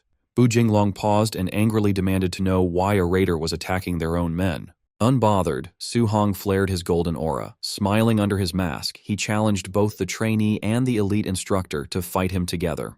Bu Jinglong told Lin Chunfeng to step aside and rest, intending to deal with the rogue raider himself. Furious that someone had interfered, he charged at Su Hong, shouting that he would teach him a lesson for breaking the Night Raider's rules. Unfazed, Su Hong channeled golden energy into his hand, forming a powerful Vajra fist to meet Bu Jinglong's attack head-on in a fierce clash. The sheer force of the impact sent Bu Jinglong stumbling backward, leaving him stunned by his opponent's incredible physical strength. Realizing Su Hong was no ordinary fighter, he quickly changed his mind and yelled for Lin Chunfeng to join the fight. Lin Chunfeng immediately unleashed his wood prison technique, causing thick vines to erupt from the floor, but Su Hong swiftly flipped out of the way, evading them with ease. Using the distraction, Bu Jinglong appeared right behind Su Hong and threw a heavy punch, only for it to slam into a glowing purple earth attribute armor that suddenly covered Su Hong's body. Bu Jinglong stared in absolute shock, wondering where this monstrous fighter came from and how he could so easily block a high-level Tier 2 attack. Before Bu Jinglong could even process what had happened, Su Hong vanished and reappeared, smashing the elite instructor into the wall with enough force to shatter his armor and make him cough up blood. Without pausing, Su Hong leaped over the stunned Lin Chunfeng and drove his blazing fist into the back of the trainee's head, smashing him face-first into the ground and knocking him out cold. Moments later, the system rewarded Su Hong with martial value points for both victories. Checking his status, he was thrilled to see his balance had skyrocketed to over 2,400 points and celebrated his sudden wealth. The next morning, Lin Chunfeng and Bu Jinglong stood among the other bruised and battered raiders, nursing their injuries and looking completely defeated. An enraged Grandmaster Jiang Lin pointed at the injured men, loudly blaming the carnage on Qin Tianli's monster of a student. Playing dumb, Qin Tianli casually denied any involvement, prompting Lin to sarcastically ask who else could have possibly caused such destruction. Having lost his patience, Jiang Lin furiously yelled at them to get lost and kicked his rival out of the camp, but Qin Tianli simply laughed as he flew away with Su Hong. While they were in the air, Qin Tianli asked Su Hong if he was still missing martial arts for the metal, wood, and water attributes. Su Hong confirmed he was, curious why the Grandmaster was asking. With a sly grin, Qin Tianli suggested they go pay a visit to a few more of his old friends. Over the next 10 days, the pair traveled to 3 different training camps. They repeated the same plan, with Su Hong easily defeating the local champions while Qin Tianli smugly collected the winnings and brushed off accusations of cheating from the angry rival Grandmasters. Back in his own dorm, Su Hong meditated to absorb his new skills. The system confirmed he had successfully learned the basic levels of the A-rank metal ripple, wood vine entanglement, and water dragon techniques. Opening his eyes, Su Hong marveled at his new arsenal, admitting he never dreamed he would possess so many A-rank martial arts. Seeing his martial value was now close to 3,000 points, he decided it was finally time to use them to increase his core vitality. Su Hong began to pour all his accumulated martial value into his vitality. As the system registered the upgrades, his body surged with intense heat and swelled painfully with raw energy. Sweating heavily from the sudden expansion, he realized he might have added too much at once as his vitality shot up to 450. As his body slowly returned to normal, a panting Su Hong knelt on the floor. Despite the pain, he was thrilled to realize he was now only 50 points away from breaking through to become a Tier 2 martial artist. Checking his stats, Su Hong saw he had exactly 100 martial value points left. He debated whether to use them to strengthen his spiritual power or his rare overlord body. Deciding to test the limits of his special physique, he chose the option to upgrade the overlord body.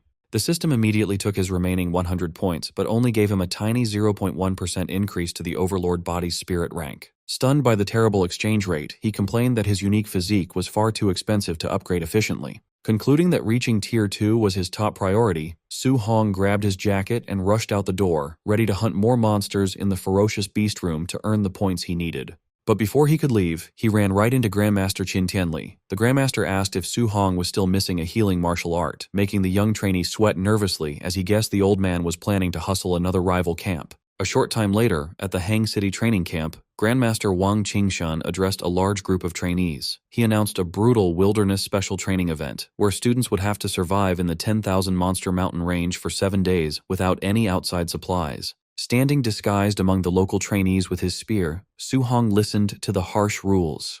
He silently noted that as a provincial capital, Hang City's camp was filled with real geniuses and was much tougher than Star City, since these trainees could only earn points by killing beasts at or above their own level.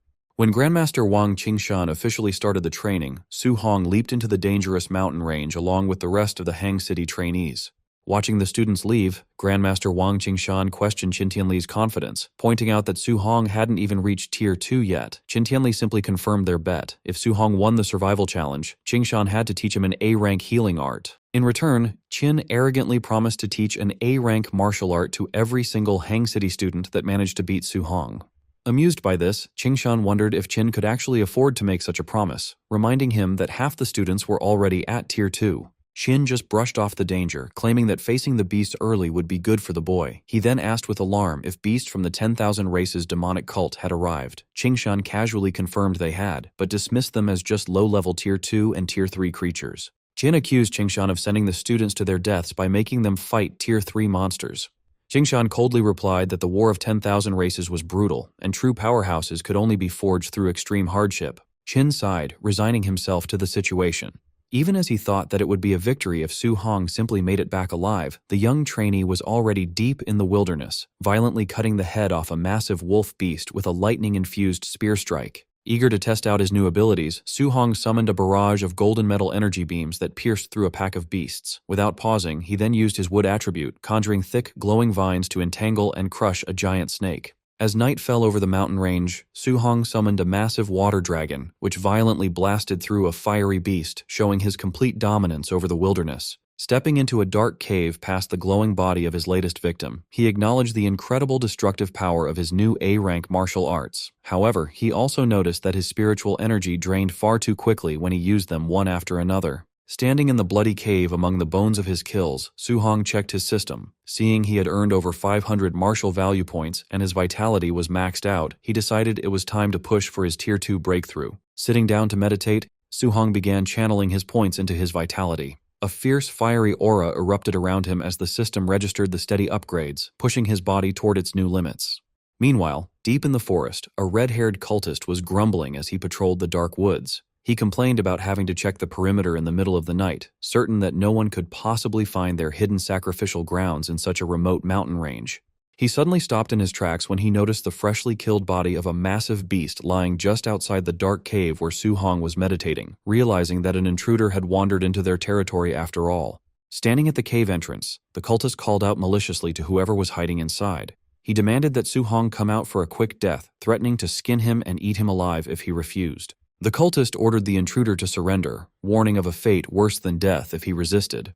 Glancing at the dead blazing black tiger, he figured his opponent had, at best, Tier 2 or Tier 3 strength. From inside the cave, Su Hong listened to the man's arrogant tone. Since the cultist spoke so dismissively of Tier 3 martial artists, Su Hong suspected he was up against a formidable Tier 4 expert. Since he had only recently broken through to Tier 2, he admitted he lacked the confidence to take on a Tier 4 opponent. Deciding that running was his best bet, he launched a water dragon attack to cover his escape from the cave. The cultist eagerly gripped his sword and shattered the watery beast with a single slash, mocking the attack as having the measly power of an early Tier 2.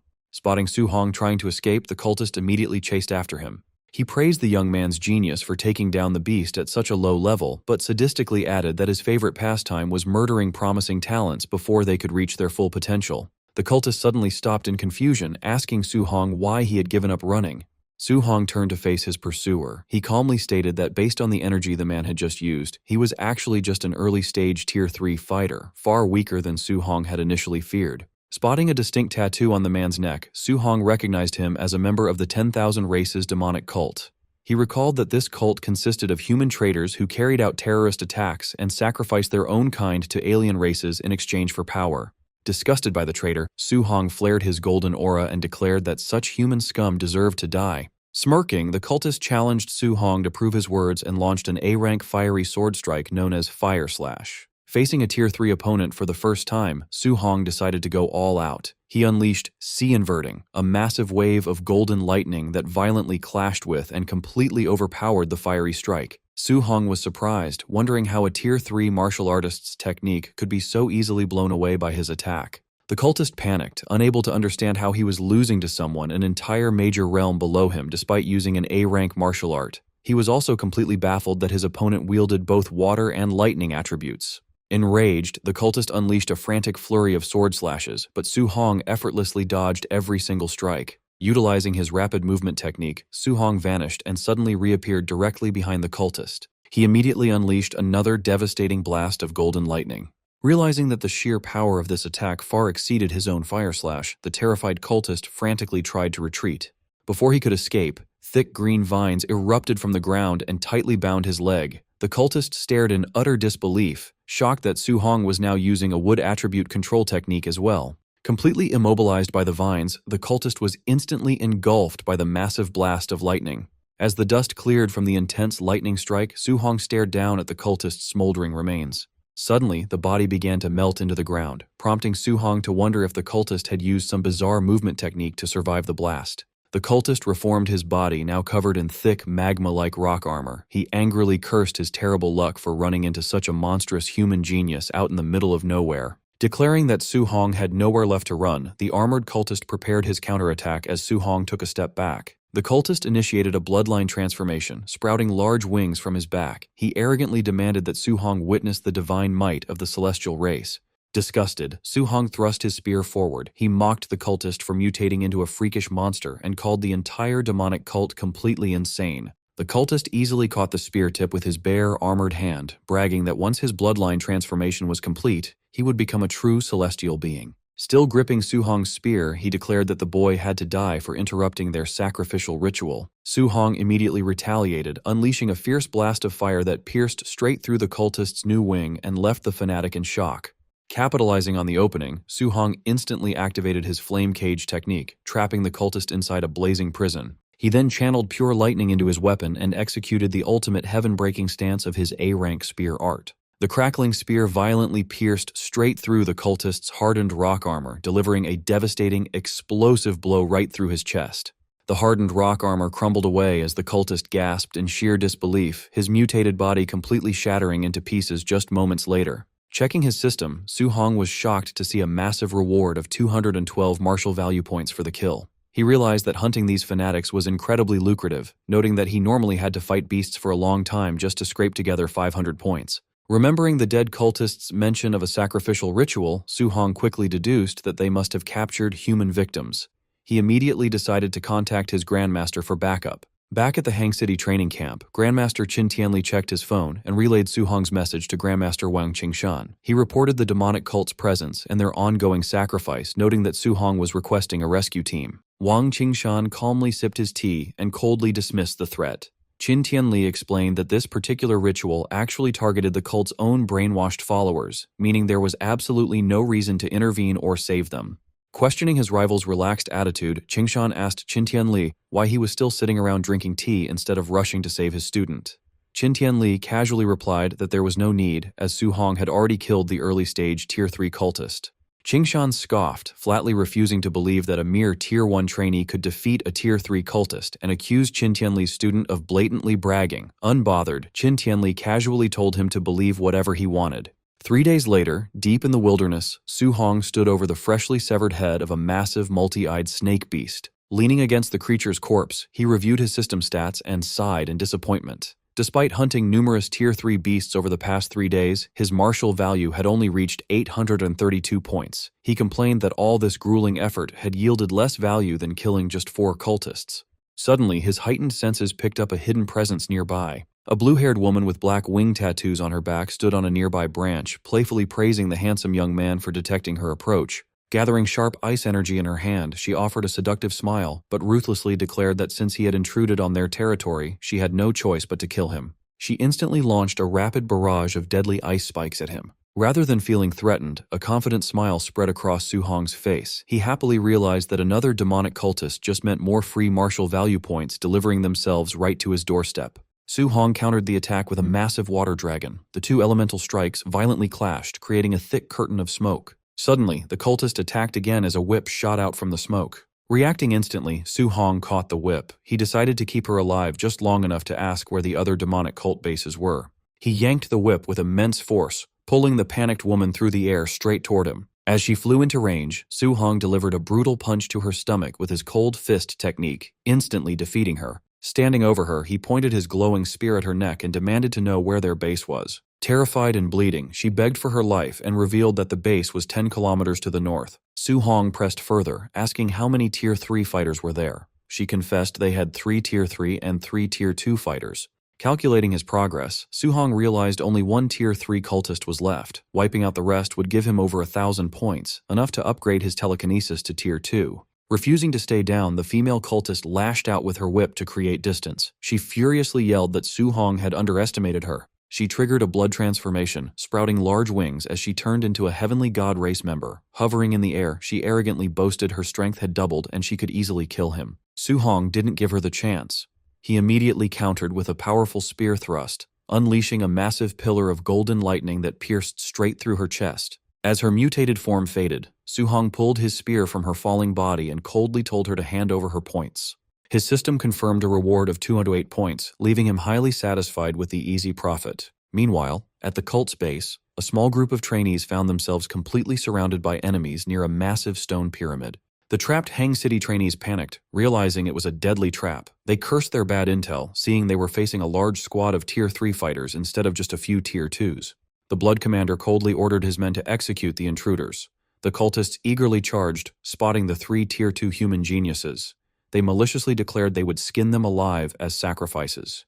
Refusing to go down without a fight, the desperate trainees grouped together. They promised to take out as many cultists as possible, trusting their Grandmaster would avenge them. High above the battlefield, the Grandmasters calmly watched the trap. Qingshan proudly pointed out his 3 top Hang City geniuses to his rival. Qin acknowledged their bravery for standing against Tier 3 enemies. Qingshan planned to let the trainees fight to build experience, promising to step in only if things turned fatal. Smirking confidently, Qin Tianli told Qingshan they didn't need to intervene. He pointed out that his own little monster, Su Hong, was already rushing into the valley to save Qingshan's students. Wang Qingshan glared at Qin in disbelief, asking if he was drunk. He scoffed at the crazy idea that a mere Tier 1 trainee could save anyone from a squad of Tier 3 experts. Down in the valley, one of the top Hang City trainees stepped forward to cover his teammates, bravely declaring they would fight and die together. A cultist lunged at them with glowing red claws, laughing that there was no escape. The trainee braced for the fatal blow, accepting his end. Suddenly, a crackling spear of golden lightning shot past the trainees, violently pinning the cultist to a tree and killing him instantly. The remaining cultists stopped in their tracks, angrily demanding to know who had interfered. Su Hong appeared in front of them in a flash of lightning. Using his lightning skill, he grabbed 2 cultists by their heads and brutally smashed them together. Spinning around, he gathered his energy and unleashed a blinding flurry of lightning punches, instantly clearing out several more enemies nearby. Standing among the defeated bodies, he hid his aura and calmly asked the stunned trainees if they were all right. The Hang City geniuses stared in awe. They recognized him as Su Hong from Star City, amazed by his monstrous strength for easily killing so many Tier 3 experts. Watching from the cliff, Wang Qingshan broke into a nervous sweat. He demanded to know how Qin's student could use a lightning skill when he supposedly needed a healing art. Seeing Su Hong use the high-level skill without getting tired, Qingshan suspected he had already reached Tier 2. Qin Tianli was secretly just as shocked. He panicked when he realized Su Hong had gone from Tier 1 to Tier 2 in just a few days, finding the boy's growth rate completely ridiculous. Back in the valley, Su Hong told the Hang City trainees to retreat while he covered them. Still dazed by his power, they told him to be careful and quickly ran away. Once they left, a greedy grin spread across Su Hong's face. The female cultist had lied about their numbers. There were actually over a dozen Tier 3 experts present. Thrilled, he claimed the remaining cultists as his prey, knowing that at 200 points per kill, this fight would bring a massive profit. Suddenly, a huge cultist charged at Su Hong, roaring that he would smash him into pieces. Unfazed, Su Hong easily dodged the brute's guard and delivered a heavy punch to his stomach, sending the massive man crashing to the ground. Gathering more lightning in his hands, Su Hong turned to the remaining enemies and said it was their turn. Terrified by his overwhelming strength, the surviving cultists backed away. Meanwhile, a man climbed the pyramid stairs while the cultists screamed that Su Hong was a monster, begging their commander to save them. Once at the top, the man inhaled deeply, looking over the dead cultists with crazy joy. He happily announced that their deaths were worth it and their sacrifice would be remembered. Su Hong paused in confusion as the blood from the dead enemies defied gravity, floating up and rushing toward the top of the pyramid. The massive amount of blood swirled around the man's body, and Su Hong realized this was the true purpose of the cult's ritual. The blood suddenly burst with blinding golden light, transforming the man into a blonde figure with large white wings. He arrogantly called them lowly humans and demanded to know why they weren't kneeling before a noble of the heavenly god race. As the winged man hovered proudly above the altar, looking down at the battlefield, Su Hong gripped his spear with an excited smirk. He figured that if a mere mutated cultist gave him a massive payout, killing a pure-blooded member would give him an unbelievable amount of points. The Heavenly God race member arrogantly glared down at Su Hong, demanding to know who gave a mere ant permission to look up. Vowing that Su Hong would pay for this insolence with his life, the winged man vanished, reappearing directly behind him. Su Hong panicked, completely caught off guard by the blinding speed. Su Hong barely blocked the incoming strike, but the heavy impact shattered the ground beneath him. The winged man smirked, amused to discover such a capable fighter within the younger human generation. Wiping blood from his mouth, Su Hong realized the overwhelming strength of the Heavenly God race.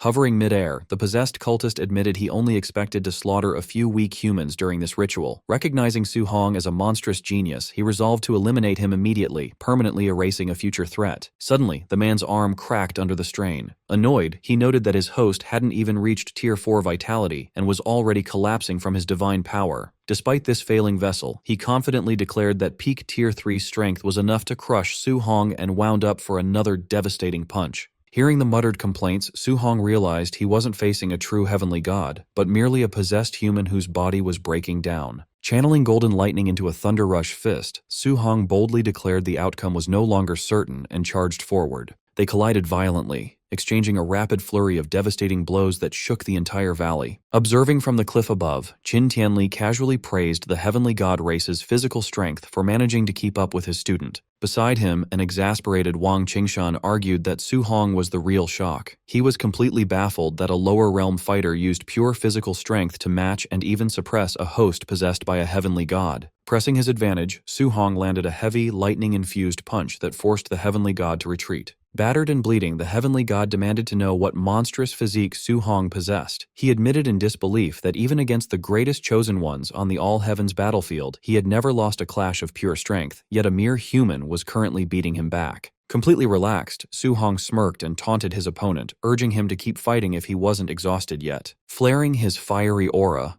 Su Hong reveled in the fight. Ever since awakening his overlord body, he had been terrified of accidentally beating people to death. Now he was exhilarated to finally unleash his full strength with the sole intention of killing his opponent. Su Hong openly wished the heavenly god's true body was present, disappointed that the frail human host prevented a truly satisfying battle. Enraged and humiliated at being looked down upon, the heavenly god screamed at the human ant and initiated his ultimate technique, opening a massive golden portal to summon his divine arsenal. Countless glowing spears emerged from the portals. Hovering above, he declared Su Hong was the first person to ever force him to use this move. Sensing that each golden spear carried enough destructive power to obliterate a Tier 3 martial artist, Su Hong wondered about the technique. His system suddenly chimed, notifying him that this specific martial art could not be learned, leaving him surprised that uncopyable skills existed. Watching from the cliff, Qingshan recognized the attack as Divine Arsenal, an innate martial art exclusive to heavenly gods with extremely pure bloodlines. Realizing the implications, Tianli wondered if the entity possessing the cultist was actually a high-ranking alien noble.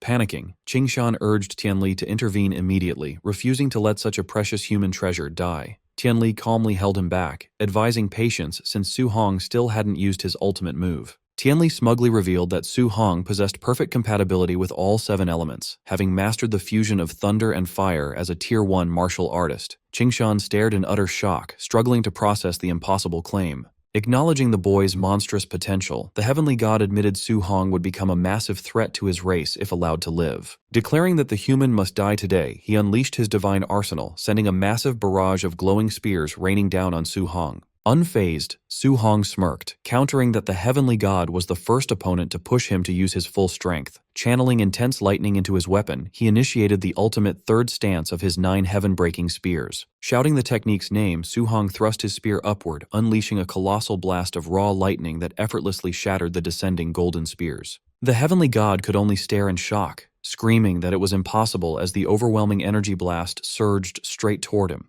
The devastating strike triggered a massive explosion, instantly carbonizing the heavenly god's body and shattering it into pieces. The sheer force of Su Hong's attack didn't stop there, completely cleaving the cult's massive stone pyramid in half. Standing before the ruined base, a trembling and exhausted Su Hong grinned as his system confirmed a massive reward of 843 martial value points, concluding the grueling fight was completely worth it. Grandmaster Qingshan landed next to Su Hong, excitedly praising him as a precious treasure and a great genius. Grabbing the bewildered boy's face, Qingshan admitted he never would have believed a Tier 2 martial artist could defeat a heavenly god had he not seen it himself. Despite the high praise, Su Hong remained grounded. He realized that if an ordinary member of a top 10 ranked race forced him to use his ultimate move, Their true geniuses must be terrifying. Qingshan then concluded that defeating a mere small fry wasn't something to get overly excited about. 4 days later, the wilderness survival training officially ended at the Hang City camp. The final scoreboard placed Su Hong first with a staggering 17,210 points, completely eclipsing the second-place score of 4,700. Some trainees immediately accused him of cheating, refusing to believe a lower-tier fighter could earn so much. The Hang City geniuses he saved quickly shut down the rumors, declaring that Su Hong was impossibly strong and had easily one-shotted Tier 3 demonic cultists. When students asked where to find Su Hong for guidance, they learned Grandmaster Wang Qingshan was personally teaching him an A-rank martial art. Exiting the training hall, a bewildered Qingshan complained to Tianli that the little monster learned his healing art in just half a day. Tianli simply laughed, telling his rival to get used to it. Sitting in the training room, Su Hong meditated, cycling the energy of his newly acquired technique. He marveled at the A-rank healing martial art's incredible effectiveness, thrilled that it flawlessly erased all his old, deep-seated scars. Checking his interface, Su Hong was highly satisfied to see his martial value exceeded 4,800 points from the wilderness hunt. He calculated this massive haul could push his spiritual power to 500 points, officially making him a Tier 2 Spirit Master, while leaving enough to significantly boost his vitality. Meanwhile, far away on the Heavenly God race planet, a meeting convened inside the Grand Heavenly God Palace. A statue interrogated its subordinates, angrily demanding to know how their clansmen could possibly lose to a human an entire realm lower, especially after unleashing the divine arsenal. Tianming respectfully confirmed the humiliating defeat, admitting to his lord that the human they faced was an unprecedentedly monstrous genius. The statue entity summoned another clansman, Tian Shang, who immediately stepped forward, awaiting its command. Recognizing the massive future threat the boy posed, the statue issued an official Heavenly God Race kill order, demanding his immediate eradication. Tian Shang accepted the assassination mission with a confident, sinister smile. The statue then asked for an update on the divine object fragments hidden within human territory. Tian Shang reported that while no fragments were secured yet, they recently intercepted promising news. The statue ordered them to continue their secret search at all costs, strictly warning them to keep the human race blind to their movements. Meanwhile, at the Star City training camp, trainees watched a live feed of Wang Tiantuo decapitating a Tier 2 bear beast with his bone netherfire fist. The crowd noted that ever since Su Hong defeated Wang Tiantuo, Xiao Nan, and Lin Xinghe, the three elites had been fighting like maniacs. Driven by their loss, the trio spent every day pushing themselves in the combat rooms, exchanging all their contribution points for strength pills. This training paid off, allowing all three of them to break through to Tier 2 within a single month. Even Lin Xinghe abandoned his typical flashy style, training hard enough to build a heavily muscular frame. Prepared and confident, the three elites awaited Su Hong's return, eager for a rematch. Later, outside the camp, instructor Lindsay welcomed back Grandmaster Qin Tianli. Noticing the young prodigy was missing, Lindsay asked where Su Hong was. Qin Tianli explained that the boy wanted to stay in the woods for a few more days of solo training. When Lindsay worried that Su Hong might miss the end of the camp, the Grandmaster assured him that the kid wasn't stupid enough to be late. 2 days later, deep in the wilderness, Su Hong sat meditating atop a high stone pillar while a snake beast coiled around the rock below. Surging with golden energy, he absorbed his recent gains until his system confirmed his spiritual power had reached the 500-point threshold. Sensing its prey, the giant snake roared and lunged at the meditating trainee. Su Hong casually extended his glowing hand, freezing the beast mid-strike with his telekinesis.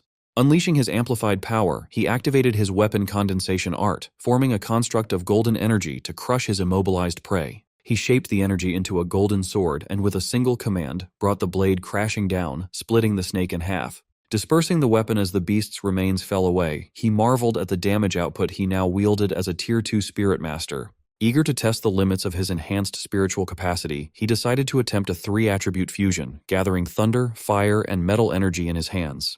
The moment he forced the 3 elements together, the mixture became unstable. Realizing too late that he had lost control of the energy, the blast detonated, shattering the stone pillar he stood on. Coughing in the rubble, he noted the backlash of the failed fusion, but realized that a successful strike could injure a Tier 4 expert. On the final day of the training camp, a ragged Su Hong walked back through the front gates. Spotting him, the other trainees rushed to notify Wang Tiantuo, eager to see the rematch. Grandmaster Qin Tianli asked the young prodigies if they were confident they could win against Su Hong. Xiao Nan, Lin Xinghe, and Wang Tiantuo declared their victory was guaranteed. Unfazed by the crowd or their confidence, Su Hong asked the trio if they were sure they wanted to challenge him again. Flaring their new auras, Wang Tiantuo warned Su Hong not to underestimate them now that they had reached Tier 2, while Xiao Nan boasted she could defeat him by herself. Offering a sheepish apology, Su Hong interrupted their boasting before erupting in a fiery aura and revealing that he had also broken through to become a Tier 2 martial artist. Despite her shock, Xiaonan ignited her power, declaring that her status as a Tier 1 Spirit Master meant she wasn't afraid of him. She then activated her weapon condensation art, summoning a giant golden sword from the sky. In response, Su Hong activated his weapon condensation art, summoning a giant golden sword of his own. The blade crushed Xiaonan's spiritual weapon, causing her to cough up blood before it even landed. Pointing his summoned sword at the trio, Su Hong apologized once more before revealing that he was a spirit master as well. The three elites backed away in shock. They realized Su Hong was a dual Tier 2 martial artist and spirit master with a top-tier physique, meaning he hadn't used his full strength during their last sparring session. Finding the trio insufficient for his needs, Su Hong smirked and invited the entire camp to attack him at once, eager to harvest martial value points from the crowd. He unleashed a glare at the surrounding trainees, breaking their fighting spirit. The crowd erupted into panic, screaming their surrenders and begging him to stick to fighting the elites. Watching from the sidelines, instructors Bai Mu and Lin Zhe complained to Grandmaster Qin Tianli, feeling hurt that he had kept Su Hong's Spirit Master status a secret.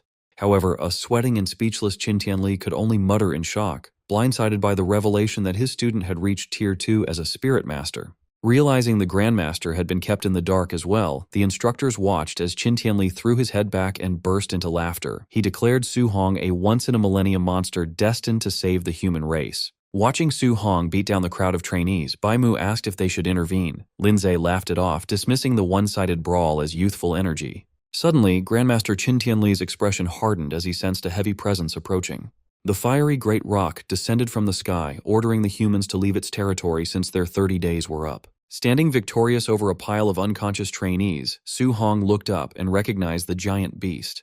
Annoyed by the creature's arrogance, Qin Tianli erupted with his immense aura, declaring he had tolerated the bird long enough, mocking its attempt to intimidate him while asserting his dominance. Before the beast could react, Qin Tianli unleashed a barrage of punches into the giant bird. Watching from below, Su Hong was mesmerized by the heat of a Tier 7 Grandmaster's flames, likening the clash to immortals fighting. Standing atop the battered bird's head, Qin Tianli ignored its cries for mercy. When the beast warned that it had a backer, the Grandmaster challenged it to summon its boss so he could beat him up too.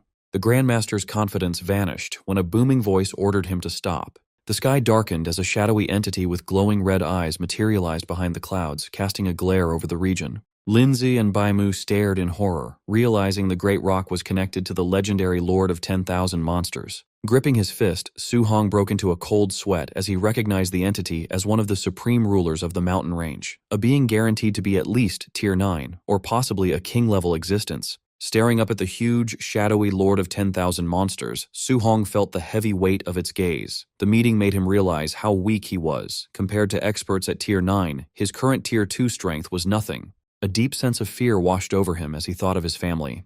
He knew that if a being that strong ever attacked Star City, he would be helpless to protect his aunt and uncle. Looking at the sky, Su Hong decided to push past his limits, vowing to break through the tiers until he reached the legendary King Realm. Meanwhile, Qin Tianli let go of the beaten Great Rock. Knowing the beast had a powerful backer now, he let it go. The Great Rock angrily swore revenge as it flew away. As the beast left, Qin Tianli was glad that the Lord of 10,000 Monsters was bound by an old agreement with humans, which kept it from attacking casually. Despite the scary interruption, the training camp ended without any more trouble. As the trainees gathered by the buses to go back, Su Hong put on his backpack, eager to see his aunt and uncle after a month away. Just then, a voice called out to him. Li Tu and Chen Shan ran up to greet him. Li Tu cheerfully said Su Hong was sure to become famous in Star City. Chen Shan awkwardly brought up their past issues, asking Su Hong not to hold a grudge. Su Hong sighed, telling them he wasn't that petty. When they got back to Star City, an official welcomed the students, congratulating them on finishing the hard training. The official announced a grand banquet at the City Lord's estate to celebrate their return, with gifts for everyone. While the other trainees cheered, a tired Su Hong wished he could skip the event and go home. Later, guests began arriving at the huge City Lord's estate. The fancy banquet hall was soon filled with people. An attendant politely showed two nervous guests to their seats. Su Hong's uncle and auntie sat at a fancy table, looking awkward and out of place. Some wealthy guests noticed them. Judging their simple clothes, they wondered why migrant workers were at the event. Su Hong's auntie worried their clothes would embarrass their nephew. His uncle sighed, saying they were wearing their best clothes, but admitted they shouldn't have come. Their worry was cut short when Principal Lee of No. 1 High School approached, warmly greeting them as Su Hong's relatives. Surprised by the attention from such an important person, the couple nervously returned the greeting. Principal Lee kindly told them to relax. Suddenly, Wu Lingxian, president of the Star City Martial Artist Association, hurried over and enthusiastically shook the uncle's hand. She loudly praised Su Hong as the most promising genius she had ever seen, leaving the uncle even more overwhelmed.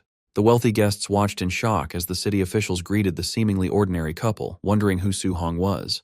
Meanwhile, at the center table, the most powerful leaders of Star City were gathered. Lin Xinghe's father politely complimented the city lord, assuming his son, Wang Tiantuo, easily took first place. The city lord humbly brushed off the praise, complimenting the other family's children. Xiaonan's father confidently argued that his spirit master was stronger, predicting his daughter would win first place. Lin Xinghe's father scoffed, saying his son's speed would beat both of their children. This started a heated argument among the three fathers. Wang Ni angrily slammed the table, insisting his son's attack power guaranteed him first place. As the other two patriarchs fired back, they continued to stubbornly brag that their own child was invincible. Watching from a distance, Principal Li asked Wu Lingxian if she planned to step in. She refused, joking that she might beat them up if she had to listen to them brag anymore. She confidently added that there was no need to stop the argument, because once Su Hong arrived, the fathers would be silenced. Principal Li was doubtful, but Wu Lingxian just smirked, saying it was a woman's intuition. Suddenly, a guard urgently announced that the trainee's bus had arrived. Eager to see his son's return, the city lord proudly invited everyone outside to welcome the pride of Star City. The three fathers confidently waited by the red carpet, but their smiles disappeared when their children stepped off the bus. Instead of looking like champions, the three elites were covered in bandages and bruises. The horrified fathers rushed to their children. As the city lord panicked over his son's face, Lin Xingyi dryly said Wang Tiantuo got the worst of it by refusing to surrender. The fathers were stunned, demanding to know who could have defeated all their genius children at once. The shock grew when the city lord sensed their auras and realized all three had broken through to Tier 2. The fathers were confused, wondering what kind of monster had appeared in Star City. The three elites admitted defeat completely. Wang Tiantuo said his opponent's strength was far greater. Lin Xinghe confessed he was outmatched in speed, and Xiaonan revealed she had been easily beaten in spiritual power. Traumatized, the trio warned their fathers that the winner was an absolute monster and told them to look at the bus. As footsteps were heard, the rest of the returning trainees, all equally beaten up, quickly formed two neat rows outside the doors. Su Hong casually stepped onto the red carpet, holding his spear and looking completely unharmed. Feeling awkward about the display from the other trainees, he wished he could just go home. Spotting his aunt and uncle in the crowd, Su Hong immediately called out to them. The surrounding elites were stunned to see that the amazing genius was the child of commoners. As the crowd shifted, Su Hong's aunt tripped, but before she could fall, a soft glow of spiritual energy caught her. Su Hong rushed over, using his telekinesis to gently lower her to the ground. He quickly checked if they were hurt. Amazed, his uncle marveled at the technique, while his aunt said she was fine. Relieved, his uncle admitted they had been worried sick. Su Hong smiled and comforted them. Watching this display of power, the city lord and Xiaoyan's father were shocked. Realizing Su Hong was a Tier 2 spirit master, Xiaoyan's father finally understood why his daughter lost so badly. Nearby, Principal Li and President Wu Lingxian furiously pointed at each other, both accusing the other of hiding Su Hong's spirit master status. Then they realized neither of them knew. Recovering quickly, President Wu gloated that no one would challenge her now. Equally happy, Principal Li cheered that No. 1 high school would dominate the city. The news of Su Hong's true power caused a frenzy among the wealthy guests. Desperate to get on his good side, they scrambled on their phones to gather his information, order gifts, and call their daughters to the estate, hoping to secure him as a son-in-law. Seizing the moment, the city lord quickly had an attendant bring out a premium bank card and property deeds. Approaching Su Hong, he loudly praised him as a dragon among men and offered him a luxury villa and $3 million in cash, claiming it was the official reward for first place. The other fathers silently cursed the city lord for being a sly old fox, knowing he had just made up the reward to buy the boy's loyalty. Extending his hand, the city lord promised to fully support Su Hong in the future. Su Hong quickly thought about his options. He knew the city lord was trying to win him over in public. Refusing the gift would offend the powerful man, but accepting meant he would owe him and couldn't refuse his future requests. Su Hong decided that he could not afford to offend the city lord. He realized that accepting his protection would keep his family safe, letting him train in the wild without worry. With powerful allies like Grandmaster Qin, President Wu, and Principal Li backing him up, he knew the city lord could not force him into unfair situations in the future. Su Hong politely accepted the offer, shaking Wang Ni's hand and thanking him. Pleased by his acceptance, the city lord told Su Hong to speak up if he had other requests. Su Hong asked if the city lord could help find a cure for his aunt's rare illness. His aunt and uncle were moved to tears by their nephew's immediate selflessness and care for them. Wang Ni turned to his helper and ordered him to handle the matter personally, demanding that the best medical resources be secured to treat Su Hong's aunt. Eager to please the young genius, the city lord asked Su Hong to ask for anything else he wanted. Su Hong admitted that he could use a better, high-quality weapon. Laughing, Wang Ni invited Su Hong to follow him to his personal armory to choose any weapon he liked. While Su Hong thanked him, the city lord secretly gloated, knowing that accepting favors would make Su Hong more loyal to the Wang family. Before leaving, Su Hong asked his aunt and uncle to wait for him. At the same time, the city lord told his son, Wang Tiantuo, to host the banquet while they went to the armory. Wang Tiantuo politely led Su Hong's aunt and uncle to a comfortable area, while the crowd whispered in awe, amazed at how quickly Su Hong's humble family had gained high status. Wang Ni led Su Hong into the massive armory, explaining that weapons were sorted from C grade to B grade, with the best A-grade alloy weapons stored at the very back. He told Su Hong to pick any A-grade weapon that matched his element. Su Hong was amazed, knowing an A-grade weapon was worth hundreds of millions. Instead of a normal weapon, Su Hong asked if the armory had any multi-attribute alloy weapons. This caught Wang Ni off guard, and he asked if Su Hong was actually a multi-attribute martial artist. Su Hong explained that because he trained in multiple elements, Grandmaster Qin valued him and advised him to look for a multi-attribute weapon. To prove it, Su Hong released his energy, creating 7 different elemental orbs of light around his body, leaving Wang Ni shocked. Since Su Hong had already accepted the city lord's backing, showing his huge talent would make the city lord value and protect him even more. Wang Ni asked how Su Hong's training speed could be so fast, since multi-attribute users usually progress slowly, with 7 elements making it hard to even reach Tier 2. Excited, the city lord realized he was looking at a rare genius, a Tier 2 7-element artist, a Tier 2 spirit master, and owner of a unique body better than the barbarian god body. Overjoyed, he felt a legendary star had truly come to Star City. With a sigh, Wang Ni said he felt useless as Su Hong's Uncle Wang. Su Hong asked the city lord what was wrong. Wang Ni explained that multi-attribute weapons were very rare and his armory only had a few dual-attribute pieces. He showed the only 3-attribute weapon in his collection, a B-grade dark gold meteorite iron spearhead. The city lord offered to break down an A-grade alloy shaft so Su Hong could temporarily make a whole weapon, but Su Hong declined, explaining that he could just attach the new spearhead to his Thunderfire spear. He noted that a 3-element spearhead was plenty for now. Handing over the prized spearhead, Wang Ni mentioned that strange phenomena had recently started near Star City, with rumors of multi-attribute beasts appearing. He promised to have his men keep an eye out for them, making Su Hong ask what had happened. The city lord explained that while trainees were at camp, strange phenomena began appearing globally, creating both multi-attribute beasts and rare treasures. He shared a report of an eyewitness who saw a lightning beast touch a strange fragment, gaining the power to spit both lightning and fire. Wang Ni warned that one of these beasts had been seen at Star Viewing Lake, located just outside Star City. However, he warned Su Hong that the lake was too dangerous, advising him not to risk his life since he could find better weapons at the Martial Dao University. Su Hong thanked the city lord for the advice. A few hours later, a sleek luxury car pulled up outside Su Hong's apartment, drawing a crowd. Recognizing the government license plate, the neighbors murmured in shock, wondering what brought such a powerful figure to their old neighborhood. Standing in the crowd was their landlady, Sister Hong, who jealously thought she could die happy if her own son ever got a luxury car like this. She resentfully remembered how she had threatened to raise the Su family's rent and evict them because Su Hong refused to give his training camp spot to her son, believing her own child deserved success more. The car door opened, and Su Hong, along with his aunt and his uncle, Su Guoming, stepped out. The neighbors realized Su Hong's success at camp had won him the city lord's favor, declaring the family rich, while Sister Hong stared in horror and disbelief. Su Guoming cheerfully walked over to greet Sister Hong, saying he had news. He announced that Su Hong took first place, and the city lord gave them a luxury villa, so they were moving tomorrow. Shocked, Sister Hong stammered. When Su Guoming asked for a refund of their remaining rent, his wife stopped him, saying they were rich now and should let Sister Hong keep the leftover rent as a parting gift. As they walked upstairs, Su Guoming asked if they should pack up their old tables and chairs. His wife scolded him for being stingy, warning him not to embarrass their nephew now that he was an important figure. Su Hong laughed, assuring them he did not care about looks and just wanted them happy. Later night, Su Hong stood alone on the rooftop of his old apartment, looking over the quiet city. He realized this would be his last time training here, feeling a quiet sense of nostalgia. He then reviewed his status screen, seeing his recent success at the camp left him with exactly 1,944 points after upgrading his spiritual power. His stats showed a vitality of 506.9, a spiritual power of 500, and his overlord body at 1.1% progress. Deciding to upgrade his core stats, Su Hong sat cross-legged and poured his remaining points directly into his vitality. Notifications flashed as his vitality rose to 701.3, triggering a wave of energy that expanded his muscles as he broke through to the mid-stage of Tier 2. As his body returned to normal, Su Hong took out his phone to search for more info on the global events in Star Viewing Lake. But as he held the device, the screen cracked under his hand.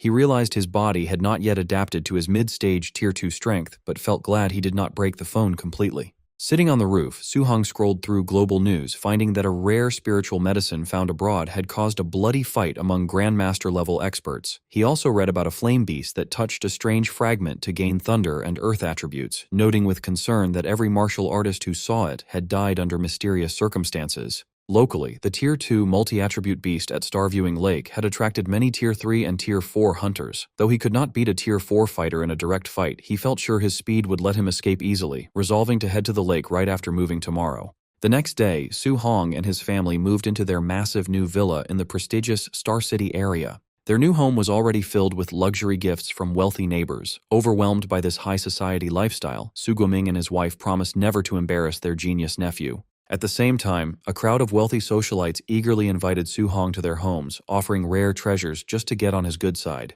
Su Hong could only offer a strained, awkward smile as he politely tried to wave off the relentless crowd of social climbers. Collapsing onto his couch, Su Hong sighed that dealing with people was more exhausting than fighting monsters, but he could not relax as he needed to head to Star Viewing Lake that afternoon. Arriving at the local martial artist base, Su Hong was surprised by the packed courtyard and wondered why everyone was lingering instead of heading to the lake's anomaly. He soon overheard low-tier fighters complaining about a swarm of Tier 3 and 4 experts, admitting they were too terrified to leave the base for fear of being robbed. Upstairs on the second floor, Yeche demanded to know if Su Hong had really killed his cultist nephew, which a mysterious guest confidently confirmed. Before Yeche could react, the guest stepped forward and unleashed a suffocating pressure that instantly forced him to his knees. Radiating a terrifying red aura, the red-eyed noble coldly warned Ye Ke to show absolute respect. Terrified and utterly suppressed, Ye Ke could only beg for forgiveness. Later that afternoon, Su Hong reached Stargazing Lake, where crowds of martial artists were already gathering along the shores. Hiding behind a tree, he quietly observed the different groups of hunters lining the water's edge. Scanning the crowd, he noticed there were no weak Tier 1 fighters here. Everyone was at least Tier 2 or Tier 3. He even spotted several highly formidable Tier 4 experts resting near the water. Su Hong realized that if a Tier 2 multi-attribute beast could draw this many experts, the competition in other regions had to be absolutely insane. Suddenly, violent bubbles erupted on the lake's surface, drawing the immediate attention of nearby hunters. With a colossal splash, a massive dragon-like creature erupted from the depths. The panicked hunters recognized it as a Tier 3 star-spotted giant fish. The giant beast roared furiously, quickly charging a massive ball of dual-attribute energy inside its gaping jaws. While panic erupted as hunters scrambled to escape, one arrogant Tier 4 fighter stood his ground, mockingly asking why everyone was running from a mere fish. Confident in his strength, the martial artist built a massive earth barrier to block the strike, but the beast's devastating beam obliterated his defense and sent him flying. Watching from the sidelines, Su Hong was stunned because the beast's dual-element attack had not just shattered a Tier 4 defense but had completely crippled the fighter in one shot. However, another powerful, aura-covered expert excitedly charged straight at the monster, thrilled that his half-month wait for a dual-attribute beast was finally over. With a single devastating punch, the expert forced the giant beast onto the shore. Once the monster was grounded, the greedy crowd immediately swarmed it in a chaotic free-for-all. Just a minute later, the mighty Tier 3 beast was sliced to pieces, but the greedy hunters were left swearing in frustration when they found no treasure inside its stomach. After watching this brutal display, Su Hong decided to slip away, realizing that staying with those savage Tier 4 experts would only leave him empty-handed. As he retreated into the woods, Su Hong's heightened senses suddenly screamed in warning just as a masked assassin dropped from the trees to launch a lethal sneak attack. But before the blade could land, Su Hong activated his telekinesis, freezing the shocked assassin completely midair. As the assassin broke free and swung his sword, Su Hong quickly leaped away to evade the strike.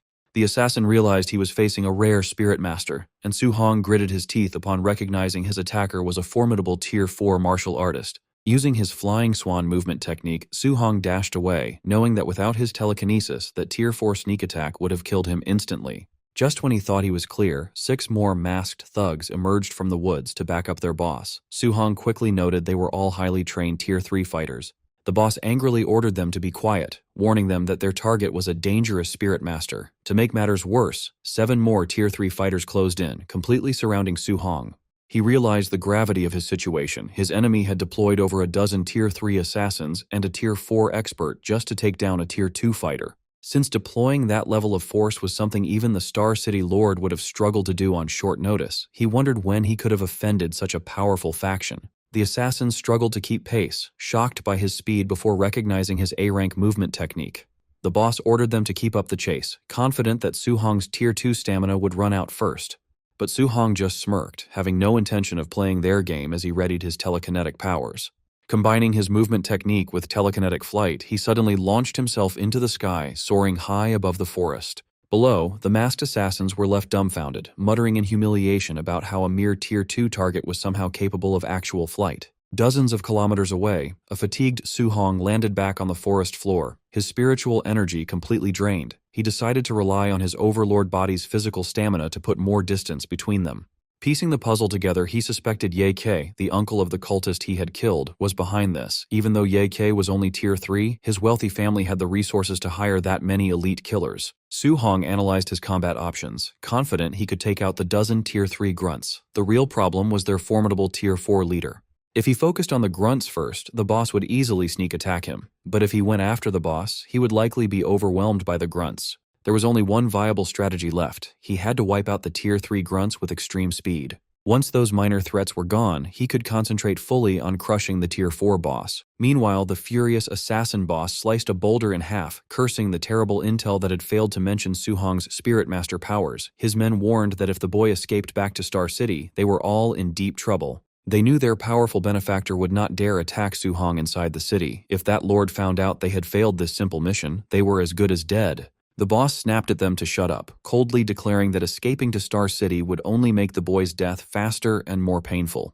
Their argument was interrupted by a group of robed elites, whose leader calmly explained that Su Hong had only revealed his Spirit Master status the day before, so the intel was simply outdated. He reassured them that his organization had operatives at every anomaly. He promised to lock down the area, but warned the boss that failing to kill Su Hong that time meant they would not survive his wrath. Grateful for the help, the assassin boss promised a favor and demanded a tight perimeter lockdown, furiously vowing to personally tear Su Hong to pieces.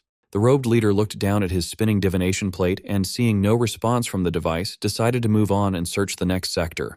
The next day, the relentless hunt continued. While Su Hong was resting on a slain beast, a group of assassins spotted him and charged forward, demanding that he stop running.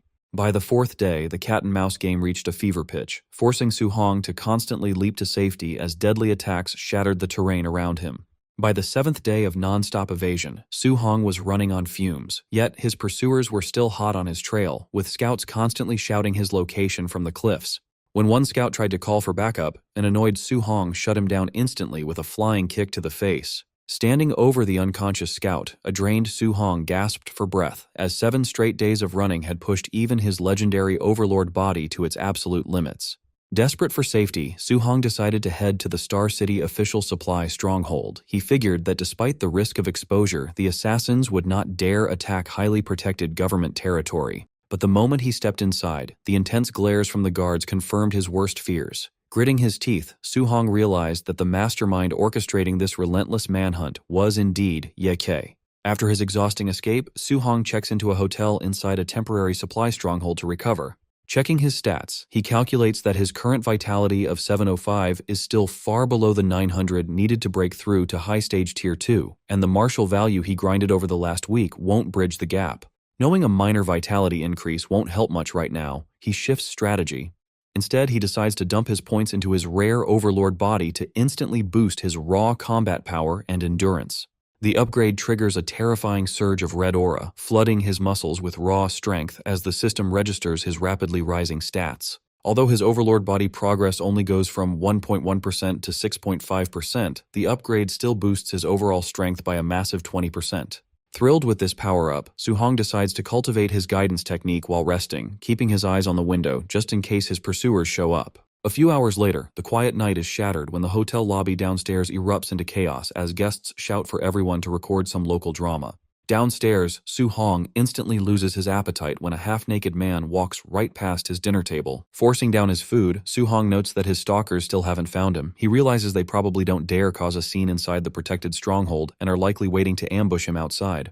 But his thoughts are interrupted when he overhears some nearby hunters complaining about finding a rare 3-star patterned dark purple bamboo, only to get robbed of it by Tier 4 martial artists. Su Hong immediately recognizes the item, recalling that this legendary bamboo is a multi-attribute natural treasure where each star pattern allows it to hold an additional element of spiritual qi. Since a 3-star bamboo can store 4 distinct attributes, he immediately prioritizes obtaining it, knowing it will be the perfect catalyst to master his upcoming 4-element fusion. Striking up a conversation with the hunters, Su Hong points out that snatching natural treasures is never easy due to localized magnetic fields. Impressed by his knowledge, a hunter explains that the bamboo is surrounded by a crushing gravity field that increases pressure based on the tier of the intruder.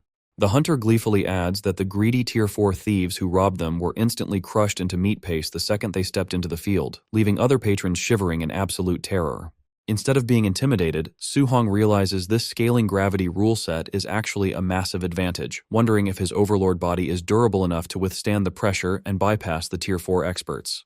But before he can plan his next move, a massive destructive red energy slash shatters the stronghold's walls, catching everyone in the room completely off guard. The attack cleanly slices Su Hong's dining table in half, but he casually leans back with his food in hand, realizing his stalkers have finally arrived. The masked assassin boss and his squad of killers step through the smoking rubble, mockingly asking Su Hong why he has finally stopped running.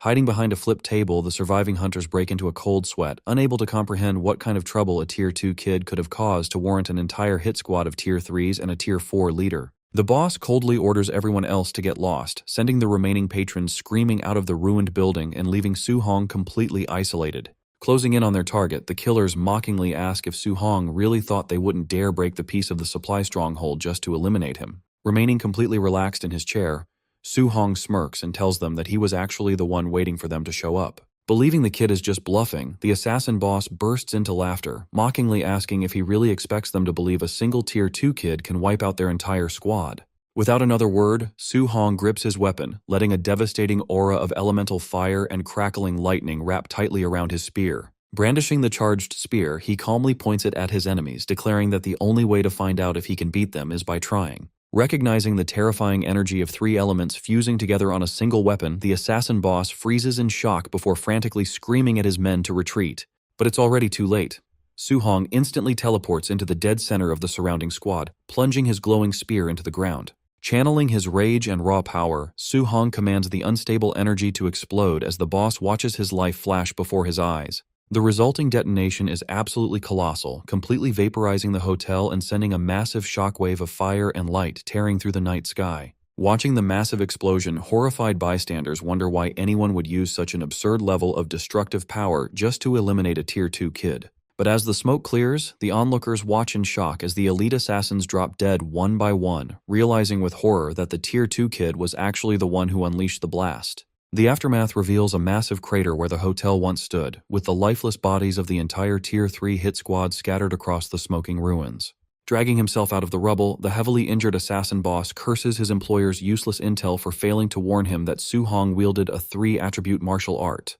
Surveying his groaning, crippled subordinates, the assassin boss reassures himself that since a Tier 4 expert like him was heavily injured by the blast, a mere Tier 2 target at the epicenter has to be dead. He figures that despite the heavy casualties, completing the contract is still a win, especially since failing meant certain execution by their terrifying master, Lord Nabu. However, his celebration is cut short when a massive pillar of energy suddenly erupts from the crater right in front of him. Before he can even react, a shirtless and completely unscathed Su Hong drops from the sky, unleashing his devastating heaven-breaking spear technique. The boss barely manages to deflect the fatal strike, screaming in disbelief that the kid is still breathing, only for Su Hong to instantly vanish from his sight. Swinging at empty air, the boss's survival instincts scream at him to turn around. He spins around just in time to see Su Hong's eyes glowing red as he teleports directly behind his remaining dazed grunts, prompting the boss to desperately scream at his men to wake up and pin the boy down. But the dazed grunt is too slow to process the danger, sleepily asking his boss what he's shouting about. In a flash, Su Hong's spear brutally skewers him straight through the chest.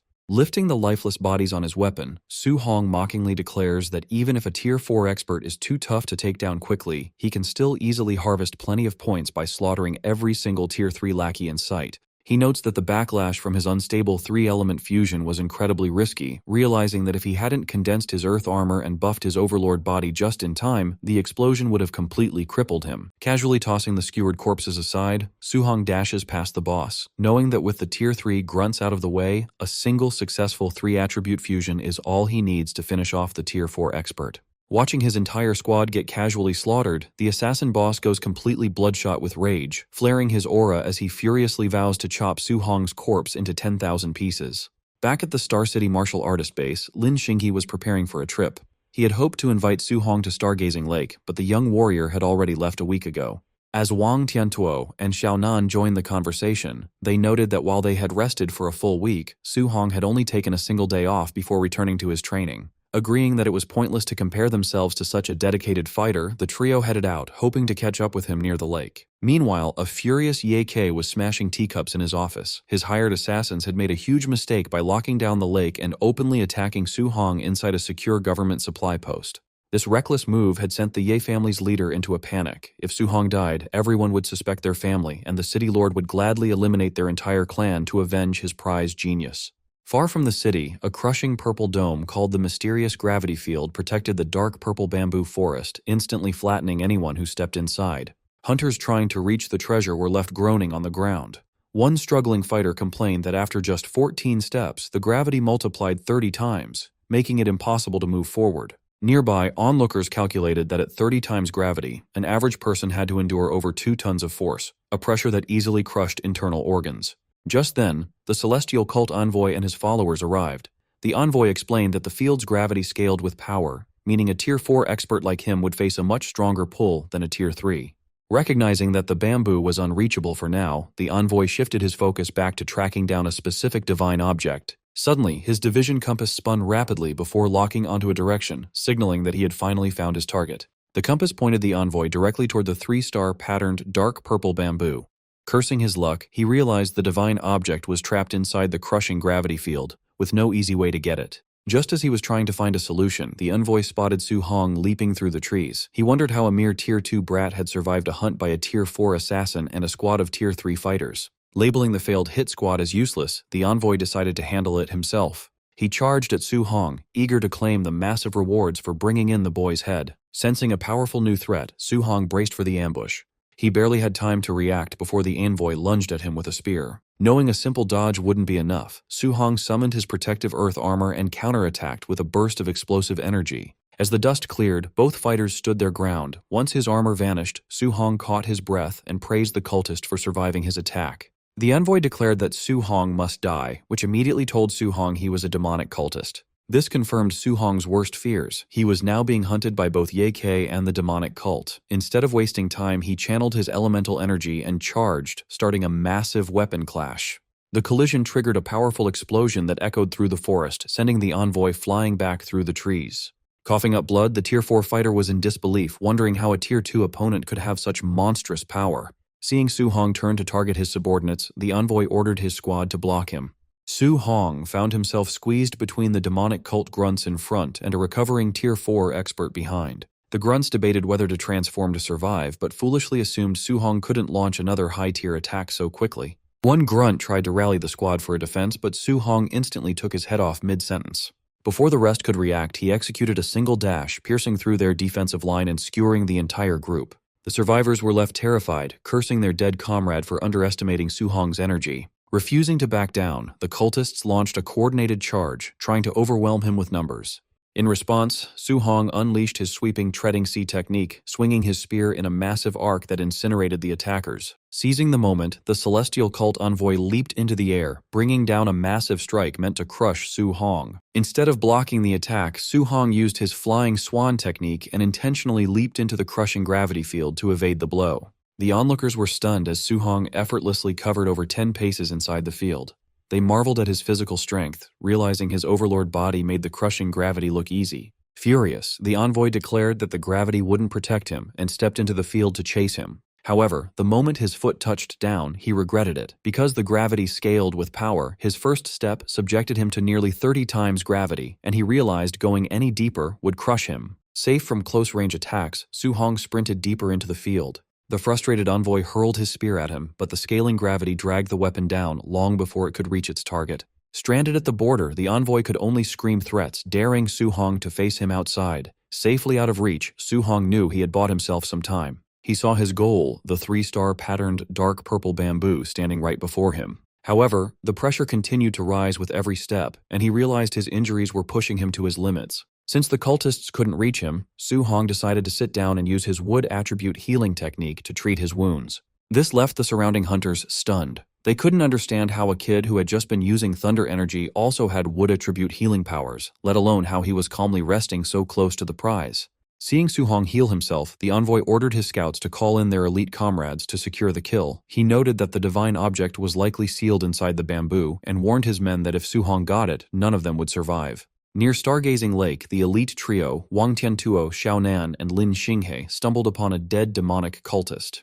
Realizing the demon cult had blocked off the entire area, they suspected the enemy was targeting Su-hong and decided to head back to the martial artist base to notify them. Along the way, the base's complete silence felt highly suspicious, leading them to believe that the base itself might actually be colluding with the cultists.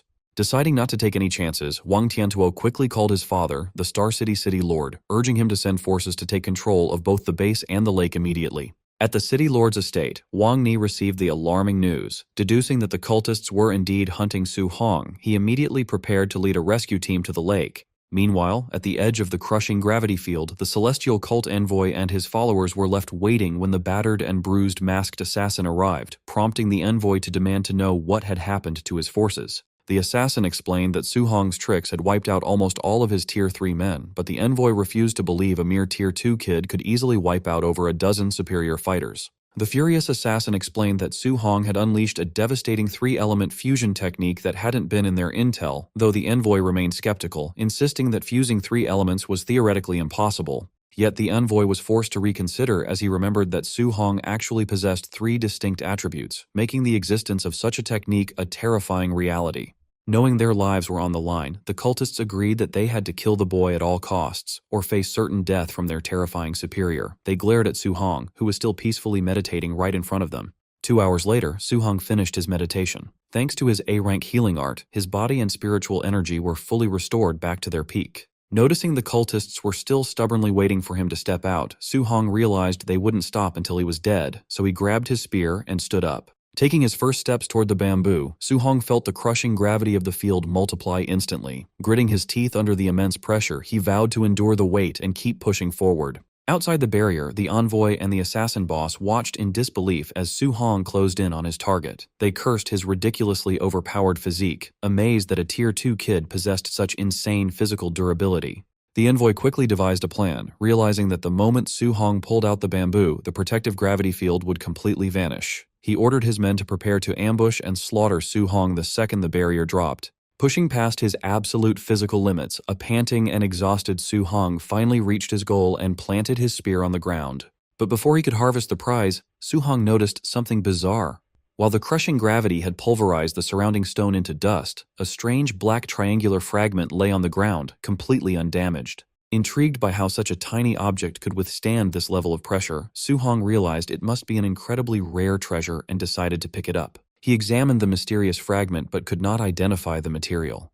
Testing its durability, he tried to bend it with his full physical strength, only to find that it did not budge even a millimeter. In the process, he accidentally cut his hand on the sharp edge. Before he could even process what was happening, the black fragment liquefied and absorbed directly into his body through the open cut.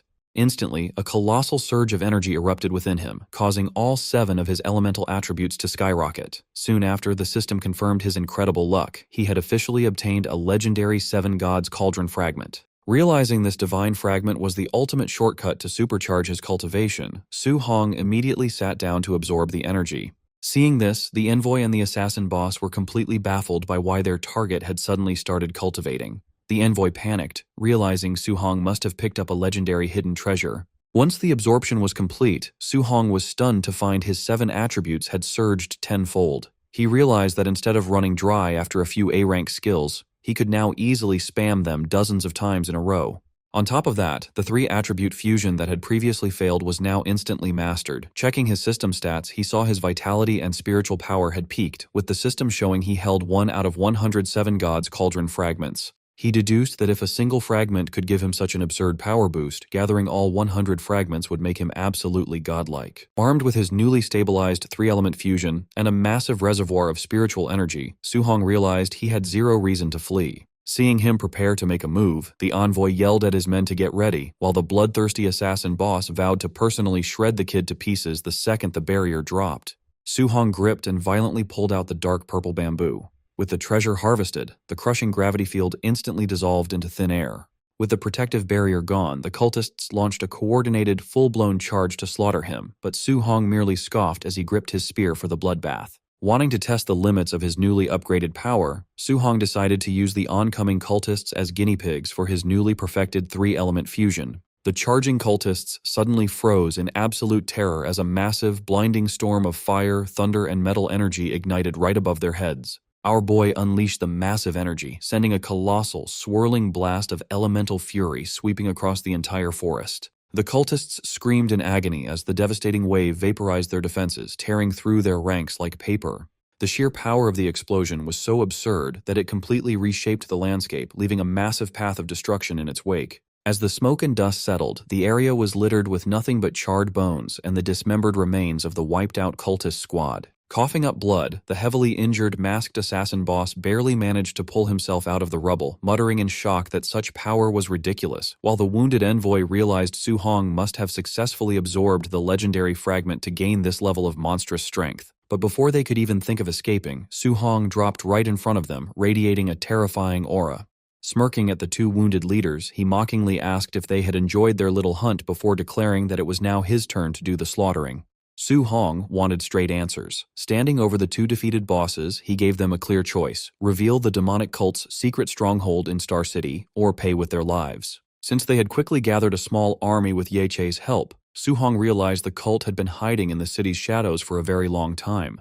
However, the assassin boss refused to talk, determined to drag the young warrior down with him. To save them, the envoy threw a flashbang into the air and suggested a quick retreat. The distraction worked perfectly, allowing the wounded leaders to escape. Once the threat was gone, Su-hong collapsed to the ground in exhaustion. He knew his massive 3-element attack had completely drained his spiritual energy. If those 2 Tier 4 fighters had kept fighting instead of running, he would have been in deep trouble. Running on empty, he quickly activated his healing technique to patch himself up. He wanted to recover fast so he could return and deal with the traitor Ye Che. Farther away, the 2 injured bosses ran through the woods. The assassin boss finally realized Su-hong's attack had been just a bluff to buy time, but the panicked envoy warned him that they could not underestimate such a monster. The assassin tried to make excuses, pointing out they were still Tier 4 experts while the kid was only Tier 2. Still, the traumatized envoy told him to shut up, reminding him that their elite squads had been destroyed in seconds. The embarrassing truth hit them. A Tier 2 teenager had forced 2 powerful Tier 4 commanders to run for their lives. If anyone found out, they would become the laughingstock of the martial arts world. Over at the Star City martial artist base, the mastermind Ye Che paced his office nervously. He feared the city lord would discover his illegal blockade before he got proof of Su-hong's death. A sudden message flashed on his communication crystal, bringing the worst possible news. The expensive assassination plot against Su-hong had completely failed. Ye Che panicked instantly. With Su-hong still alive, it was only a matter of time before his secret alliance with the demonic cult was exposed to everyone. Knowing his life was over if he stayed, Ye Che quickly packed his bags to flee Star City before the city lord could find him. Rushing to his SUV, he angrily cursed Su-hong, blaming the young genius for ruining his comfortable life and forcing him to run. Before he could get inside his vehicle, a massive cage of fire erupted and trapped him. Su-hong stepped out from the shadows, mocking him and asking where he thought he was going. Trapped and desperate, Ye Che unleashed his peak Tier 3 energy. He charged forward with a powerful palm strike, screaming that a mere Tier 2 brat could not look down on him. Su-hong easily dodged the strike with incredible speed, calmly telling Ye Che that ranks did not matter anymore. Instantly, Su-hong delivered a powerful thrust that stabbed Ye Che through the chest. As the dying official crashed back into his vehicle, he realized he was fighting a true monster. The vehicle exploded into a fireball as Su-hong walked away. A nearby crowd of martial artists watched in silence, shocked that a Tier 2 teen had just defeated a peak Tier 3 official in broad daylight. Shortly after, a fleet of official luxury cars arrived, and the city lord, Wang Ni, stepped out onto the street. The onlookers began to whisper nervously when they saw him. Knowing Su Hong had just killed an official, they quickly decided to testify for the kid, planning to call it self-defense against the corrupt Ye K. However, the crowd was stunned as the city lord completely ignored the burning car. Instead, he rushed over to Su Hong like an overprotective parent, checking to make sure his favorite prodigy was safe. Sighing with relief, the city lord noticed the rare 3-star purple bamboo in Su Hong's hand and was amazed by the boy's incredible luck, while Su Hong just felt deeply awkward from all the sudden affection. Looking over at the burning wreck nearby, the city lord's face grew serious as he demanded a full explanation of what had happened. Soon, sitting inside the city lord's private limousine, Su Hong finished explaining the crazy events of his chaotic week. The city lord sat in shocked silence, trying to process the unbelievable story of a Tier 2 kid surviving an 8-day hunt by elite Tier 3 and Tier 4 enemies. He counted the impossible feats, like defeating the Tier 3s, injuring both Tier 4 bosses, and claiming a rare treasure, while Su Hong simply shrugged and confirmed it all. Excited to have such an incredible genius on his side, the city lord grabbed Su Hong's shoulders and seriously asked if he wanted to marry his 40 daughters to raise a new generation of powerful warriors. Blushing and flustered, Su Hong begged the old man to stop joking and quickly shifted the topic back to the real threat, the demonic mastermind who was likely still hiding in the city. The city lord agreed, warning him that the cult would not make the same mistake twice and might send Tier 6 or 7 grandmasters next time. Star City was now too small to keep him safe. His best option was the upcoming college entrance exam. If Su Hong could enter a top academy like Imperial Capital University, even grandmasters would not dare to touch him, prompting the young warrior to vow to succeed. To protect him until exam day, the city lord promised to send 2 elite squads of martial artists to guard his villa, allowing Su Hong to focus entirely on his training. Upon arriving at his new home, his worried aunt and uncle panicked when they saw his bloody clothes. Su Hong quickly laughed it off, assuring them it was only beast blood, and he was perfectly fine. Later, alone in his room, Su Hong opened his system stats. Because of his difficult survival streak in the forest, he now had a massive hoard of over 3,100 martial value points. Considering his options, he realized that putting all his points into vitality would make him Tier 3, but it would leave his new spiritual power weak at Tier 2. Because he had to stay safe inside the city to avoid another assassination, he would not be able to gather high-value points for a long time.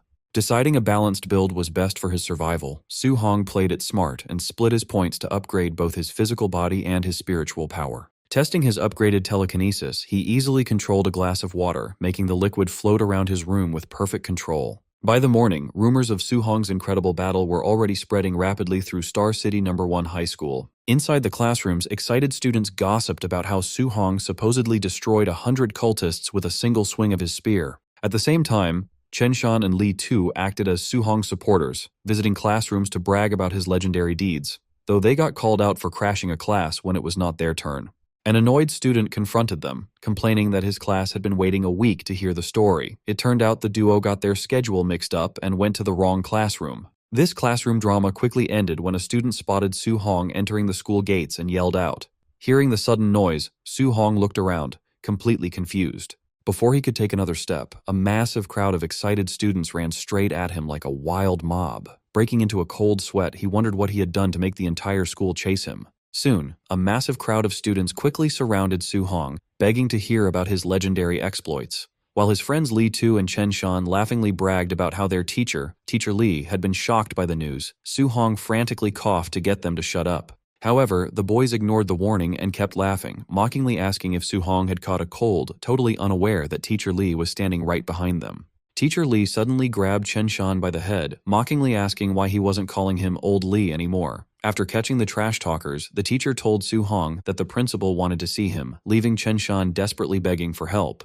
When Su Hong knocked on the office door, Principal Li practically burst out of the room to enthusiastically welcome Star City's favorite prodigy with open arms. Once they sat down, the principal tried to slip him some valuable Tier 2 cultivation pills under the table as a private gift, insisting that Su Hong accept them. Su Hong politely declined though, casually revealing that the pills were useless because he had already reached Tier 2 high stage. This revelation completely blew the principal's mind, as he could not understand how the boy had leveled up so quickly. Su Hong then explained that a recent assassination attempt by elite cultists had actually done him a favor, providing the perfect opportunity to grind and harvest massive amounts of martial points.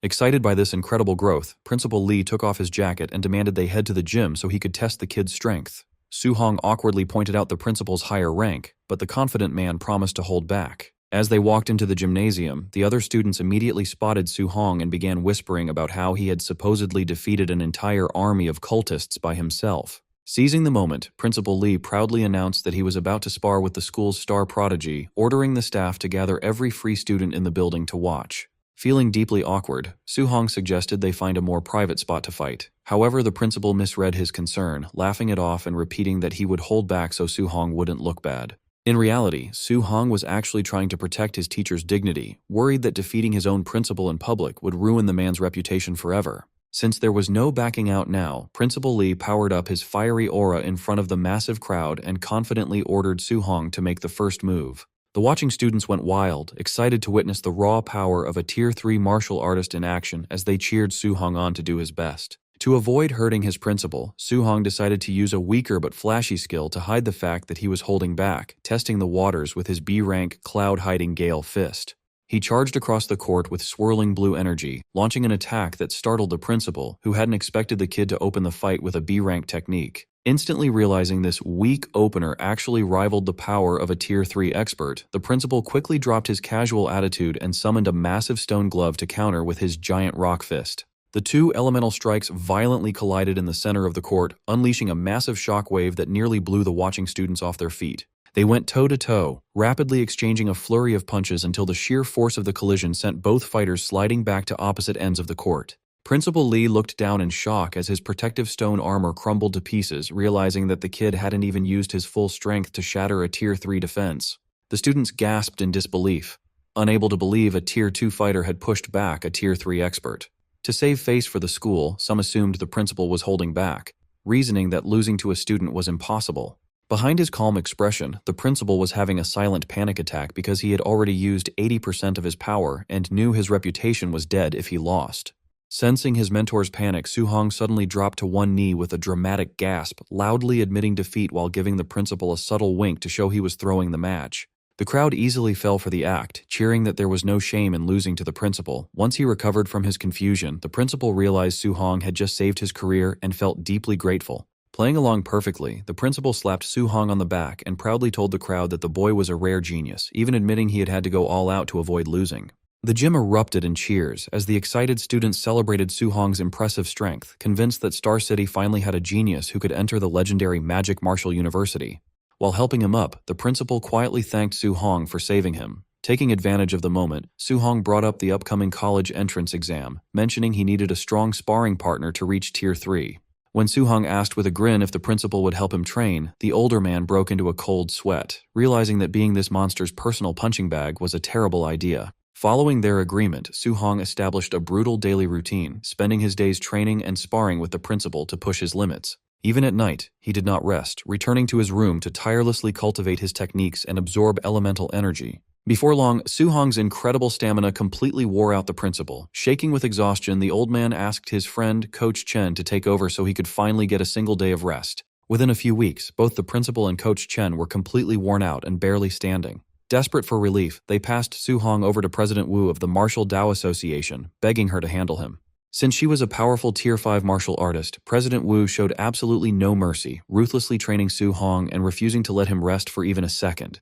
With only 5 days left before the big exam, a bruised and battered Su Hong caught his breath and told President Wu that he was finally ready to break through. Suspecting he was just trying to slack off, President Wu grabbed him by the head, but the fiery aura radiating from Su Hong proved he was telling the truth. She was shocked to realize that after less than a month of her intense training, his vitality had skyrocketed from 900 to a peak level of 1,000. Recognizing his rapid progress, she quickly ordered an urgent delivery of Tier 3 advancement pills and left him alone in the training room to focus on his breakthrough. Sitting cross-legged as his wounds healed under his glowing aura, Su Hong activated his energy, fully prepared to break through his limits and reach Tier 3. Inside the Martial Arts Association lobby, President Wu happily skipped down the hallway, leaving the nearby staff watching her in shock. She was completely lost in her own world, thrilled that Su Hong might become Star City's first Tier 3 candidate and bring them massive provincial resources. As she daydreamed about how this amazing rookie would push their local association to the top, she happily raised her arms to celebrate. This unusually cheerful behavior left everyone confused, and some onlookers even whispered that the famously cold president must finally be in love. When Principal Lee and Coach Chen arrived and ran to the backyard to find her, the gossiping staff hilariously assumed she was dating both old men. Meanwhile, deep inside the training room, Su Hong was busy training, releasing a fiery red aura to start his intense breakthrough. He gritted his teeth as a brutal wave of raw energy expanded, putting an intense strain on his entire body. Exhausted and out of breath, he quickly realized that his first attempt at breaking through had completely failed. Since giving up was not an option, he thought of how much his mentors believed in him and ignited his aura for a dangerous second try. After half an hour of pure pain, he finally tamed the violent energy and compressed it deep inside his body. Gritting his teeth for one final push, Su Hong forced his power to break through, causing an explosion that shredded the clothes right off his body. Once the dust settled, he was amazed by the massive upgrade to his physical stats. To test his new limits, he threw a casual punch, shooting a massive fist of pure energy straight across the room. He realized that unlike weaker fighters who needed special techniques, a Tier 3 expert could project energy at will, as his system screen showed his vitality had reached 1,000. Excited by this crazy power-up, Su Hong prepared to leave and share the news with President Wu, completely forgetting that he was currently naked. But before he could even step out, the door opened, and President Wu asked if he was a professional flasher, while his other mentors took embarrassing photos. While a deeply embarrassed Su Hong curled up on the floor, President Wu called the city lord to share the news, joking that they needed a parent-teacher meeting. Meanwhile, over at the city lord's estate, Wang Tiantuo burst into his father's room, proudly bragging that he had reached mid-stage Tier 2. Expecting high praise, the boy was shocked when his father barely reacted, only telling him to keep up the good work. Before the boy could complain about this cold reaction, the city lord grabbed his coat and ran out, explaining that Su Hong had already reached Tier 3. Soon after, the city's top leaders gathered at the association, staring at an awkward Su Hong who was wearing a borrowed, incredibly tight cartoon crop top. Getting straight to business, the city lord handed him a secret folder, warning him to watch out for several dangerous martial artists who had recently snuck into Star City. Looking through the pages, Su Hong frowned as he read nearly 100 strong names from elite cities, realizing he did not recognize a single one. The city lord explained that even the human high command had traitors who wanted nothing more than to assassinate talented young geniuses. Su Hong realized the stakes had just gone up because while he was ready to fight monster invasions, he now had to watch his back for human traitors. President Wu told him not to panic, explaining that once he joined Magic Capital University, no assassin would dare touch him, though Su Hong wondered if Imperial Capital was unsafe. Wu explained that Imperial Capital was full of rich kids and descendants of powerful leaders, meaning they wouldn't prioritize or protect an ordinary student like him. The city lord and Principal Li agreed, admitting they had not thought things through when they first let him choose between the two schools. Wu added that Magic Capital only cared about raw talent and strength, so Su Hong happily decided to choose Magic Capital where his power could speak for itself. The city lord mentioned that Magic Capital was very chaotic, but their strong principal would protect him from any trouble, though Su Hong claimed he never started fights. His mentors stared at him blankly, asking who had killed the corrupt official Ye Qi and defeated dozens of elite cult assassins. Principal Li and Coach Chen joined in, pointing out that he had also trashed other cities' training camps and beaten his entire class, leaving him laughing nervously. Changing the subject, the city lord gently pointed out that as the city's top student, Su Hong's current outfit was a little strange. President Wu proudly spoke up, claiming her fashion taste was perfect and explaining she had lent him her own clothes since his had been destroyed. Not wanting to offend her, the city lord nervously lied and praised the outfit, while Su Hong awkwardly thanked them both. A few days later at the airport, the city lord welcomed the official college entrance exam examiner, a sharp Tier 5 martial artist named Wang Lindao. Shaking hands, the examiner sighed that his master had forced him to take this job, ordering him to put his pride aside to make friends with talented local students. He complained that as a Tier 5 expert, trying to impress high school kids was embarrassing, especially since Star City rarely produced even a single Tier 2 candidate. The city lord smugly asked if an 18-year-old Tier 3 genius was worth his time, making the shocked examiner throw away his pride and demand to see Su Hong immediately. At the Star City martial art exam venue, stadium officials were busy setting up the vitality and combat power testers to kick off the big day. President Wu Lingxian kept checking her phone, wondering why the designated examiner had not returned with their star student yet. Seeing her worry, City Lord Wang Ni pointed out into the stadium crowd to show her exactly where the guy was hiding. It turned out the examiner, Wang Lindao, had completely abandoned his professional dignity, throwing his arm around Su Hong to force a cute selfie and beg Star City's favorite genius for a smile. Watching this embarrassing display from the stage, Wu Lingxian and Wang Ni facepalmed and cursed the examiner's shameless behavior. Shortly after, the speakers blared to officially kick off the Martial Dao assessment, announcing that while lower-tier students tested locally, all Tier 2 and above examinees had to take a special train to the provincial capital for centralized testing. Su-hong grumbled that absolutely nobody had bothered to tell him about the travel requirement, prompting his three mentors to awkwardly laugh and admit they had completely forgotten. While they chatted, the elite trio of Lin Xinghe, Wang Tiantuo, and Xiaonan caught up, congratulating Wang Tiantuo on hitting Tier 2 middle stage while wondering if he had finally caught up to Su-hong. Soon, a massive crowd gathered around Su-hong's testing pod, gossiping and debating whether the city's legendary genius had managed to reach Tier 2 middle or high stage. Inside the capsule, Su-hong unleashed a massive, terrifying surge of red energy, instantly leaving Lin Xinghe and Xiaonan sweating in shock. The machine rang up a mind-blowing score of 1005, confirming Su-hong had already reached Tier 3. While his panicked rivals screamed in disbelief, Wang Tiantuo could only laugh and admit that they would never surpass him in this lifetime. The entire stadium erupted in chaos over Su-hong's mind-blowing 1005 vitality score, with the crowd gossiping that a Tier 3 examinee had never appeared in Star City's history and comparing his strength directly to the principal. Seizing the spotlight, Li Tu proudly bragged to the crowd that he was Su-hong's good bro and personal sparring partner, leaving the onlookers green with envy. Watching from the VIP room, the rival fathers lost their minds. Lin Xinghe's father hilariously lamented that his son wasn't a girl, while Xiao Nan's father immediately resolved to have his daughter dress up to secure the young monster as his son-in-law. Up on the main stage, City Lord Wang Ni and President Wu Lingxian traded smug congratulations, thrilled that Su-hong's rise would launch both the city and their association to unprecedented heights. Watching the crowd, examiner Wang Lindao noted that as a seasoned coordinator who had overseen exams across the province, he knew a low-ranked city like Star City normally struggled to produce even a single Tier 2 student. He thought about the massive resource gap between small and large cities, concluding that Su-hong reaching Tier 3 under these resource-starved conditions made him an absolutely terrifying anomaly. He realized that if Su-hong had had the elite training conditions of Magic City or the Imperial Capital, he would likely have been Tier 4 already, cementing the teen as the single greatest talent he had ever encountered.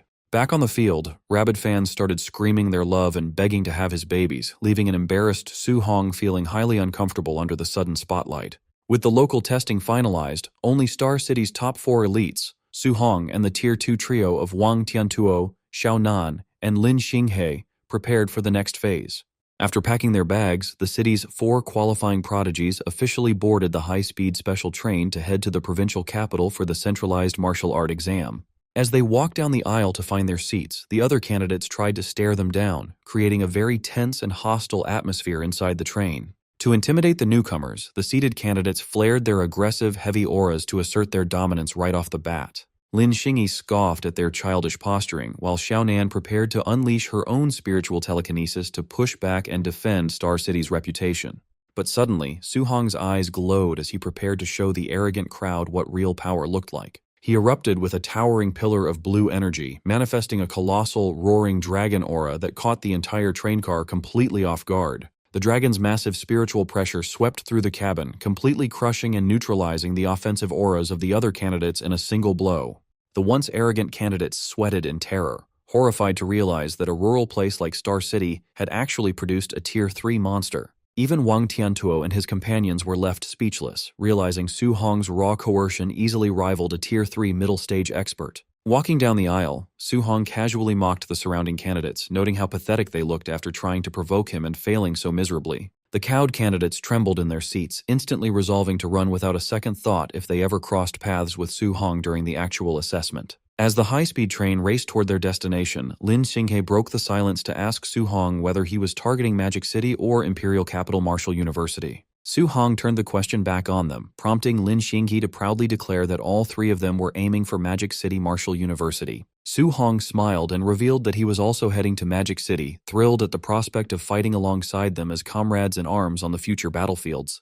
Lin Xinghe excitedly celebrated having such a monstrous teammate, while Wang Tiantuo jokingly warned him to stay on his toes since Magic City was famous for ruthlessly expelling slackers. Recalling President Wu's promise that Magic City cared only about raw talent and strength over social status, Su-hong confidently prepared to conquer his new university. Genius students from other cities soon boarded the bus. Lin Chunfeng spotted Su-hong and loudly promised to defeat him, but Su-hong barely paid attention and gave a dry, casual response. Lin Xingyi asked if Su Hong already knew people from Yang City, prompting Su Hong to casually explain that Grandmaster Qin used to take him there for sparring sessions. Another challenger pointed at Su Hong and confidently boasted that she would win this time, but Su Hong shrugged her off with the same unbothered, dry response.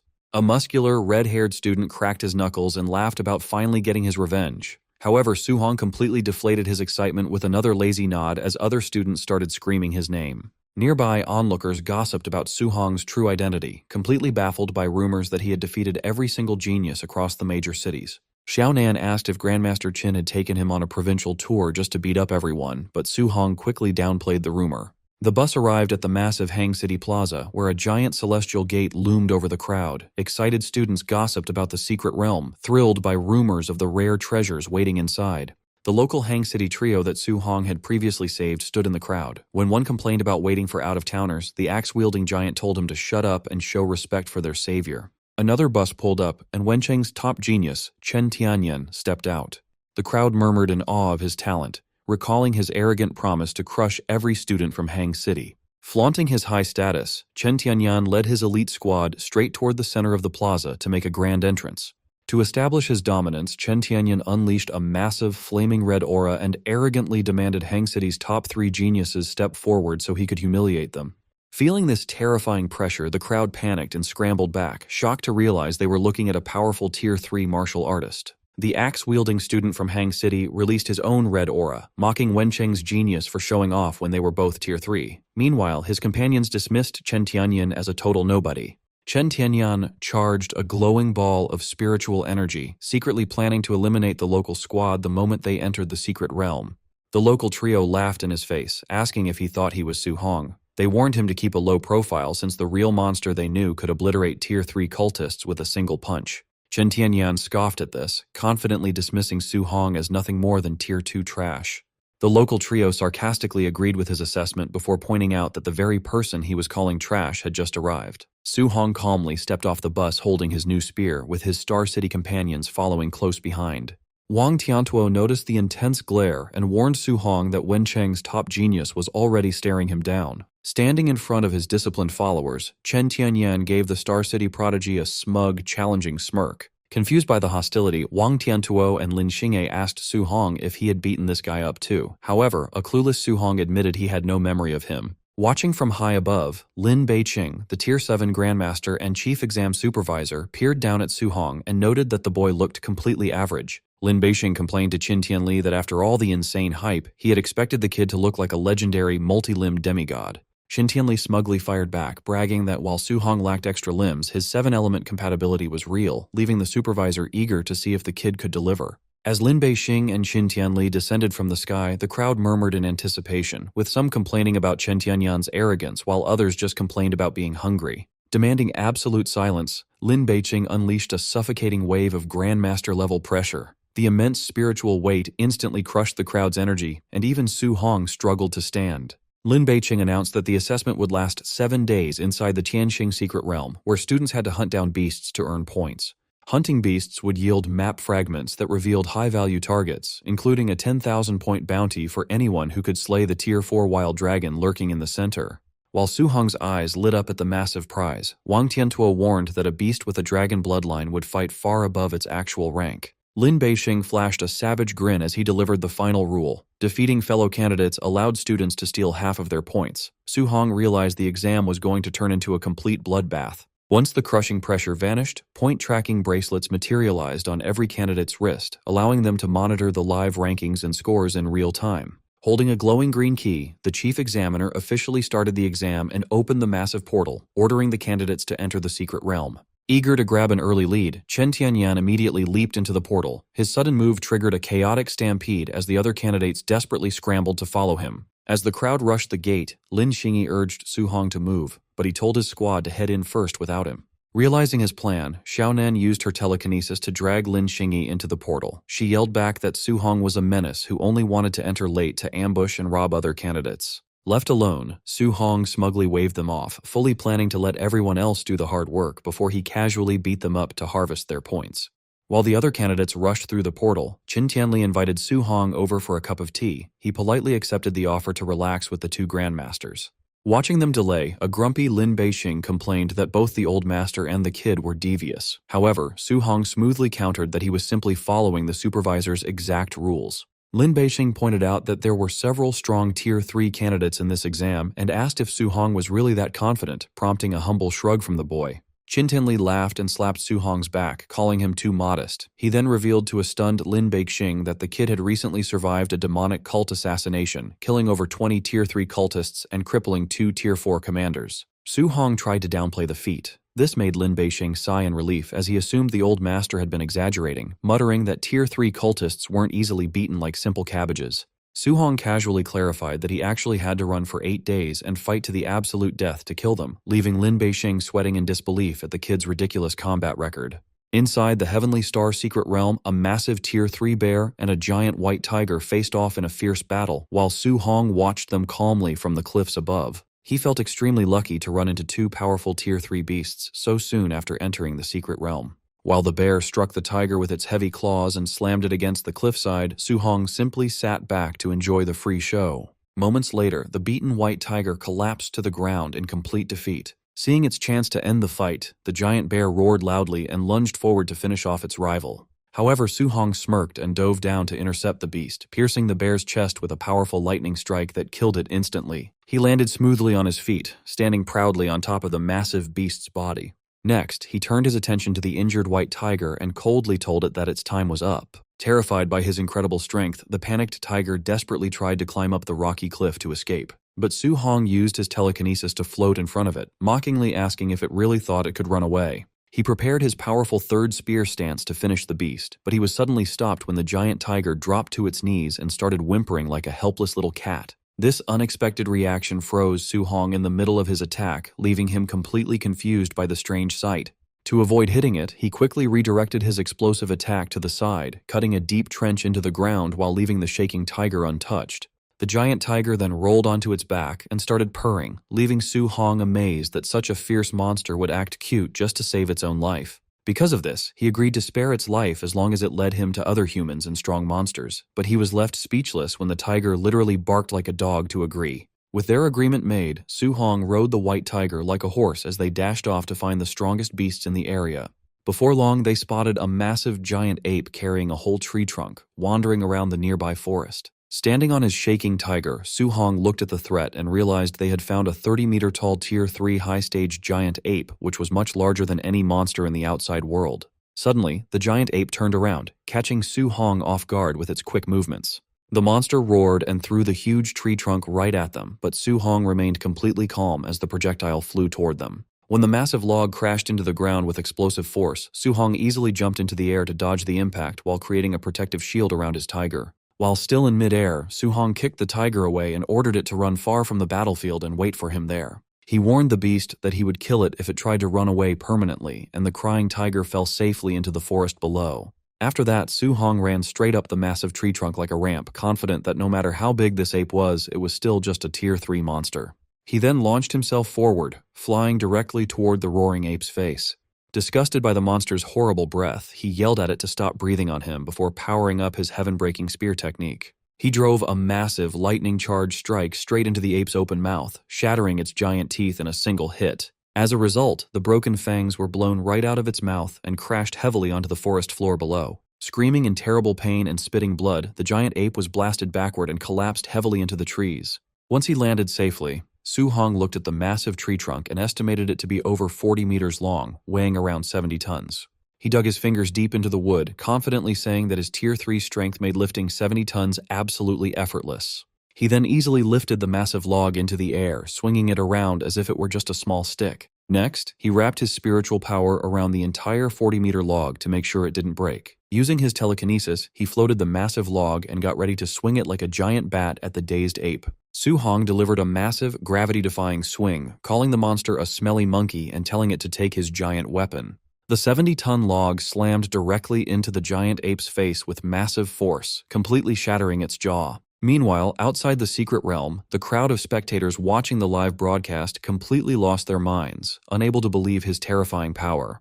Inside the VIP room, Qin Tianli laughed loudly and bragged that his student was beating an elite monster like a common dog, causing Lin Beixing to choke and spit out his tea. After wiping his chin, Lin Beixing sighed and admitted that with a monster like Su Hong taking part, there was absolutely no suspense left for this year's exam. Su Hong checked his bracelet and confirmed he got the map fragments the Grandmaster mentioned after defeating the giant ape. Swiping his screen, he saw his score had reached 2,100 points. He realized the giant ape alone was worth 2,000 points, which was way more than the 100 points he got from the bear. Since second place Chen Tianyan only had 800 points, robbing him would only give Su Hong 400 points, he decided that hunting high-value beasts was a much better use of his time. He went to find his tamed white tiger to track down his next targets. Other clueless candidates stared at their bracelets, completely confused about how a random guy named Su Hong got such a massive score. The candidates he saved realized he must have defeated a high-value special beast by himself, and they started hyping up his insane power. Sitting on a dead bear, the top genius Chen Tianyan sneered at the rankings. He dismissed Su Hong as Tier 2 trash, confidently assuming these special beasts were actually weak. He found a red dot on his map and decided to hunt a special beast by himself to prove he was the real deal. When he arrived, his jaw dropped. A massive purple serpent coiled around a mountain peak towered over him, and he realized it was a dangerous Tier 3 high-stage monster. A cold sweat broke out on his face. He realized these special beasts were actual nightmares, meaning Su Hong's real strength must have been terrifying. He quickly shook off his fear, clenched his fist, and ignited his fiery red aura. He vowed to kill the beast anyway, refusing to be beaten by Su Hong. The giant serpent let out a loud roar as Chen Tianyan tried to stand his ground. The beast ruthlessly slapped him with its tail, sending the arrogant genius flying straight into a tree. Spitting blood, Chen Tianyan realized this monster was actually close to Tier 4. He was confused about how Su Hong could have defeated such a nightmare alone. He immediately turned and ran to avoid getting killed by the overwhelming beast. Running through the forest, he cursed his retreat. He decided to target weaker candidates for points instead of fighting special beasts. He spotted a group of examinees ahead and prepared to ambush them for their points. But Su Hong instantly appeared behind him holding a massive wooden club and mockingly greeted him. Chen Tianyan spun around in total shock. Su Hong swung his club, slamming it into his face and sending him flying through the air. The nearby candidates screamed and ran away as Chen Tianyan crashed into the dirt. They stared in horror at the bloodied, unconscious fighter, terrified of the strength required to defeat a Tier 3 expert with a simple stick. Su Hong checked his bracelet and happily noted that while he had wanted to hunt beasts, getting 400 points from Chen Tianyan was a great win. He turned to the 5 surrounding candidates and let his massive white tiger step out from the shadows as he asked for their scores. The students begged for mercy, saying their combined scores did not even reach 100 points. Su Hong sighed, disappointed by how low their scores were. Instead of robbing them, Su Hong handed them his wooden club. He suggested they take turns beating up the unconscious Chen Tianyan to get his remaining points. Soon, a completely beaten Chen Tianyan lay in the dirt. However, the disappointed candidates realized that attacking an already defeated target did not give extra points. Su Hong said goodbye and rode away on his giant tiger, leaving the amazed students to realize they had just been saved by the top-ranked genius. Watching the live broadcast, a shocked Lin Beixing wondered what kind of person convinced others to beat up a defeated kid. Qin Tianli laughed, proudly saying his university loved chaotic troublemakers. Guided by his tiger, Su Hong found the massive purple serpent and jumped from his mount to challenge it. The giant snake lunged forward, trying to swallow him whole. Su Hong channeled his elemental energy into his spear and unleashed his heaven-breaking technique straight down the monster's throat. An hour later, Chen Tianyan found the dead serpent. He checked his bracelet and saw Su Hong's score had reached a legendary 4,500 points. He struggled to understand how a Tier 2 student could have such power, wondering if Su Hong was secretly a Tier 4 fighter in disguise. He decided Su Hong must be hiding his real rank, since it should have been impossible for a Tier 2 kid to easily defeat a beast he could not even scratch. Deep in the forest, the 3 geniuses Su Hong had saved recovered next to a dead beast, marveling at how easily he hunted the monsters that had nearly wiped out their entire team. One of the students checked her tracker and yelled in shock as Su Hong's score reached 4,500 points. The exhausted group collapsed in the dirt, agreeing that Su Hong was an anomaly and deciding to focus on beating Chen Tianyan instead. A deeply impressed Lin Beixing admitted he wanted to learn Su Hong's technique and asked Qin Tianli to introduce them so he could ask the kid for guidance. Qin Tianli teased him for wanting to throw away his pride as a Tier 7 grandmaster to beg a teenager, but Lin Beixing argued that mastering the move was worth any embarrassment. Looking at the screens, Lin Beixing pointed out how easily Su Hong defeated high-level candidates, concluding that the exam had become his personal showcase. Believing the exam was over, Qin Tianli prepared to leave, but Lin Beixing stopped him in shock when he noticed Su Hong heading toward the wild dragon's territory.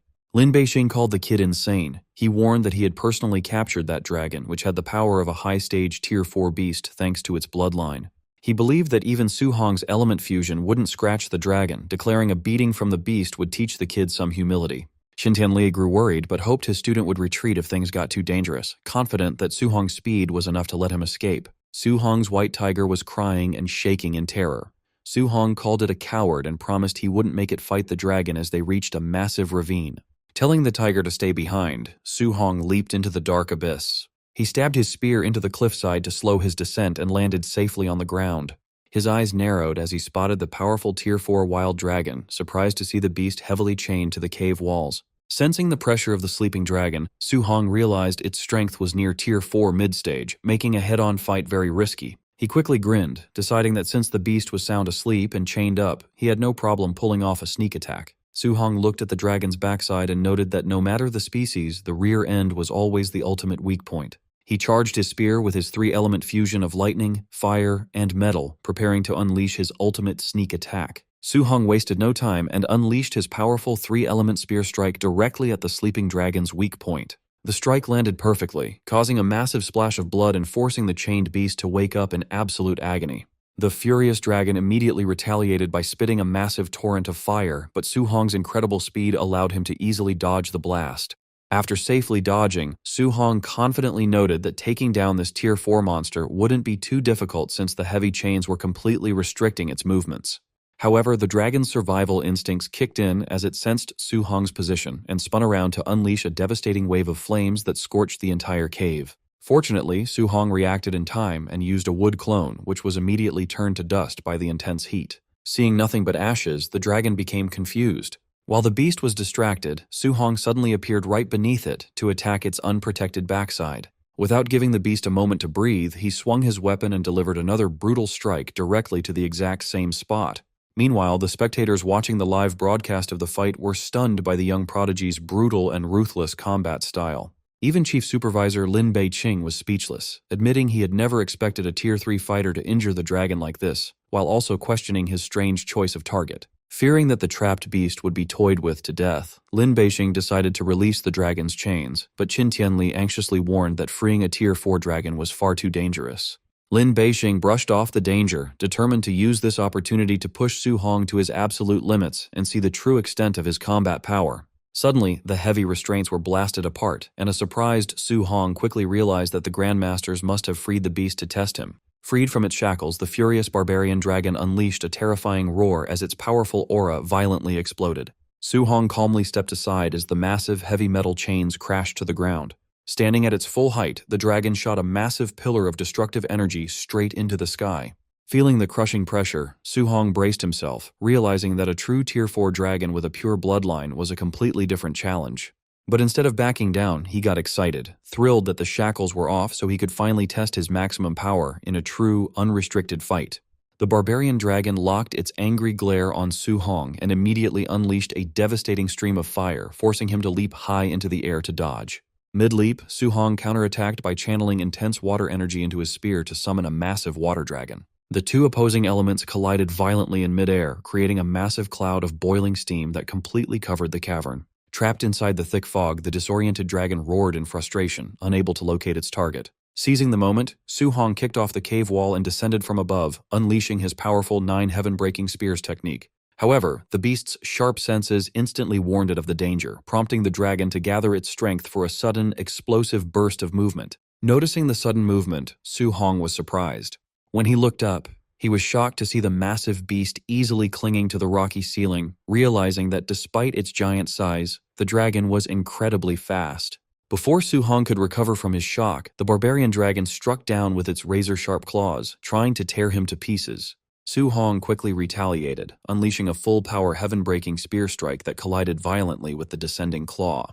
The force of the collision pushed both of them back, putting an immense strain on Su Hong's grip. Seizing a split-second opening, the dragon delivered a lightning-fast follow-up swipe, disarming Su Hong and sending his spear spinning away into the ground. Su Hong was forced to slide backward across the ground to put some distance between himself and the rampaging beast. Wiping blood from his lip, Su Hong admitted he had underestimated the massive dragon's deceptive speed. But instead of panicking, he flared his fiery red aura, confident that when it came to pure physical strength, his unique physique was still unmatched. The dragon immediately lunged forward, aiming to crush the unarmed human under its massive weight. Relying entirely on his powerful overlord body, Su Hong charged forward and met the dragon's massive claw head-on with a devastating punch. The sheer physical power of his bare-fisted strike completely repelled the attack, sending a massive shockwave through the cavern and forcing the giant beast to howl. Su Hong drove his massive fist straight into the barbarian dragon, slamming the giant beast hard against the cavern walls. He shouted that this beatdown was far from over as he ignited his physical aura and leaped into the air. He slammed his fist directly into the dragon's face with a devastating punch that rattled the entire cave. The force of the impact shattered the dragon's giant fangs and sent them flying through the air. Without giving the beast a second to breathe, Su Hong chased it down and unleashed a rapid barrage of strikes that left the Tier 4 monster howling in pain. The watching students lost their minds over the broadcast, wondering if Su Hong had dragon blood himself to crush a Tier 4 beast so easily. Lin Beiqing demanded to know why Qin Tianli had never warned him that Su Hong's overlord body was so ridiculously overpowered. Qin Tianli admitted he had only expected the physique to rank in the top 30, but now he realized Su Hong's power easily rivaled the legendary war god body. Looking at Su Hong's incredible combination of god-tier talents, Lin Beiqing declared that he was guaranteed to shatter every exam record in history. Back in the cave, Su Hong landed a massive flying strike directly on the barbarian dragon's chin, knocking the giant beast completely unconscious. When the dust cleared and the system awarded him more 400 points, an exhausted Su Hong collapsed to the ground, knowing he could never have beaten this tough beast without his overlord body and 3-element fusion. Lin Beiqing noted that no other student could have survived this fight, while Su Hong silently cursed the examiners for setting up such a crazy trial. Checking his screen, Su Hong happily confirmed that the 10,000-point dragon bounty was officially his, bringing his total score to an incredible 14,500 points. At the same time, a sweating Chen Tianyan stared at his tracker in pure panic, unable to understand how Su Hong had defeated a high-stage Tier 4 dragon all by himself. Other candidates across the realm lost their minds over the impossible score, screaming in disbelief at the massive gap between them. Su Hong's high score completely crushed the other candidates' spirits, leaving them crying on the ground as they apologized to their parents for being useless. Watching this breakdown on the monitors, Lin Beiqing commented on their broken spirits, and Qin Tianli admitted he also would have given up if he had had to compete against a monster like Su Hong in his youth. Shortly after, Su Hong casually set up a giant campfire to roast the legendary dragon's meat, leaving the outside spectators completely speechless. When his cowardly tiger emerged to beg for food, Su Hong scolded it for hiding during the fight before tossing the beast a large chunk of roasted meat. Half an hour later, both hunter and mount lay stuffed on the ground, so Su Hong decided to pack some of the delicious meat to bring home to his aunt and uncle. When the tiger began to glow with a bright red aura, a confused Su Hong asked if the greedy beast had just overeaten and bloated itself. Before he could get an answer, Su Hong felt a warm wave of energy and blood rushing through his own body. He was quickly surrounded by a fiery aura as system notifications flooded his screen, boosting his physical stats. Checking his updated stats, Su Hong smiled when he saw his vitality had jumped past 1020 and his legendary overlord body had reached 9%. Since upgrading his overlord body by just 1% normally cost 1,000 points, Su Hong realized that eating this dragon meat had saved him thousands of points. He smiled, realizing the barbarian dragon was an absolute goldmine where every single part was a valuable treasure. On the third day of the exam, 2 shocked candidates ran into the clean dragon skeleton, amazed that Su Hong had actually eaten the entire giant beast. Su Hong scolded his bloated tiger for eating too much, warning that he would turn the tiger into his next meal if it didn't lead him to more monsters, which made the beast cry. Terrified of being eaten, the tiger guided Su Hong on a wild hunting spree across the realm, starting on day 4 by easily defeating the special 9-life white ape. On day 5, Su Hong continued his rampage by tracking down and destroying the special deathworm. On day 6, he delivered a heavy punch to shatter the giant sky wind mad bull, leaving almost no high-level beasts left in the realm. On the final day of the exam, Su Hong tracked down Chen Tianyan and hit him in the face with a heavy wooden club, leaving the genius screaming in pain. Checking his tracker, Su Hong was confused when defeating Chen Tianyan awarded him 0 extra points, even though his own score was already at an amazing 35,500 points. He soon remembered that he had already robbed this guy earlier in the exam, realizing he could not steal points from the same candidate twice. Just then, a loud announcement echoed through the sky declaring that the 7-day trial had ended and the exit portal was open. As his white tiger whimpered in sadness over his departure, Su Hong gently patted its head and warned it to train hard so it wouldn't get beaten by future hunters.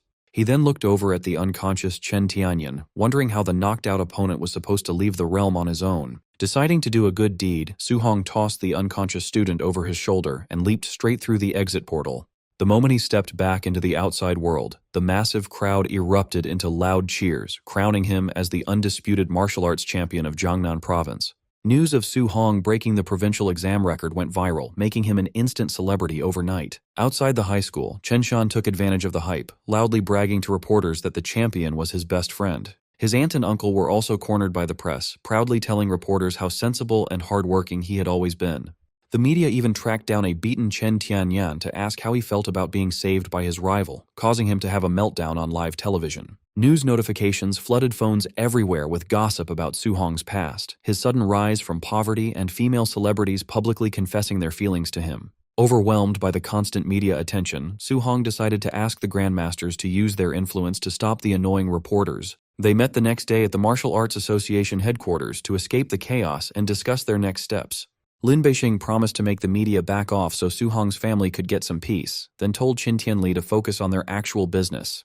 The Grandmaster suddenly blushed and begged Su Hong to teach him his element fusion technique, catching the young man completely off guard. Remembering how supportive the old master had always been, Su Hong decided he could not turn down the request. He bowed respectfully and agreed to share his experience, asking the Grandmasters to guide him if he made any mistakes. Half an hour later, Su Hong demonstrated his element fusion technique while the two Tier 7 Grandmasters took notes like excited students. Lin Beixing was deeply touched by how selflessly Su Hong shared his secrets, realizing this historic discovery could change human civilization forever. Peeking into the room, Wu Lingxian was shocked to see two legendary Grandmasters taking lessons from a teenager, making her want to test her own wind compatibility. By 3 in the morning, Qin Tianli successfully triggered his own multi-element fusion and celebrated, claiming he could now defeat a Tier 8 martial artist. Lin Beixing was amazed by his colleague's fast mastery and praised his incredible talent. When Su Hong asked how he had obtained dual attributes, Qin Tianli revealed he had recently unlocked his second element thanks to a mysterious fragment. Hearing this, Su Hong immediately asked if the artifact was a fragment of the legendary 7 Divine Cauldrons.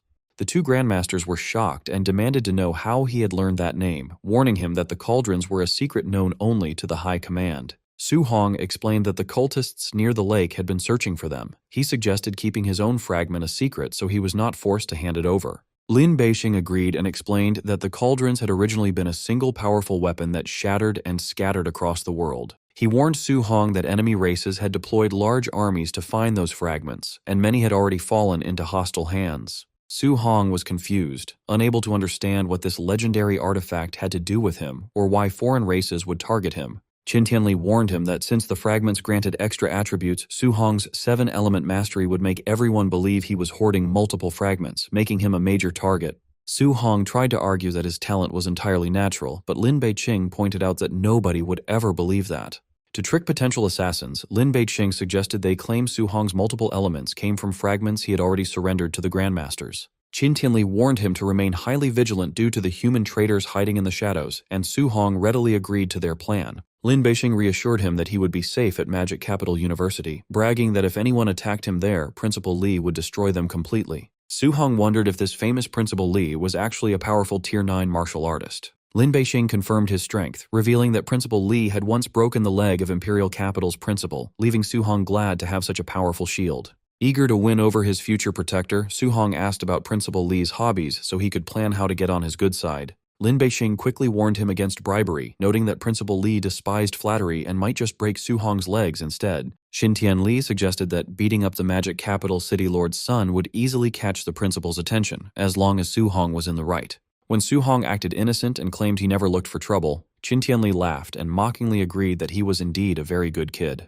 Lin Beixing proposed a better idea, suggesting that beating the Imperial Capital Principal's relatives during the national tournament was the best way to win Principal Li's favor.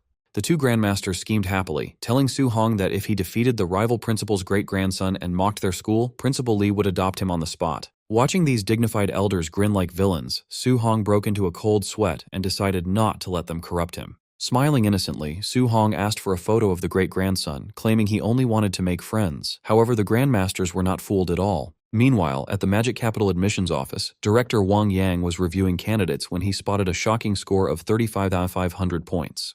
He ordered his staff to immediately pull up the combat recordings of this student named Su Hong. Minutes later, the staff huddled around the monitor in shock as they watched a high schooler defeat a Tier 4 barbarian dragon using a 3-element fusion. An assistant read the file aloud, revealing that Su Hong had perfect 100% compatibility across 7 different elements, leaving Wang Yang completely stunned. Terrified of losing such a genius, Wang Yang rushed to borrow a private jet, but Principal Li Chengdao stepped forward and declared he would meet the kid himself. Director Wang Yang was shocked to find out that Principal Li Chengdao already knew all about their amazing new recruit, Su Hong.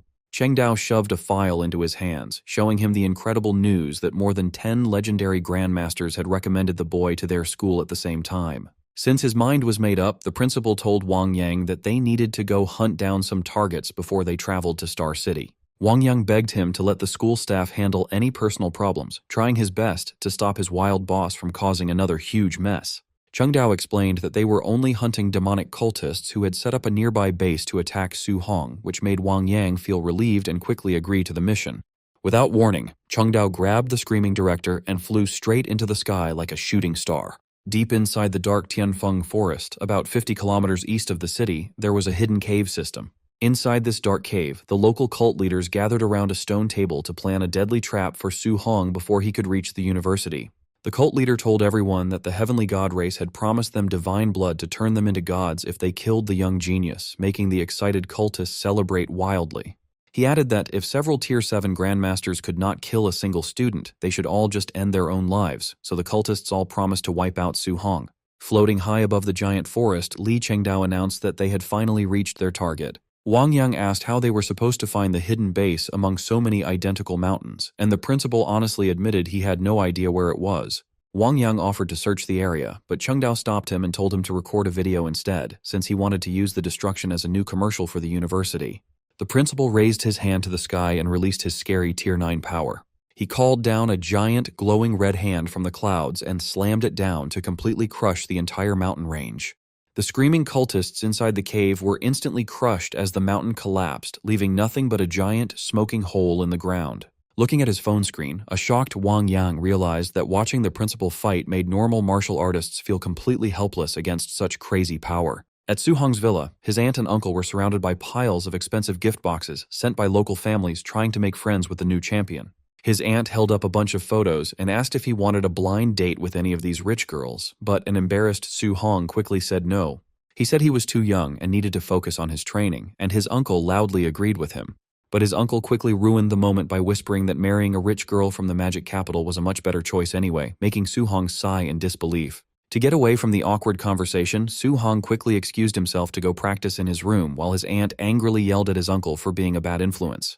Once he was safe inside his bedroom, Su Hong opened his system screen and decided to use his 5,880 points to upgrade his spiritual power to Tier 3. He tapped the upgrade button over and over, making his spiritual stats go up quickly as his new powers started lifting heavy objects around the room. With his eyes glowing with white light, he activated his shield skill to create a solid energy barrier in front of him. He wanted to see how strong it was, so he threw a powerful punch at the shield to test if his new defenses could block his own strength. His punch instantly cracked the shield and shattered the energy barrier into tiny pieces. Instead of being upset, Su Hong was happy that the shield had blocked 30% of his punch, which was strong enough to easily kill a Tier 3 beast. He realized that with this shield, he could easily survive even if a large group of Tier 3 fighters attacked him at the same time. Next, he used the rest of his points on his physical stats to push his overlord body to its limit, which triggered a painful burst of red energy. Once the energy went away and his overlord body reached 36%, Su Hong proudly noticed that his physical strength was now enough to easily defeat a Tier 4 fighter. His aunt called him for dinner, interrupting his training and making him quickly finish up to head downstairs. The next morning, Su Hong was sleeping peacefully when he was suddenly woken up by his loudly buzzing phone. As soon as he answered, his old principal screamed for help through the phone while loud explosions shook the school in the background. A few hours later, Principal Li introduced Chen Lin, the admissions director of Imperial Capital Martial Arts University, who looked surprisingly disheveled. He then introduced Wang Yang, the admissions director of Magic Capital Martial Arts University, who looked just as battered. Inside his completely wrecked office, Principal Li formally introduced the two directors to Su Hong. Su Hong quickly realized that the legendary rivalry between Magic Capital and Imperial Capital was so intense that these directors literally just had a fistfight over him. Chen Lin immediately tried to win him over. She offered unlimited free resources below A rank, half price for higher tiers, personal grandmaster tutoring, 3 free A rank martial arts yearly, and 30 million in cash. Principal Li nearly choked in pure shock. He quickly calculated that Imperial Capital was offering to spend over $1 billion a year on Su Hong alone. After smugly finishing her pitch, Chen-Lin challenged Wang Yang to see if Magic Capital could even come close to matching her offer. However, Wang Yang refused to back down. He proudly stated that Magic Capital treated all freshmen equally, offering only $10 million in resources a year and expecting students to earn anything extra themselves. Hearing this, Chen-Lin scoffed and mocked Magic Capital for being as ridiculously stingy as always. Then, she smugly demanded that Su Hong stop hesitating and make his final decision. Su Hong announced his choice of Magic Capital, leaving Wang Yang in disbelief. Meanwhile, Chen-Lin initially misheard him and began to celebrate. But her celebration instantly halted as she frantically asked him to repeat exactly who he just chose. Su Hong firmly chose Magic Capital again. He explained that while Imperial Capital had great perks, their endless rules couldn't compete with the absolute freedom Magic Capital offered. Wang Yang burst out laughing and smugly gloated that only Magic Capital was worthy of a genius like Su Hong, leaving a furious Chen-Lin speechless. Chen-Lin desperately warned him one last time about the massive resource gap. However, Su Hong firmly replied that calm waters don't make strong sailors, leaving her grinding her teeth in defeat. Wang Yang laughed heartily, praising the kid's incredible ambition and sharp vision. He then told Su Hong to report to school tomorrow. This caught the boy off guard since it was summer break and classes didn't start until September. Slapping an arm around Su Hong's shoulder, Wang Yang explained that no one at Magic Capital ever rested. He listed off a relentless cycle of freshman tournaments, club selections, trial missions, campus rankings, and virtual ladder matches. Because the National University League was on the line, every student was driven by a maniacal urge to train constantly so they wouldn't fall behind. Instead of being intimidated, Su Hong just grinned, finally understanding the brutally competitive culture he was signing up for. Glaring back one last time, Chen-Lin coldly told Su Hong that she hoped he wouldn't regret this decision before storming out of the room. Chen-Lin immediately checked her phone and ordered her assistants to lock down the other 3 top-tier geniuses from Star City to salvage their recruiting trip. She then met with Star City's other 3 top-tier geniuses, Lin Xinghe, Wang Tiantuo, and Xiao Nan, inside the City Lord's mansion. However, they crushed her hopes by declaring in unison that they were also choosing Magic Capital. Annoyed, Chen-Lin dismissed their talent as mediocre anyway and quickly redirected her team to target the top 3 students in Hang City instead. But when she visited Hang City, those 3 students delivered the exact same devastating blow, cheerfully choosing Magic Capital too. Chen-Lin completely lost her mind in rage, unable to understand why every genius was choosing Magic Capital. In desperation, she pinned her last hopes on recruiting the province's second-place genius, Chen Tianyan. Later, inside his luxurious mansion in Wencheng, Chen Tianyan casually interrupted her pitch and flatly chose Magic Capital as well. A baffled Chen-Lin asked why he would reject Imperial Capital when his older siblings were already there. Chen Tianyan explained he needed to go to Magic Capital to defeat Su Hong first and claim the title of Jiangnan's top genius. He fired himself up, declaring he would crush his older brother and sister in the national tournament to show everyone who the real family prodigy was.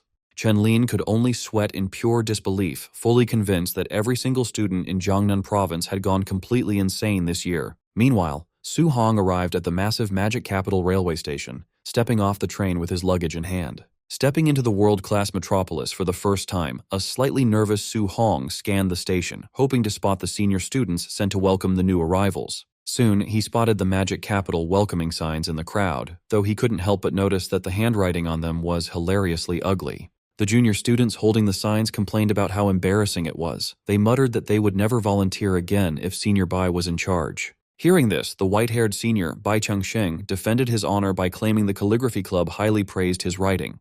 However, the juniors quickly pointed out the flaw in his logic. They reminded him that the calligraphy club only praised his writing because none of them could actually beat him in a fight. Bai Chengsheng just dismissed their complaints and happily chalked their criticism up to a complete lack of artistic taste. The juniors could only sweat in silence. They knew nobody was stupid enough to get beaten up just to tell a top-tier fighter his handwriting was garbage. Su Hong finally walked up to the group and politely introduced himself as a new freshman. Bai Chengsheng's eyes lit up as he enthusiastically shook his hand, thrilled to welcome Jiangnan's legendary top scorer to the university. The other seniors stared in absolute shock. They whispered in disbelief that this average-looking kid was the absolute monster who killed a Tier 4 dragon and cleared out the entire exam realm. Ignoring their whispering, Bai Chengsheng cheerfully offered to guide him through the enrollment process and show him around the campus, which Su Hong happily accepted. They soon arrived at the front gate of Magic Capital Martial Arts University. Su Hong was completely blown away by how grand and majestic the entrance looked. Bai Chengsheng warned him not to get any ideas just because the school plaque was made of precious A-rank alloy. He chuckled, mentioning that while students tried to steal it every year, the gatekeeper grandpa always broke their legs. Moving on, Su-hong lined up at the registration booth to officially enroll, receiving his freshman handbook and point-tracking bracelet from the staff. His registration was suddenly interrupted by swooning girls screaming loudly as Bai Kangsheng casually waved back to his adoring fanbase. While the senior enjoyed the attention, Su-hong focused on setting up his new gear. Bai Changsheng then explained that points were the ultimate currency at Magic Capital, used for everything from resources to basic food. He noted that freshmen started with just 100 points and had to earn the rest themselves. Su-hong activated his bracelet, bringing up a hologram that displayed his name and initial balance of 100 points. Seeing this, he wondered if defeating opponents in the virtual ladder battles would award him martial Dao points, potentially solving his stat farming worries forever. Next, Bai Kingsheng led him toward a massive luxury villa, congratulating him on being randomly assigned to the best dorm in the first zone. However, Bai smugly warned him that dorms could be violently stolen by other students at any time. This prompted Su-hong to angrily accuse the school of running a shameless, state-sanctioned scam. Overhearing this, several jealous onlookers immediately plotted to team up and beat him down to seize the luxury villa for themselves. The jealous guys who tried to ambush Su-hong for his luxury villa were instantly laid out on the pavement. They could only cry over how ridiculously overpowered he actually was. Stepping inside his new home, Su-hong was blown away by the amazing setup. He quickly realized that keeping such a massive villa was guaranteed to put a huge target on his back and draw endless hate from the other students. Because of this, he figured out that the academy was deliberately using these top-tier dorms to spark conflict, forcing the students to fight and compete against each other. Then, right in his room, Su-hong spotted a high-tech virtual reality pod. He immediately knew it was the gateway used to connect to the network and fight in the famous ladder battles.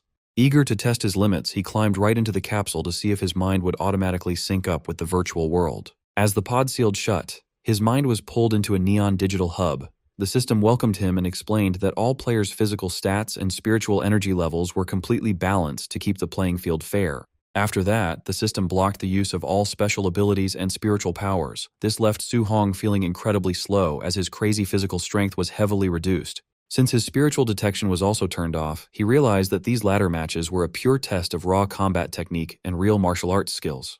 The system went on to explain the ranking structure, which started at bronze and climbed through silver, gold, platinum, diamond, master, grandmaster, and finally king. To move up a tier, players needed to get 9 stars and clear a promotion match. To keep things balanced, it restricted all low-tier players to standard C-rank alloy weapons and asked him to choose his gear. He instantly picked a spear, amazed by how the weight and balance felt exactly like his real-world weapon. Next, the system asked him to create a username, warning him to use a fake name to keep his real identity completely hidden. But as he started typing, he was left completely shocked. A bunch of red error screens popped up, telling him that every single username he tried was already taken. Completely fed up with this, he angrily mashed random keys into the console and just confirmed the first available name without even reading it. However, his face quickly dropped in horror when the system successfully registered his new username as I love black stocking long legs. He frantically tried to change his profile name, but the system locked it in. Deeply embarrassed, Su-hong had no choice but to move on and adjust his virtual avatar's face so nobody in the real world would recognize him. Still annoyed by the whole process, he randomly messed with the customization sliders just to get it over with as fast as possible. While the system searched for an opponent, Su-hong noticed he had accidentally made his avatar look like a scruffy middle-aged man. Before he could fix it, the game paired him against an equally weird user named Likes Big-Breasted Girls.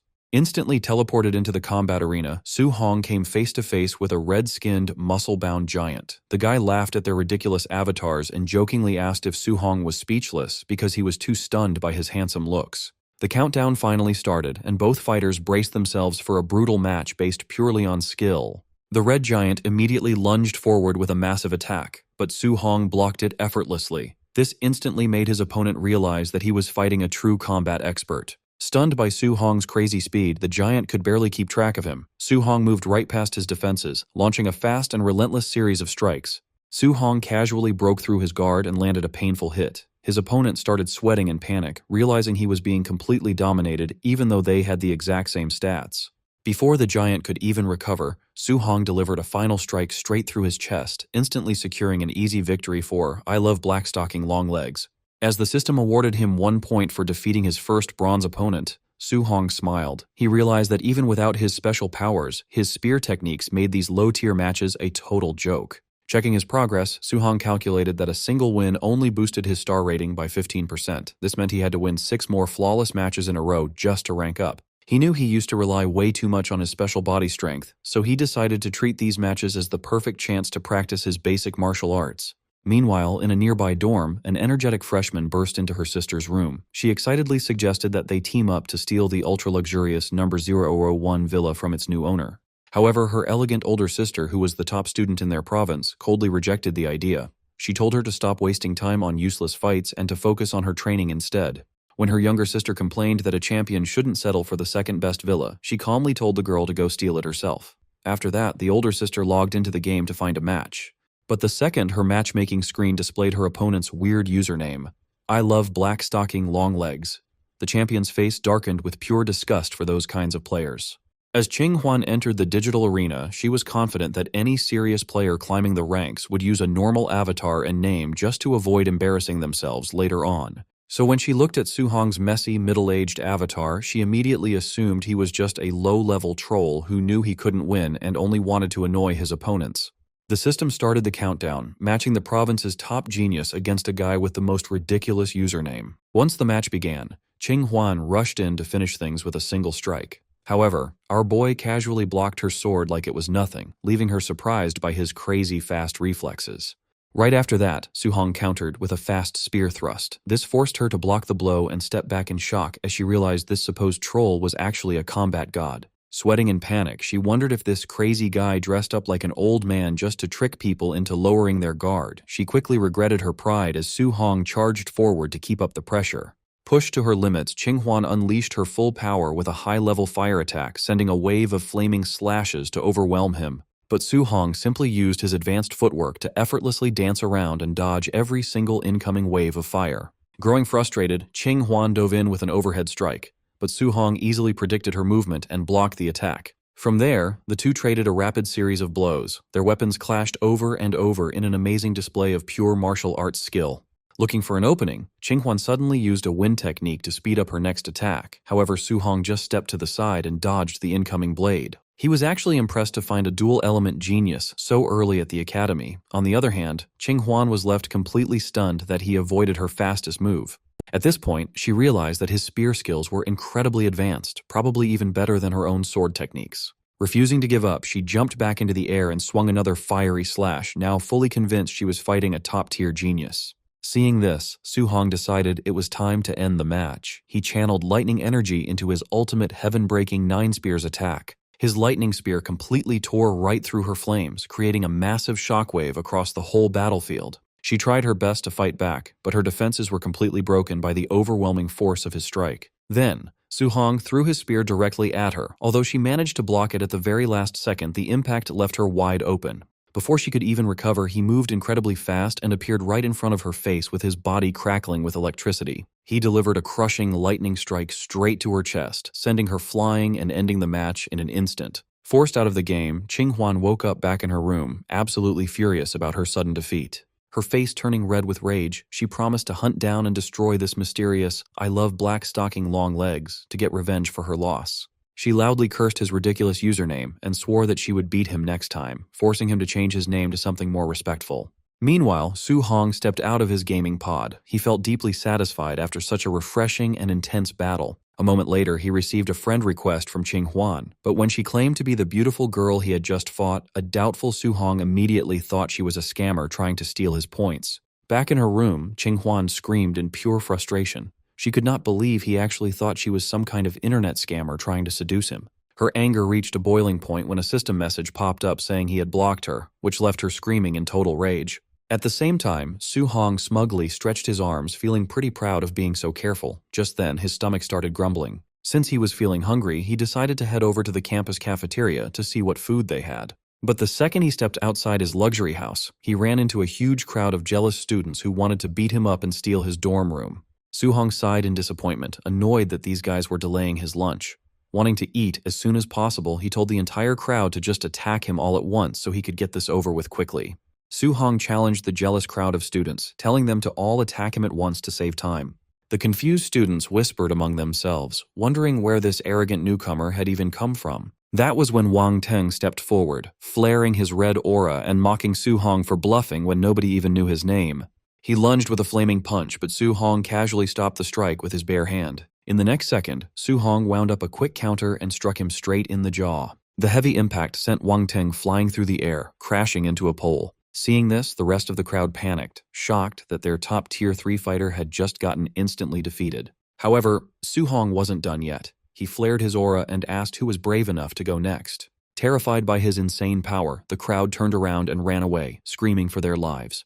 Noticing them trying to flee, Su Hong unleashed his telekinesis to instantly block their escape route. Glowing telekinetic whips wrapped around the panicked students, making them realize their opponent was actually a spirit master. The students admitted defeat, but our boy ignored them and punched one of them, sending the student flying. He then closed the distance and delivered a relentless barrage of punches, easily launching the entire group into the air. The surrounding crowd watched in shock, finally recognizing him as the Jiangnan champion who had soloed the Tier 4 barbarian dragon. Su Hong calmly walked away while his system screen flooded with plenty of martial Dao points. Still, he grumbled that since reaching Tier 3, defeating other Tier 3 artists barely yielded any points. As he scanned the area, his eyes landed on a large group of Tier 2 students nearby. Feeling his cold gaze, the terrified students raised their hands, pleading that they were only there to watch. Su Hong just grinned, deciding that even if Tier 2 fighters gave few points, some points were better than none. Terrified of his raw strength, the students screamed for help, begging upperclassmen to save them from a Tier 3 bully. A minute later, the ground was littered with beaten students complaining about his cruelty and threatening to report him. Su Hong eventually entered the campus cafeteria for lunch, complaining that the high prices would only afford him 20 meals. While looking for a seat, he was surprised to spot his hometown friends, Wang Tiantuo, Xiaonan, and Lin Xinghe, eating at a table. Lin Xinghe explained they had taken the next train to follow him, while Wang Tiantuo asked if Su Hong had scored a private luxury dorm. Su Hong asked if their dorms were really that bad, and a miserable Wang Tiantuo complained about being put in an 8-person room. Su Hong wondered if they were all in the same situation, but Xiaonan admitted she and Lin Xinghe had gotten 4-person rooms. He tried to comfort them, saying a 4-man room was fine and laughing off their complaints as rich kid whining. This enraged them, as Lin Xinghe screamed that he had been sent to a girl's dorm while Xiaonan yelled she had been put in a boy's dorm. Lin Xinghe complained about being mistaken for a girl due to his long hair, while Xiaonan ranted about being mistaken for a guy due to her tomboy style. Wang Tiantuo shifted the focus back to Su Hong's dorm, but Su Hong tried to dodge the question and told them to eat. The trio pushed him to spill the truth, promising they wouldn't get jealous as fellow Jiangnan students. Cornered, Su Hong casually revealed he had been assigned a private luxury villa, instantly turning the table dead silent. Before they could explode with rage, Su Hong quickly made an excuse and fled the cafeteria. Once back at his villa, Su Hong entered his gaming pod to grind more virtual ladder matches. He pushed himself to the limit, fighting non-stop until his spiritual power was completely drained. Checking his stats, he was satisfied to see his rank hit Bronze 4, along with upgrades to his spear and movement techniques. Lying in bed, Su Hong realized that even with his massive spirit pool, he could only handle 8 fights, meaning regular players got exhausted after just 1. He smiled and decided to sleep, confident that his superior mental energy would help him easily outpace his rivals. After sleeping soundly through the night, a loud broadcast echoed across campus the next morning, demanding all freshmen assemble at the training grounds within 10 minutes or face a 10-point penalty per minute. Su Hong grabbed his spear and dashed out the door, complaining that this system threatened to wipe out all the points he had just earned in the simulator. While sprinting down the street, he froze in shock as a voice called out his ridiculous online username, revealing his secret identity was already blown. It was Qing Huan, and she angrily demanded to know why he had rejected her friend request and blocked her account. Recognizing her, Su Hong panicked, cursing his luck that the supposed internet scammer had actually tracked him down in real life. Su Hong tried to play dumb and asked the girl if she had gotten the wrong person. However, she easily figured out who he was by pointing out how rare it was for a Tier 3 Spirit Master to fight 8 matches in a row using a spear. Su Hong silently agreed with her, realizing that his weapon choice had made him way too easy to track down. She then introduced herself as Gu Huanhuan and asked to add him as a friend since they were both new freshmen. Hearing this, her younger sister was shocked. She mentioned that her sister had rejected over 100 friend requests before, but now she was actually making the first move on a guy. Wanting to see if Su Hong was really worth her sister's attention, the younger girl charged forward and launched a surprise flying kick, but Su Hong easily blocked the attack. She followed up with a fast kick combo and asked if he wanted to compete to be her sister's boyfriend. When a confused Su Hong hesitated, the older sister told him to just beat the brat up so she would finally behave. Su Hong happily took the permission and threw a strong counter-punch that easily pushed the younger sister back. Shaken by the heavy impact, the younger sister warned Gu Huanhuan that Su Hong's strength was absolutely terrifying, and the older sister silently agreed. When she asked how much strength he had put into that punch, Su Hong casually answered that he had only used about 30% of his power. The younger sister complained about her badly bruised arm and claimed he could not possibly be human if just 30% of his power could cause this much damage. Showing how quickly she could recover, the girl immediately bounced back and enthusiastically asked to add him as a friend too. Su Hong happily agreed, finding her cheerful attitude pretty nice. After that, their system bracelets chimed as they officially added each other as friends. As soon as she looked at his username, the younger sister accused him of being a pervert. Gu Huanhuan quickly pinched her cheek and told her to stop judging other people's private hobbies. Su Hong got super embarrassed and desperately explained that the name had been a complete accident. He promised he didn't actually have that kind of fetish, while silently cursing himself for picking a random username. A little later, Su Hong joined the massive freshman gathering on the training grounds. There, Wang Tiantuo immediately spotted him and waved him over to his side. Wang Tiantuo proudly introduced Su Hong to the crowd as the legendary genius who had killed a Tier 4 barbarian dragon all by himself. This instantly turned Su Hong into an idol among the amazed students. Su Hong then asked why their other friends were missing. Wang Tiantuo explained that both Lin Xinghe and Xiaonan were busy dealing with their new roommates. Over at the boys' dorm, a furious Xiaonan was surrounded by hundreds of desperate male students begging her to stay, but she angrily told them to get lost because she refused to live in a building full of men. At the same time, Lin Xinghe was getting brutally beaten up by a crowd of angry girls who accused him of being a cross-dressing pervert. He cried that he was just a victim of a school mistake, which left Su Hong horrified by his friend's terrible luck. Suddenly, a massive and crushing pressure swept over the entire training ground, forcing everyone to be quiet. The aura was so heavy that even the toughest freshmen started to tremble, making Su Hong wonder who could possibly have such terrifying power. Principal Li Chengdao stepped onto the stage and formally introduced himself. He explained that he had gathered all the freshmen that day just to let them get to know each other. Since they were martial artists, he declared that the only proper way to introduce themselves was through pure strength. He ordered everyone to release their spiritual energy and told those who couldn't handle the strain to step back, while promising 50 valuable academy points to whoever could stand until the very end. Eager to get those 50 points, a proud freshman named Tang Guyun immediately released a massive, fiery red aura. He was a Tier 3 high-stage genius who owned the fancy number 4 villa. Then, another student named Ao Hai unleashed his own massive energy. This caused terrified whispers from the crowd as they realized they were looking at another Tier 3 high-stage monster. Not wanting to lose, the Gu sisters stepped up and released their own terrifying power. This blew the crowd away as they realized both sisters were Tier 3 high-stage geniuses who had ranked first and second in their home province. Soon, multiple pillars of massive energy shot into the sky across the whole field. Su Hong realized that while his area's top scorer had only been at the initial stage of Tier 3, the geniuses from other provinces were on a completely different level. Struggling just to stand under the principal's crushing pressure, Wang Tiantuo looked at Su Hong in pure shock. He asked how his friend was easily ignoring the pressure without even releasing his aura. Realizing he had forgotten to join in, Su Hong prepared to release his own energy. However, a terrified Wang Tiantuo frantically begged him to wait until he could safely run away first. Right then, an arrogant student mockingly warned Su Hong and his friend to get out of the way. The guy flared his own red aura to show that he was about to get serious. In response, Su Hong glared back and unleashed his aura. The shockwave was so violent that the mocking student instantly spat blood and crashed to the ground, crying out that no freshman should have such overwhelming power. The surrounding students completely lost their minds. They were terrified by a pressure that felt far stronger than any Tier 3 high-stage genius, and they frantically crawled away just to breathe. Watching this, Tang Guyun realized this monster was the famous Su Hong his family had warned him about. He was completely confused about how a supposedly Tier 3 initial stage fighter could release such a terrifying aura. Even Ao Hai was surprised by this display. He became determined to test Su Hong himself just to see if the rumors about him killing a Tier 4 dragon were actually true. At the same time, several other jealous students glared at Su Hong. They were angry that a mere Tier 3 initial stage freshman got to live in the ultra-luxurious number 1 villa.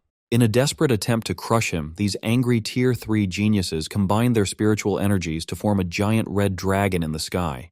Sensing this attack, Su Hong just looked up and wondered what these guys were even trying to do.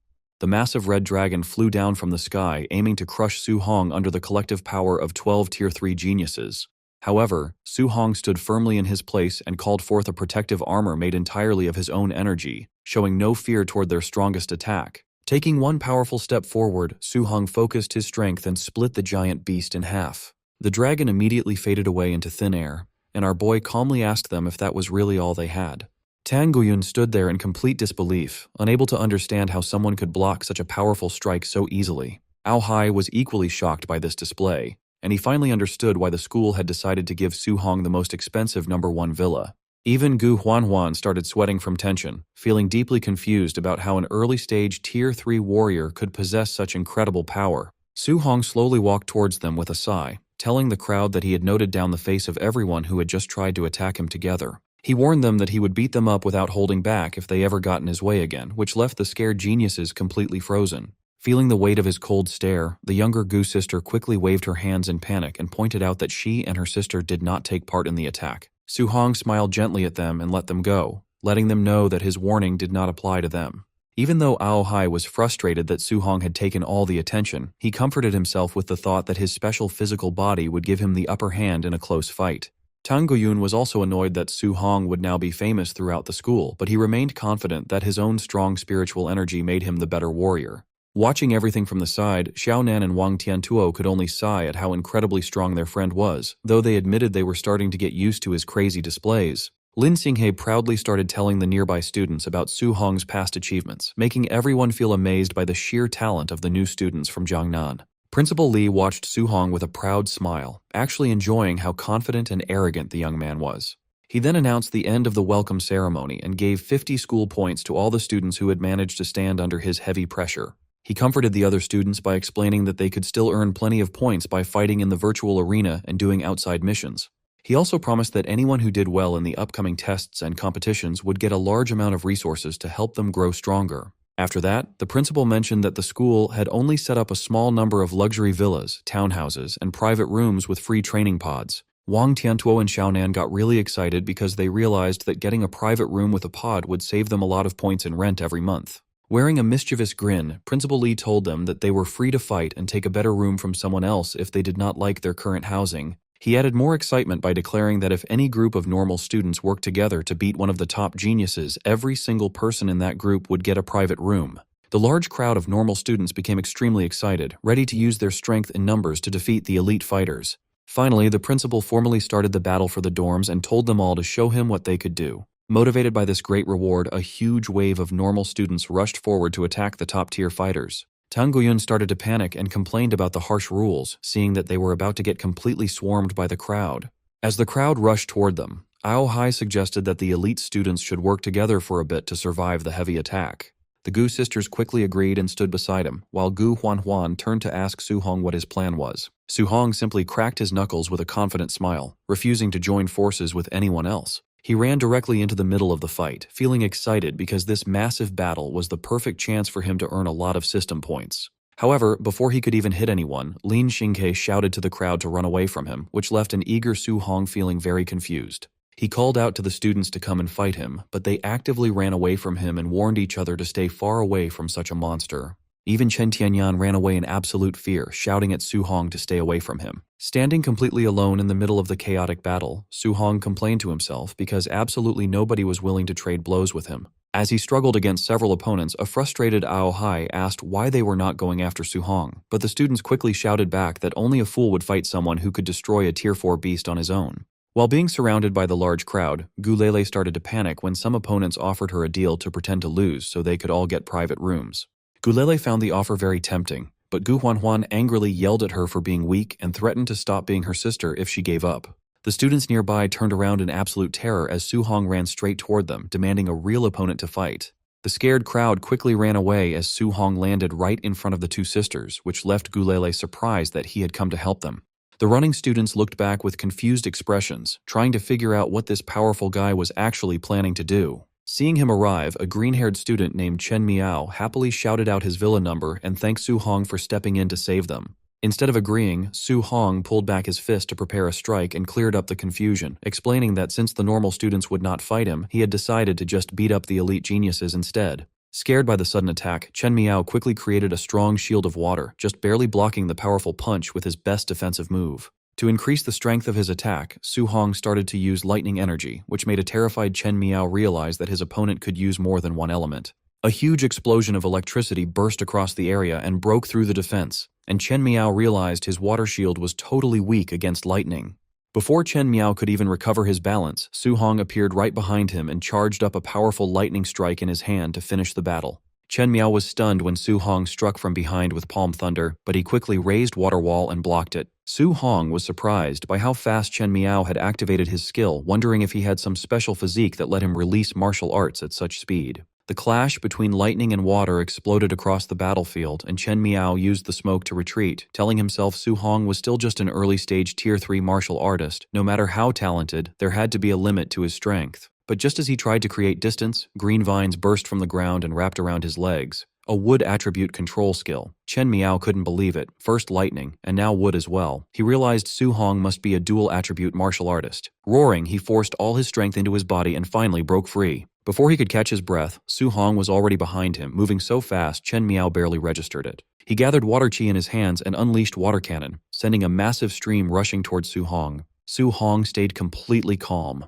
Golden lightning wrapped around his body as he charged into the incoming attack, tearing through the water with tremendous power. The shockwave blasted Chen Miao backward, leaving him struggling to stay on his feet as Su Hong kept pressing. Chen Miao couldn't believe it. As someone with a water spirit body and 100% water affinity, his water martial arts were far stronger than other fighters at his level. Yet Su Hong, only an early-stage Tier 3 martial artist, had just destroyed his attack with a single punch. Realizing he had no chance, Chen Miao admitted Su Hong was a complete monster, declared he was done fighting, and turned to run. But as he tried to escape, Su Hong raised a massive water wall to block his path. Before the stunned Chen Miao could understand what was happening, Su Hong appeared behind him and fired the exact same water cannon technique right back at him. Chen Miao was sent flying, completely shocked, and shouted in disbelief, demanding to know how Su Hong had learned those two water techniques. Su Hong just smiled and said Chen Miao had taught him himself. Chen Miao was left speechless. He had never taught Su Hong anything. As Su Hong's thunder punch came toward him, Chen Miao finally understood. Su Hong had learned both techniques just by watching him fight. Our boy thanked Chen Miao for the free lessons, then wrapped his fist in golden lightning and smashed him into the ground.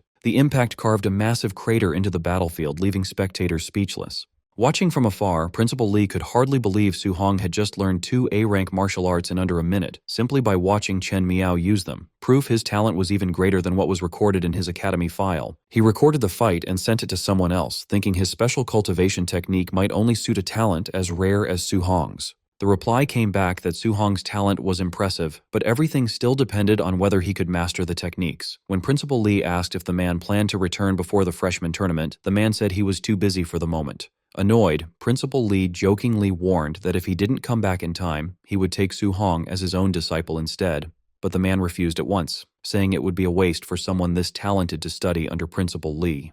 Reading that, Principal Lee fumed, muttering that the man had grown far too arrogant and that he would teach him a lesson the next time they met. Meanwhile, Chen Miao lay defeated in the crater, coughing up blood as he stared at Su Hong in disbelief and admitted he was a complete monster. Su Hong ignored him and checked his reward instead, smiling with satisfaction at the 149 martial Dao points he had just gained for defeating a high-stage Tier 3 martial artist. Proof that opponents at this level were worth a lot, and there were still plenty of them nearby. Nearby, Ao Hai, surrounded by a group of Tier 2 students, was stunned. He couldn't believe Chen Miao, a high-stage Tier 3 martial artist, had been defeated so easily and couldn't even escape. Just then, Su Hong spotted him and invited him to spar. The moment Ao Hai realized Su Hong was walking toward him, he panicked. The Tier 2 students scattered too, grumbling that Su Hong already lived in number 001 Villa and still would not stop challenging everyone. Seeing everyone flee, Ao Hai panicked and shouted for Tang Guyun to team up with him, hoping the two of them together could stop Su Hong. Tang Guyun looked at Su Hong and frowned, pointing out that it would be embarrassing for 2 high-stage Tier 3 martial artists to gang up on a single early-stage opponent. But Su Hong just called him shorty and told him not to run off like everyone else. Furious, Tang Guyun grinned like a devil and agreed to team up after all. Ao Hai accepted at once, and the two charged toward Su Hong at full speed. Tang Guyun told him to use the same old tactic, and Ao Hai agreed. A comment that made Su Hong wonder if the two had fought side by side before. Both attacked from different directions at once, hoping to catch him off guard, but Su Hong stayed completely calm and effortlessly dodged both strikes, making the pair nearly crash into each other instead. Tang Guyun activated his A-rank martial art, Thunder Roar, blue lightning gathering around his fist as he threw a powerful punch. At the same moment, Su Hong unleashed Palm Thunder, golden lightning condensing into his palm as he struck downward with overwhelming power. Just as the two lightning attacks were about to collide, a spirit rope suddenly grabbed one of Su-hong's legs. Startled, he immediately realized there was a spirit mind master involved too. Ao Hai jumped out and swung two golden spirit blades at him, taunting that he had discovered it too late. Tang Guiyun attacked from the other side, saying that knowing yourself and your enemy was the key to winning any battle. But before either attack landed, blue spiritual energy burst from Su-hong's body as he unleashed his own spirit energy in response. His figure snapped backward, creating several afterimages that dodged both Ao Hai's and Tang Guiyun's attacks. Ao Hai stared at him in disbelief, realizing that Su-hong was a spirit mind master too. Su-hong looked at them both and asked who exactly it was that had just said, "Know yourself and know your enemy." Without giving them time to answer, he charged straight at them at incredible speed.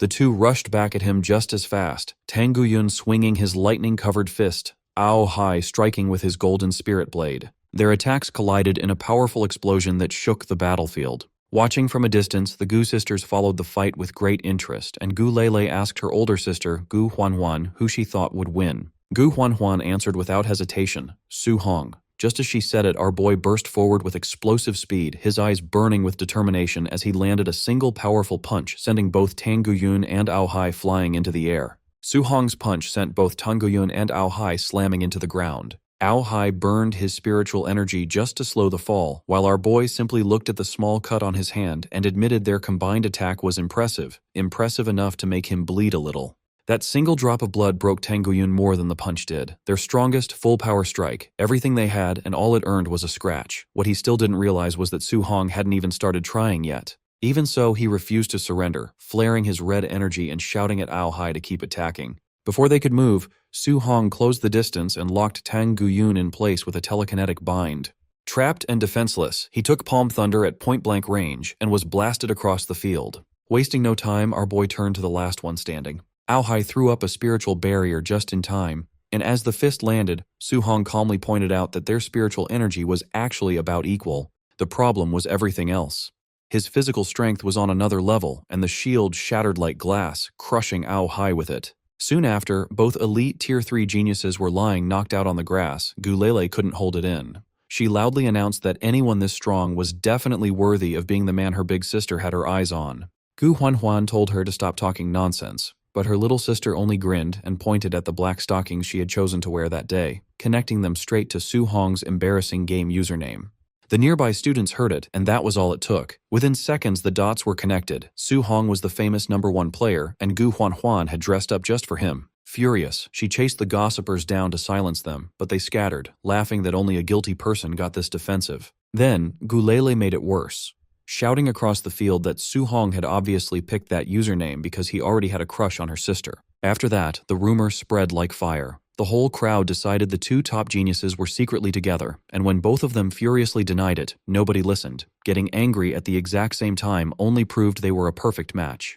Pushed past their limit, the two flared their auras and charged straight into the crowd. The students scattered in playful panic, joking that everyone should come and get beaten up by the violent husband and wife team.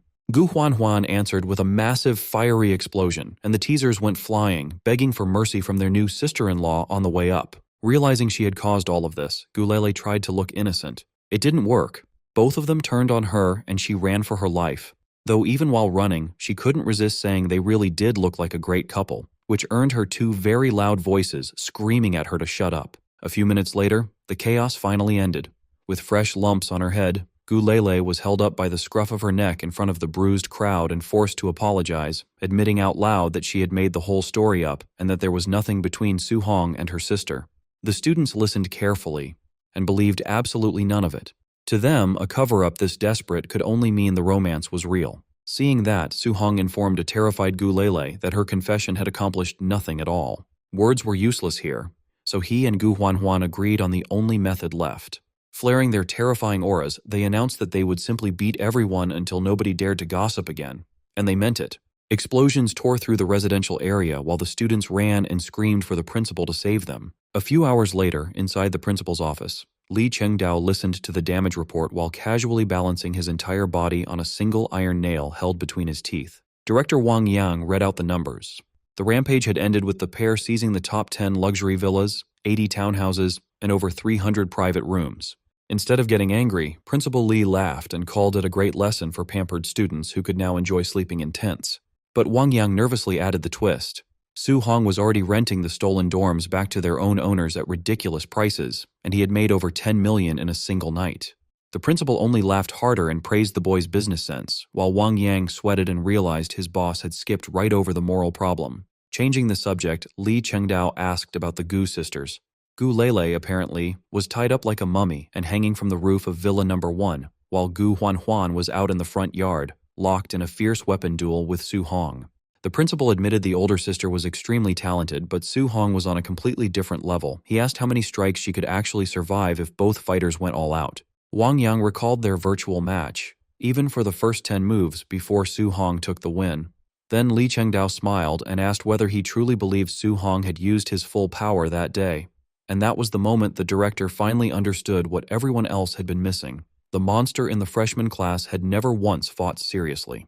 Principal Li then admitted the rest. He had arranged this real-world duel himself just so he could finally see the boy's maximum power. Out in the residential courtyard, the battered students crammed together to watch the academy's top 2 freshmen clash. Even Gu Lele, still tied up and hanging from a balcony, cheered for her big sister at full volume. Gu Huan admitted she already knew she was the weaker one. What she wanted was to see exactly how big the gap was, so she demanded that he fight at absolute full strength. Igniting her aura, she launched into a burning sword dance and charged. Su Hong agreed to grant her wish. Golden lightning gathered around his spear, and with a grin he warned her that he fully intended to win, because the moment he did, her luxurious number 2 villa would go straight to the highest bidder. Su Hong opened with a devastating spear strike that shattered Gu Huan's spiritual swords. The clash sent her stumbling back, and she couldn't hide her shock at how much stronger he was in real combat compared to their virtual match. The simulation, after all, had capped everyone at early stage Tier 3. But here in the real world, she stood at high stage Tier 3 while he was still stuck at the early stage. And somehow, she was still losing ground. Before she could process that, Su Hong closed the distance in an instant, moving with a speed she recognized as at least an A-rank technique. Their weapons met again, and this time Gu Huan could barely deflect the blow, completely overwhelmed by his raw physical power. Forced to retreat just to keep her footing, she remembered something from her family's intelligence reports. Su Hong carried a newly discovered special constitution, one that had to rank among the top 3 strength-based physiques in existence. Suddenly, it all made sense. Why even the strongest strength-type geniuses in the academy stood no chance against him. Without giving her a second to recover, our boy unleashed treading the sea, dropping a massive wave of golden lightning down from above. Gu Huan barely dodged in time as the spear tore into the ground beside her. She recognized the move instantly, the legendary heaven-breaking 9 spears, and felt a chill as she realized his lightning output far exceeded what any normal high-stage Tier 3 fighter should be capable of. Worse, as he came at her again, she understood his spiritual energy reserves had to be absurd if he could keep firing off A-rank skills without ever slowing down. He lunged for what looked like a finishing blow, and for a moment the gap between them felt impossible to close. Then, right before the strike landed, Su Hong suddenly redirected his spear. The attack shot past her and slammed into the nearby residential buildings instead, and only then did he realize his mistake. Still tied up on a balcony nearby, Gu Lele screamed as the energy wave shot past just beneath her, the explosion sending her flying through the air while she cursed her rotten luck. Gu Huan stared in disbelief. Su Hong had pulled back his lightning at the very last second, meaning the entire shockwave that leveled the block had come from nothing but the raw speed of his spear. Among the crowd, Tang Guyun couldn't understand how a mere Tier 3 fighter could hit that hard, while Ao Hai finally pieced together how Su Hong had soloed a Tier 4 barbarian dragon. Gu Huan was left quietly wondering if she'd even seen his real limit yet. But her train of thought got cut off the moment Su Hong dropped his serious act entirely, panicking instead over his wrecked villa and whether the academy would make him foot the bill. Right on cue, Principal Li Chengdao and Director Wang Yang showed up at the ruins. Li cheerfully announced that Su Hong would be punished for the property damage, and Wang Yang tallied the repair costs at a brutal 12 million. Just like that, every coin Su Hong had earned renting out dorm rooms was wiped out in an instant. Principal Li then turned to the crowd, reminding everyone that the dorm battle ran until midnight and that they should keep at it. Tang Guyun and Ao Hai just sighed. Su Hong and Gu Huan were simply too strong to beat, so most students had given up fighting and started renting rooms from Su Hong instead. The moment Li heard about that loophole, he smiled and declared that anyone renting from Su Hong would lose 50 academy points on the spot. The crowd exploded in protest, calling it completely unfair since renting had never technically broken any rule. But Li ignored them and raised his hand for one more announcement: 100 academy points to anyone who helped take Su Hong down. Su Hong immediately called foul, insisting the principal was setting him up. but his complaints got lost in the stampede as the crowd, eyes lit up with greed, charged straight at him. Principal Lee just laughed, thoroughly entertained by the chaos. Su Hong swung his spear in response, sending a wave of students flying. Tang Guyun refused to back down, rallying the mob and pointing out that with over 1,000 of them, they could simply wear Su Hong down through sheer numbers. Fired up by the plan, the students kept charging, convinced that even a monster like Su Hong had to run out of energy eventually. Watching the mob surge toward him, Su Hong lit up with excitement. Beating thousands of students meant a fortune in martial Dao points. He unleashed his telekinesis, yanking a whole group into the air and freezing them in place. The trapped students panicked, suddenly remembering that on top of his terrifying strength, Su Hong was also a Tier 3 Spirit Mind Master.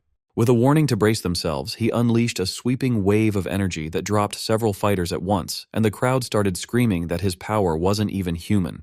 Realizing close combat was a death wish, Ao Hai ordered everyone to keep their distance and hit Su Hong with ranged attacks instead. A storm of colorful martial skills rained down on him. In response, he activated his thick earth armor, wrapping himself in a thick layer of purple energy. He weaved through most of the barrage, but as the attacks kept coming without pause, even he had to admit he couldn't dodge forever. Sensing an opening, Tang Guyun cheered the crowd on, sure that their target was finally hitting his limit. Instead, Su Hong simply blasted himself into the sky and fled, cheerfully pointing out that since the fight only had to last until midnight, running away worked just as well as winning.